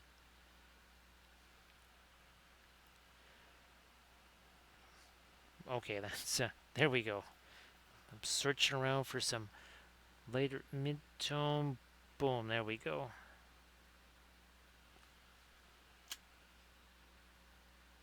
Take some of that out there. And again, the Army Painter series on the Patreon page. You sign up for that. Your $15 will get you, if it's not 2,400 hours of videos, that's got to be darn close. It's at least 2,300. We kind of started losing track around, I don't know, 1,000. But yeah, you'll be having every tutorial video that I've ever filmed since 2013. So, well, get your popcorn ready, and, well, it's going to take you a while to binge all that. Just throwing that out there. Now, let me trim away a little bit of that. And we're trying to, on these launches here, getting our last little bit of light along the edge there. But also without hitting these right here, because we've hit those a bunch of times trying to do this here. Okay, I think now we got it.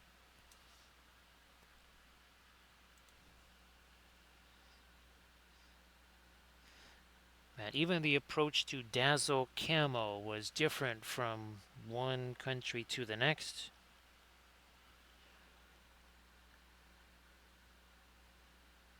For essentially for the Kriegsmarine, it wasn't really to disguise heading. Well, this one might, but there was really more to make the ships smaller than they were.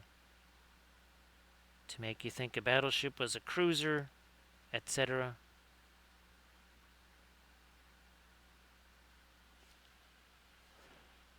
Now, hopefully you got yourself some good rations there, Sleepy Slang.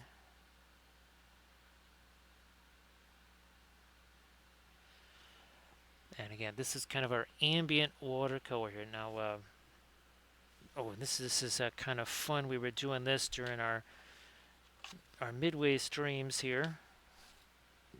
It's all about difficult to orient it exactly, but there we go. So there's our 3D version. There is our 2D version. And again, you see how the water, the same thing. Oh, we have kind of like this is object source lighting. This is ambient light. Think of this as ambient light. And again, we're gonna orient these the way. There we go.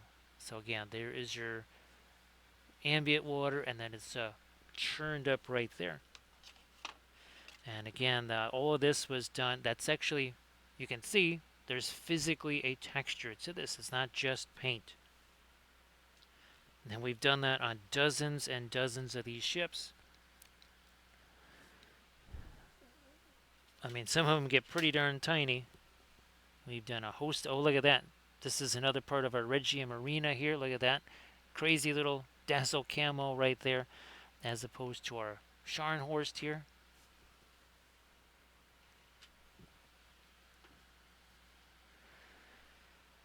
Oh, the anodyne machine. That's it. So, Slang, hopefully the anodyne machine is still doing its thing. Because my sister, well, obviously, neuropathy really has kind of started to get to be a thing. I know that there was some, ironically enough, shoes purchased that have less padding on the soles of the feet. Because, well, the sensation is not that great there anymore. So you almost need to feel the sidewalk more. So the anodyne machine is starting to get used more. Ah, boy, I'm really glad, Slang. I tell you, I got to get one of those for me.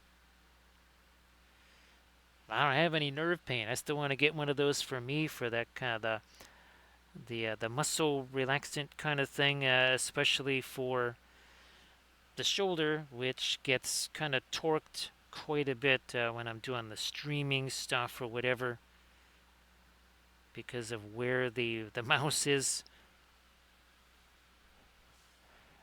Well, geez, I'm really glad, Slang. Again, I was hoping that it wouldn't be too expensive, and that you'd be able to kind of get the one that I got. And again, I gotta try and get me one of those too.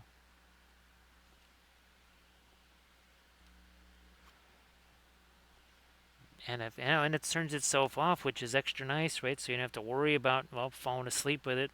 Again, the ones we had here initially, those were basically hospital versions, and they were an early version, so they were very primitive, very kludgy.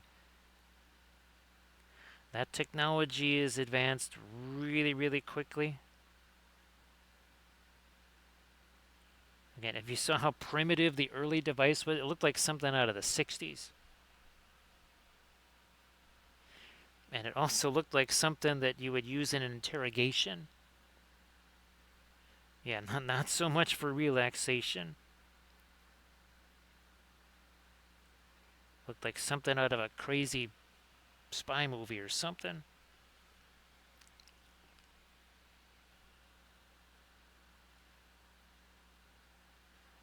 Now can I... let me just throw a little bit of this right at that bow crest there. Yeah, okay. Good enough.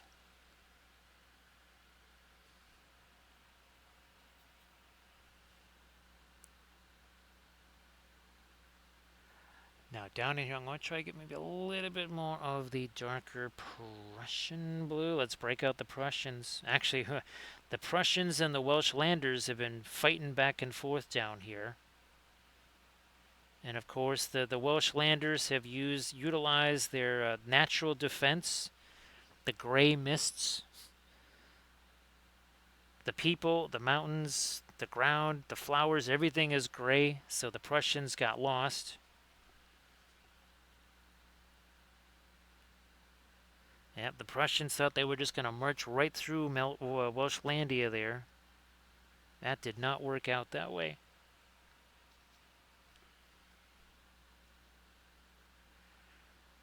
We'll sneak some of that, like I said, darker Prussian blue out here. Not too much, though. Not too much. Just a smidge here. And you can see it's kind of every so often. It's not every one of these wave crests. They're all kind of different lengths, right? Different sizes.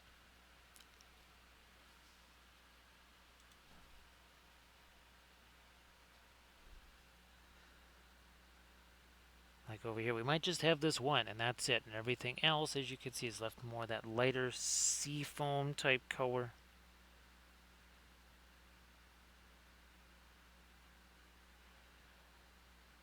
Oh, sneak me a little bit, again, that darker Prussian blue back here. It's also, we're using it kind of in a translucent way here too.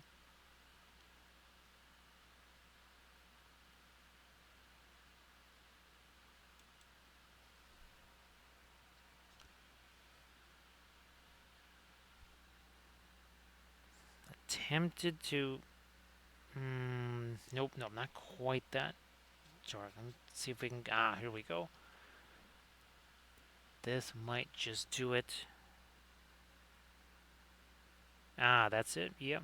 I didn't want it quite, I had a little bit more of the phthalo green, which also made it more of a translucent color.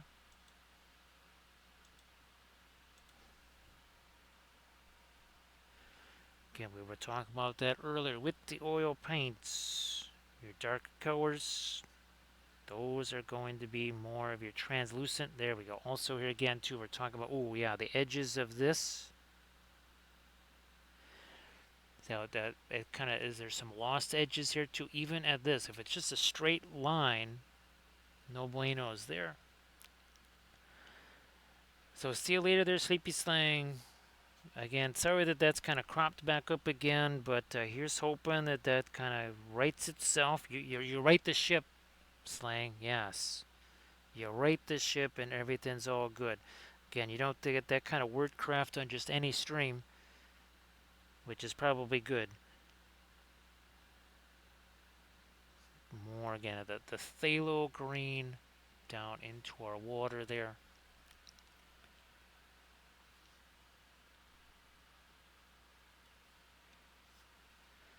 So again, great to have you here.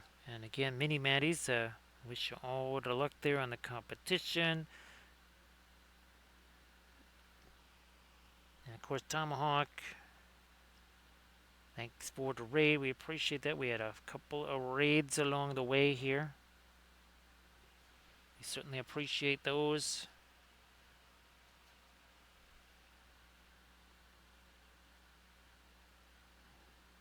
But things get a little bit more cosmic on our Thursday stream again. I don't know what the nebula is going to be.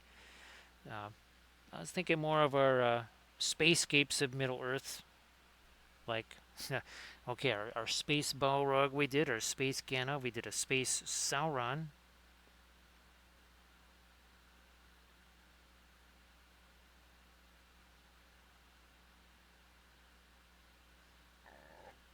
Yeah, something like that, I think.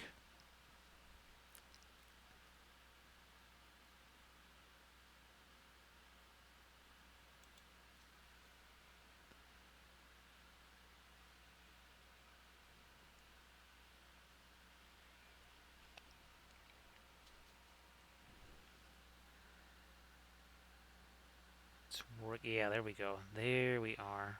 Get a little bit more of that seafoam green right along the edge. Now here, clean up port side on these portals here. Let's do that. Now, let's see if we can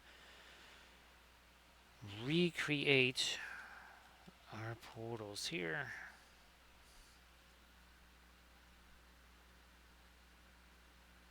Something like those, maybe.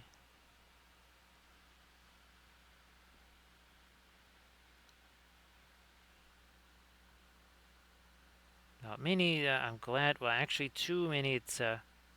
I hope it feels good to, instead of, I guess, getting a little bit more anxious, like seeing the time counting down. That you can go, yeah, okay, all right. There's some work to be done on this, but I kind of had it started a while ago, and that means it won't be quite so much rushing around right at the last minute and everything.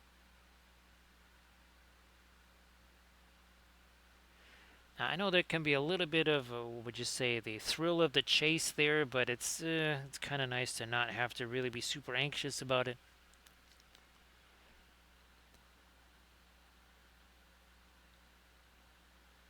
And I think that shows through too, right, Mini Maddies? When it has been super rushed and all last minute, there can be, not necessarily, it may not look as, okay, it looks haphazard. It could just be, well, it might look a little bit more simplistic or something like that because, well, you had the triage.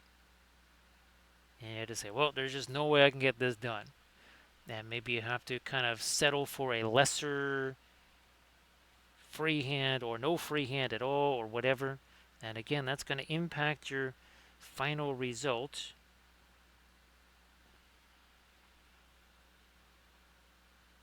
So yeah, we really we just strongly advocate for folks to, and I know it's easier said than done. Now have fun with your competition thing, but like you said, as long as you pick something that you're really interested in, well, it's not quite so hard to enjoy it, right?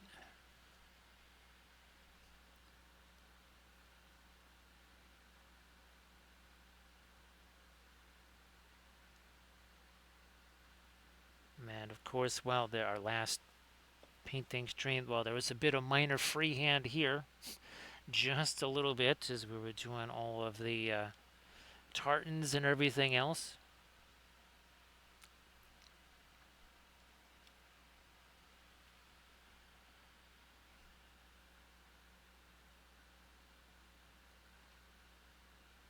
Lighten this up a smidge more here. Okay.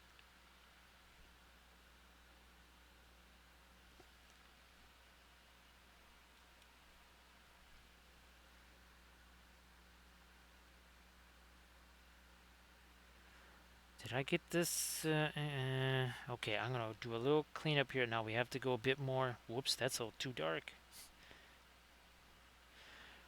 Is this mid-tone enough? Because some of these went a little... There we go. It's like, those went a little wacky, but now we got to go back to that much later. Okay, we're going to break this down too. Because this area of our superstructure has to be very... Yeah, we needed to emphasize that edge a bit more. And that even here, because this is part of our camo pattern here, so we're trying to not just lighten this up, but can you see how that edge is much sharper than it was? It was real fuzzy there. It's like, that's not quite how this goes. They weren't airbrushing this, right? Recoil. So recoil, hopefully you got some yummy chows there. I wish I could say I'm doing a twice baked potato, but I'm going to have to settle for a baked potato. Although I do have, I could shred that sharp cheddar cheese and put it on there. Maybe we do that. I don't know. Wasn't quite able to get all the stuff at the store that I originally wanted to. because, well, getting these ships, well, as you say, ship shape and Bristol fashion, ready to roll, and also doing the agriculture project there. Didn't leave so much time. Now that's hilarious recoil. I don't think our truffleites are going to be quite the same as your truffle fries, but that actually recoil. I am very tempted because I got four of these russet potatoes. Remember those potato slicers? I mean, this is a cuisine channel after all, right? Recoil.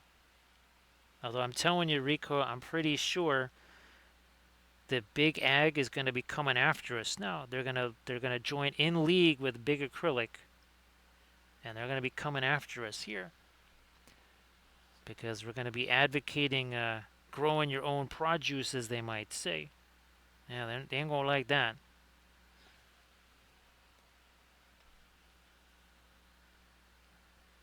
What I would like here, fine.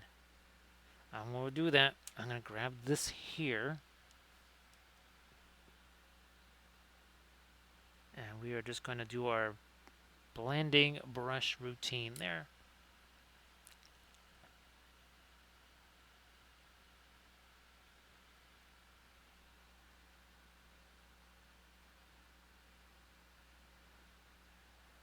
Nice, nice, nice. Yeah, Rico, I'm looking forward to giving those songs a listen again because I basically heard them one time because I wanted to make sure that I sent those out to as many people as possible.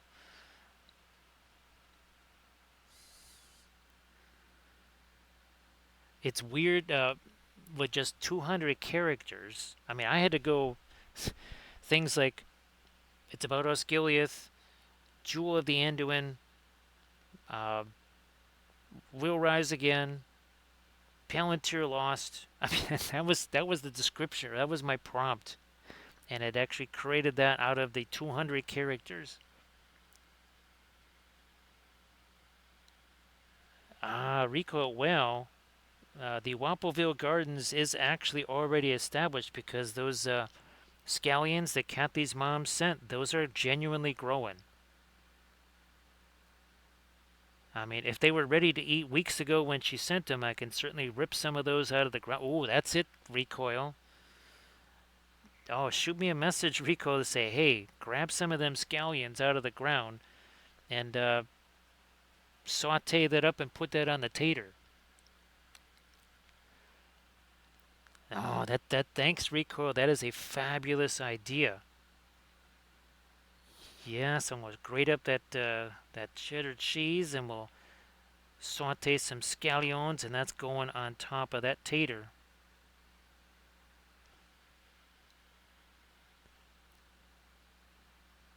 Yes, indeed.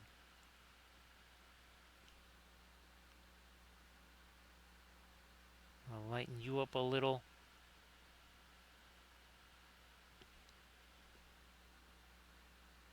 There's another edge right here. Okay, I kind of was ignoring that because we had our darker part of our dazzle camo right there. Also trying to do a little Moskorovka. Well, there must have been some torpedoes hitting the starboard side over here. Thanks, Rico. Appreciate that. Now again, 4.5 hours ago ish. Remember, this was just primer, brushed on. However, again, it's possible on the Friday, Saturday streams you will see a lighter gray primer, so it can be something more like this here, and we do pre-glaze. So that is distinctly a possibility. Just be ready for that. Grand Oracle is pretty much going to fall out of his chair if he sees pre-glaze on stream. Now I've done plenty of that on our tutorial vids. Even our Trench Crusade is. Recoil, I think you heard us talking about that Trench Crusade Kickstarter. with the basically Inquisition looking figures there.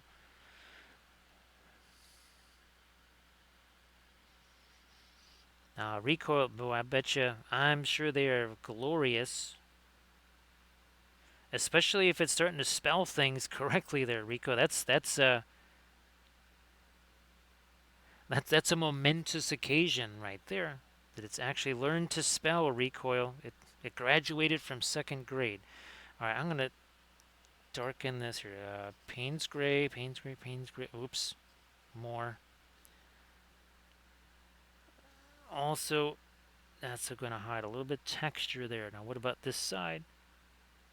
Yeah, see, that's got to be light, so we need to actually maybe a teensy bit lighter there. Let me see what this is going to do.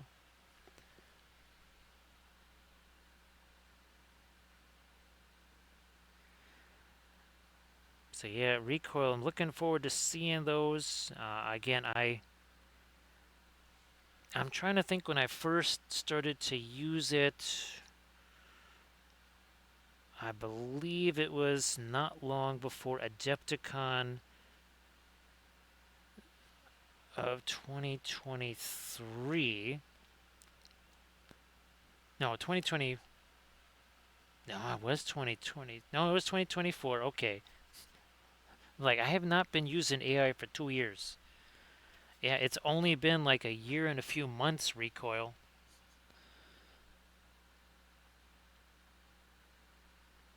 It just seems like with all the advancements we've been able to make that it's been much, much more, right?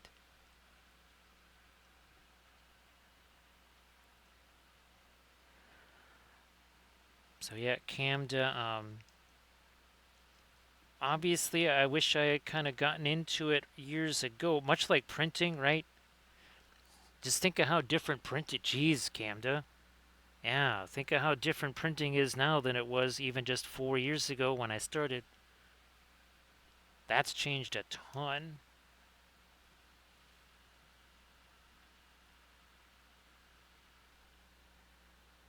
It's kind of scary how much printing has changed. I mean, even the printers I have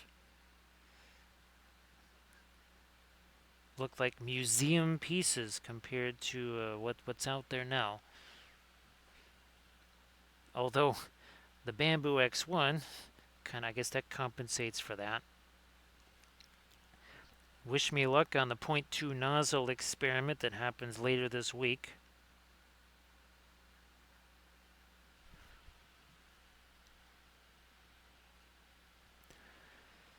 Camda, I'm just hoping that I'll be able to use it to make simple shapes like, say, well, our Lord of the Rings gummy bears or basing bits or something. Again, I don't need it to make actual like miniatures because we have plenty of folks that do that and they do it really well. No sense in spending a whole lot of time and energy just replicating what other folks are already doing.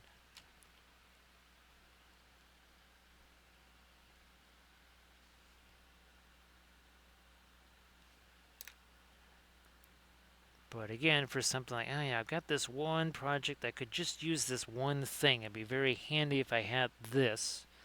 And to be able to create that would be super handy.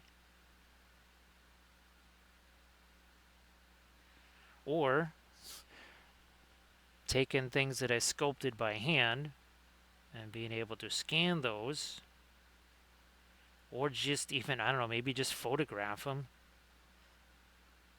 Who knows? Maybe 3D scanners won't. They'll be the beta max of printing.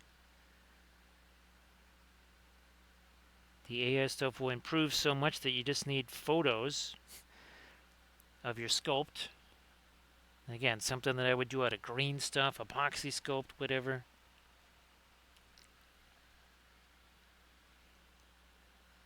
Or I get back to making little tiny ships out of modeling clay again. There we go.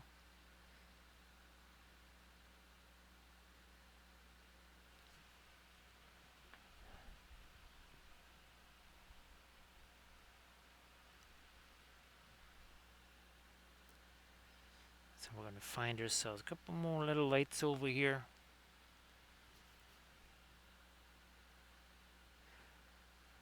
Okay, good. I still have my darks on the end of the barrels there. Ooh, here, let me go back to my bluish color up here. Because I'm seeing a couple of these portals a little... There we go. That was a little bit weird of a shape there.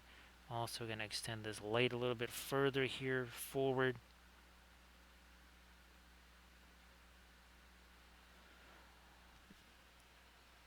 You know, I'm going to just throw me a little bit of my fast map white out here because I want to do something a little bit more in the churn here.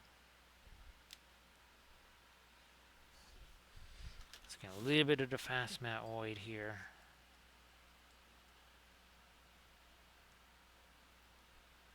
In you go.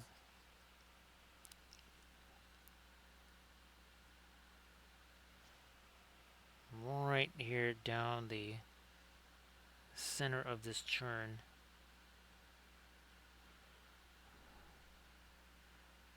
Also a little bit that way. Yeah, we somehow didn't get that all the way down under there. Like the one area where we really need it.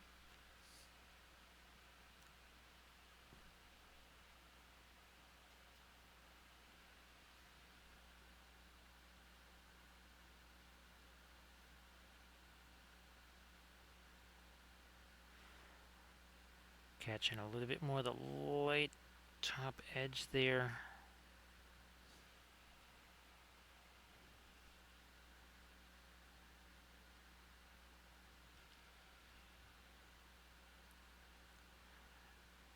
Fine. Those portals there. Let me also hit these.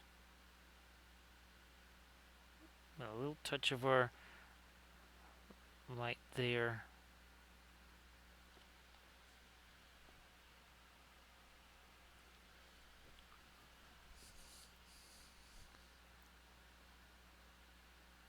I'm gonna lighten up our bow.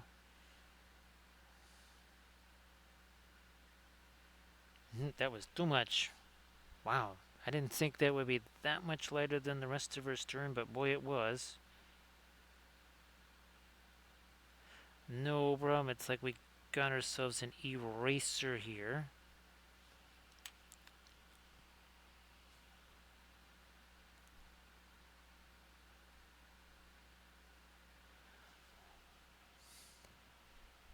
More of that here.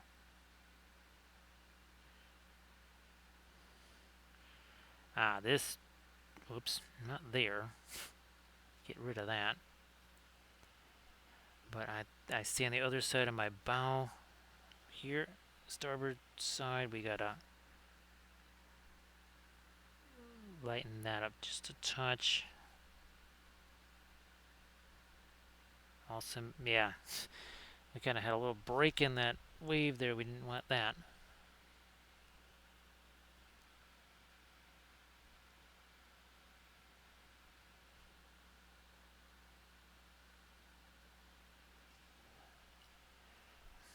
Go the other way with Payne's Gray again. Well, we'll do a little bit of each. Some of the Payne's Gray, some of our blue.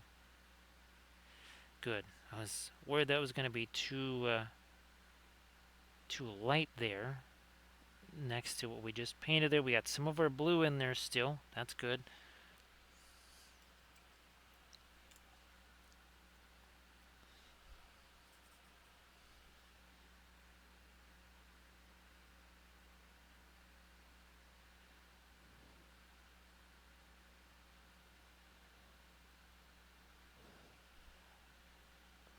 Working more with our blending. Basically, just turn this into a blending brush by let most of the paint work its way out of the brush. It's a semi-loaded blending brush. It's not a fully loaded blending brush.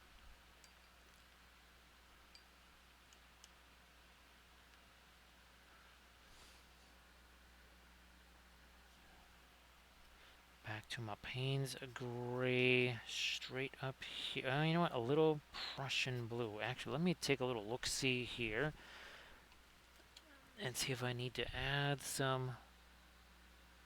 Might need to add a little Prussian blue, maybe, to our.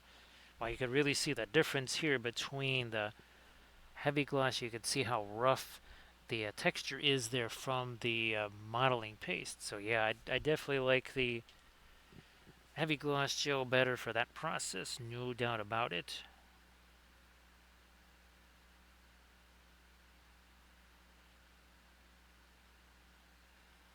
And yeah, there is a texture here. It's not just being painted on. We're accentuating some of that texture. We're taking advantage of some of it. Yeah, we're not just creating texture here. We're simulating it. Maybe that's the better word for it.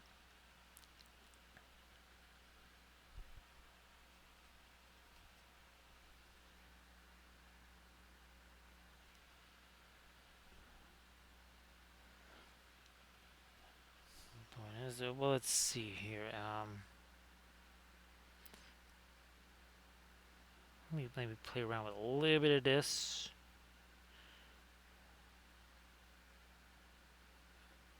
A couple of our waves here. Let me try some here. Something there. A little bit of it here. Again, look at see how that edge just kind of disappears. Strong. I mean, even here. Let's take away the color. We haven't done a film noir. I don't think at all. There's a film noir for you. So again, now all of a sudden we don't have that difference with the seafoam green and the warmer grays and even the tan on that deck. Actually, that deck looks very dark now. Look, as our color comes back, look at the contrast in, again, the colors. We have the warmer colors of the deck planking, these much cooler colors of the water.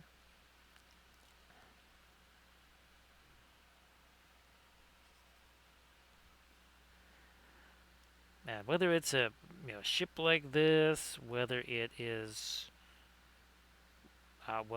some of those miniatures we're talking about painting, those arch villain ones we're gonna do, whether it's 2D paint, any of those kind of things, those different forms of contrast, it's really, really crucial. Nice to see you there, Git. Everybody, please welcome in Painter Lee Git. So, Git, great to see you. Happy Tuesday. Appreciate you being here as always. And of course, Git, if there's anything that you want to share in the chat, please go ahead.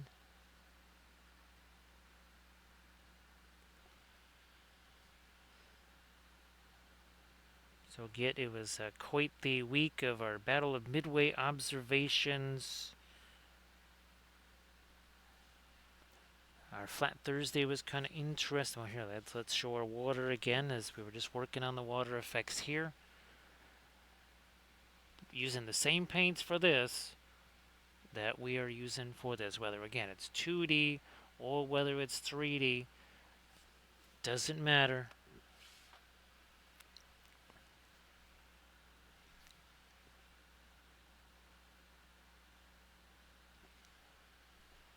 Of course, Get again, if you want to share anything in the chat, please go ahead. Hopefully, I know there was the situation with one of Rascal's old buddies, right, Git?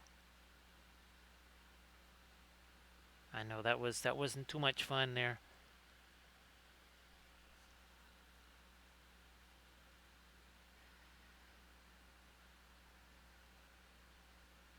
Hopefully the new job also doesn't leave you too tired for doing the painting, right? Because you can sometimes be so worn out by it, and that's just the grind of it too, not necessarily that it's a super physical thing. It just leaves you in a place, doesn't leave you a whole lot of mental chutzpahs left to also be doing painting stuff too.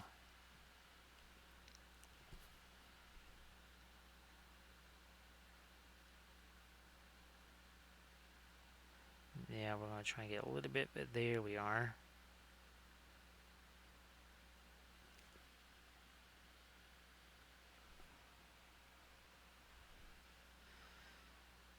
We'll get, I guess, I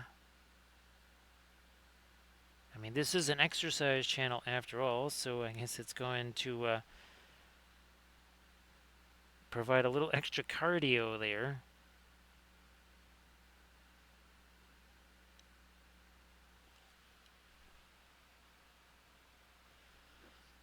Now, hopefully Rascal is doing well also.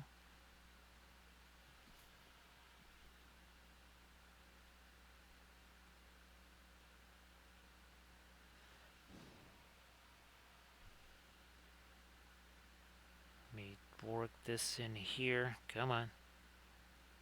A little touch more right there.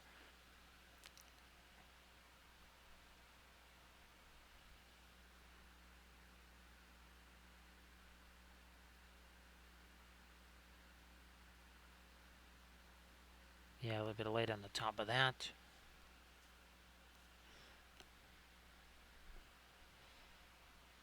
So this is just the first that we starting up our new fleet here. We're going to be also starting up our British Navy. I've got already got some of the British ships printed out. We're just gonna, well, we're gonna get them put together. We're gonna get them on bases like this here. Ah, that's right. Well, let's see. It's about 3:36 here, so 4:36 there. Yep, it's about that time. Let's see. And well, we've been at this 4 hours and 42 minutes.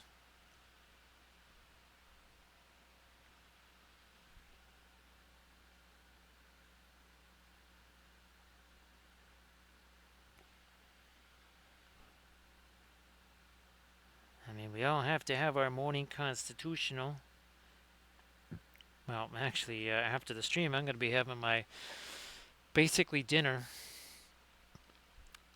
Yeah, that's the darndest thing when dinner is basically at around 4 to 5 a.m. Nice to see you there, Rocky. Happy Tuesday, Rocky. And get the lighter end. There we are. So again, our original primer code was the Prussian blue ink mixed with the Steiner Res black primer. That's what we started with 4 hours 43 minutes ago. And of course, this is our Panzer ship here, and you can see again it's the same turrets, same guns as our Scharnhorst here, our light battleship. This is basically about an 11,000 ton cruiser with battleship guns, which interesting. I still think again their shipyards were definitely able to build that kind of ship. Certainly more so than, well, your H-class ship that they dreamed about building. There were no shipyards for those things. There was no capacity to build such ships. Well, I mean, maybe if they put every single resource to building one of them.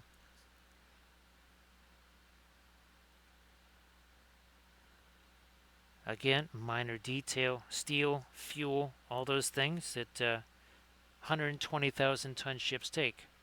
And yes, the biggest of the H class would have been in excess of 100,000 tons. And I have one of them. It's like a beefier version of the Montana class. And where's our Montana?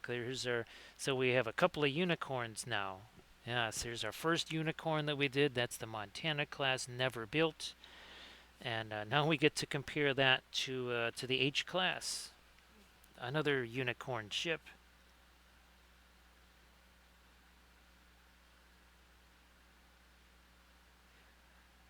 Let me get that out there. We need a little bit on the structure there.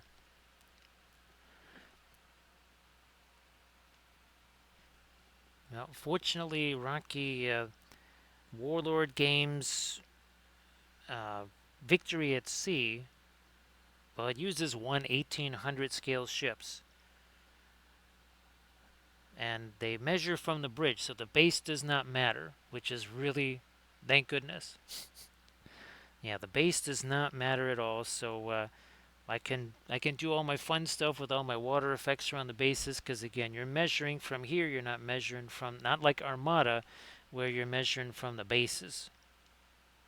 Well, also too, there's no boarding. If your ships are close enough to board, something went really wrong. I still actually have to find myself some good Victory at Sea gameplay vids and see obviously now finding printable planes, that's the problem. That's something I have not been able to find as easily. It's kind of like Battlefleet Gothic. There are obviously for any kind, not just carrier stuff, but even ships have float planes.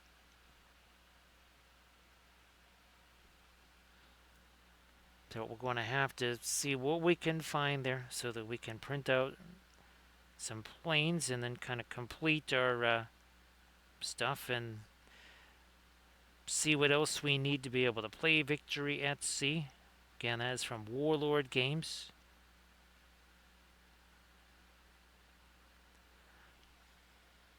I still can't believe that they're also 1/1800 scale. Given that their other games are, let's see, what is it? Black Sea is, I think it's 1/300 or 1/350, or no, is that Cruel Seas? Because we've also been painting those too. Here's one of them somewheres. Where are you hiding there? Oh, there it is. Yeah, so that's we actually did that video is up on YouTube channel. That Gabbiano class Corvette, again part of our Regia Marina. Yeah, I think it's pretty safe to say that the turret, one turret on Yamato or Musashi weighed more, or one turret of an H9 or H class battleship would weigh more than that whole ship. I would imagine that one turret on an H class would probably weigh about 23 to 2,700 tons. And that Corvette was probably about 2,000 tons.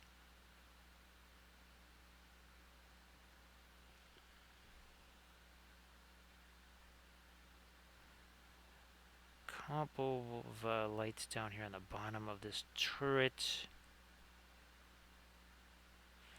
Maybe something on the barrel there. Let's try that on the... I'm so used to the turrets where, like say the Richelieu, even your U.S. and British ships where they have the canvas and stuff on the guns.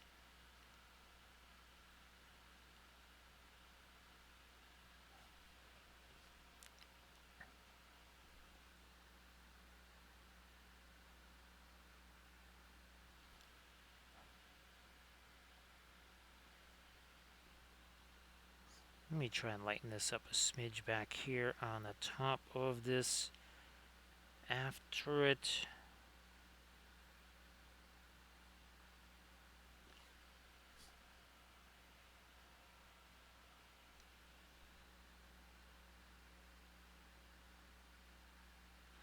Yeah, that's it. That is it.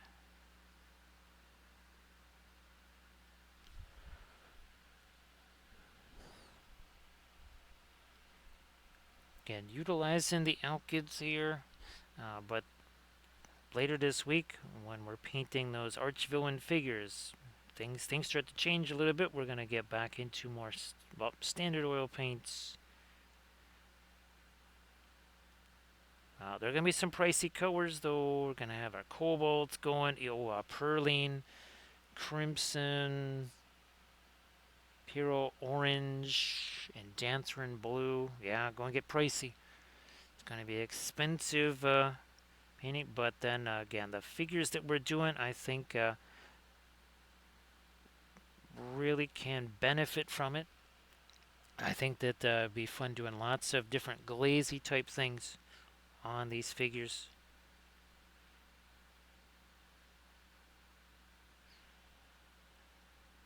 Again, a couple later edges on. Oh yeah, this barbette here definitely gonna lighten you up that edge. Yeah, that's it. It's right in the light part of our camo design there too. So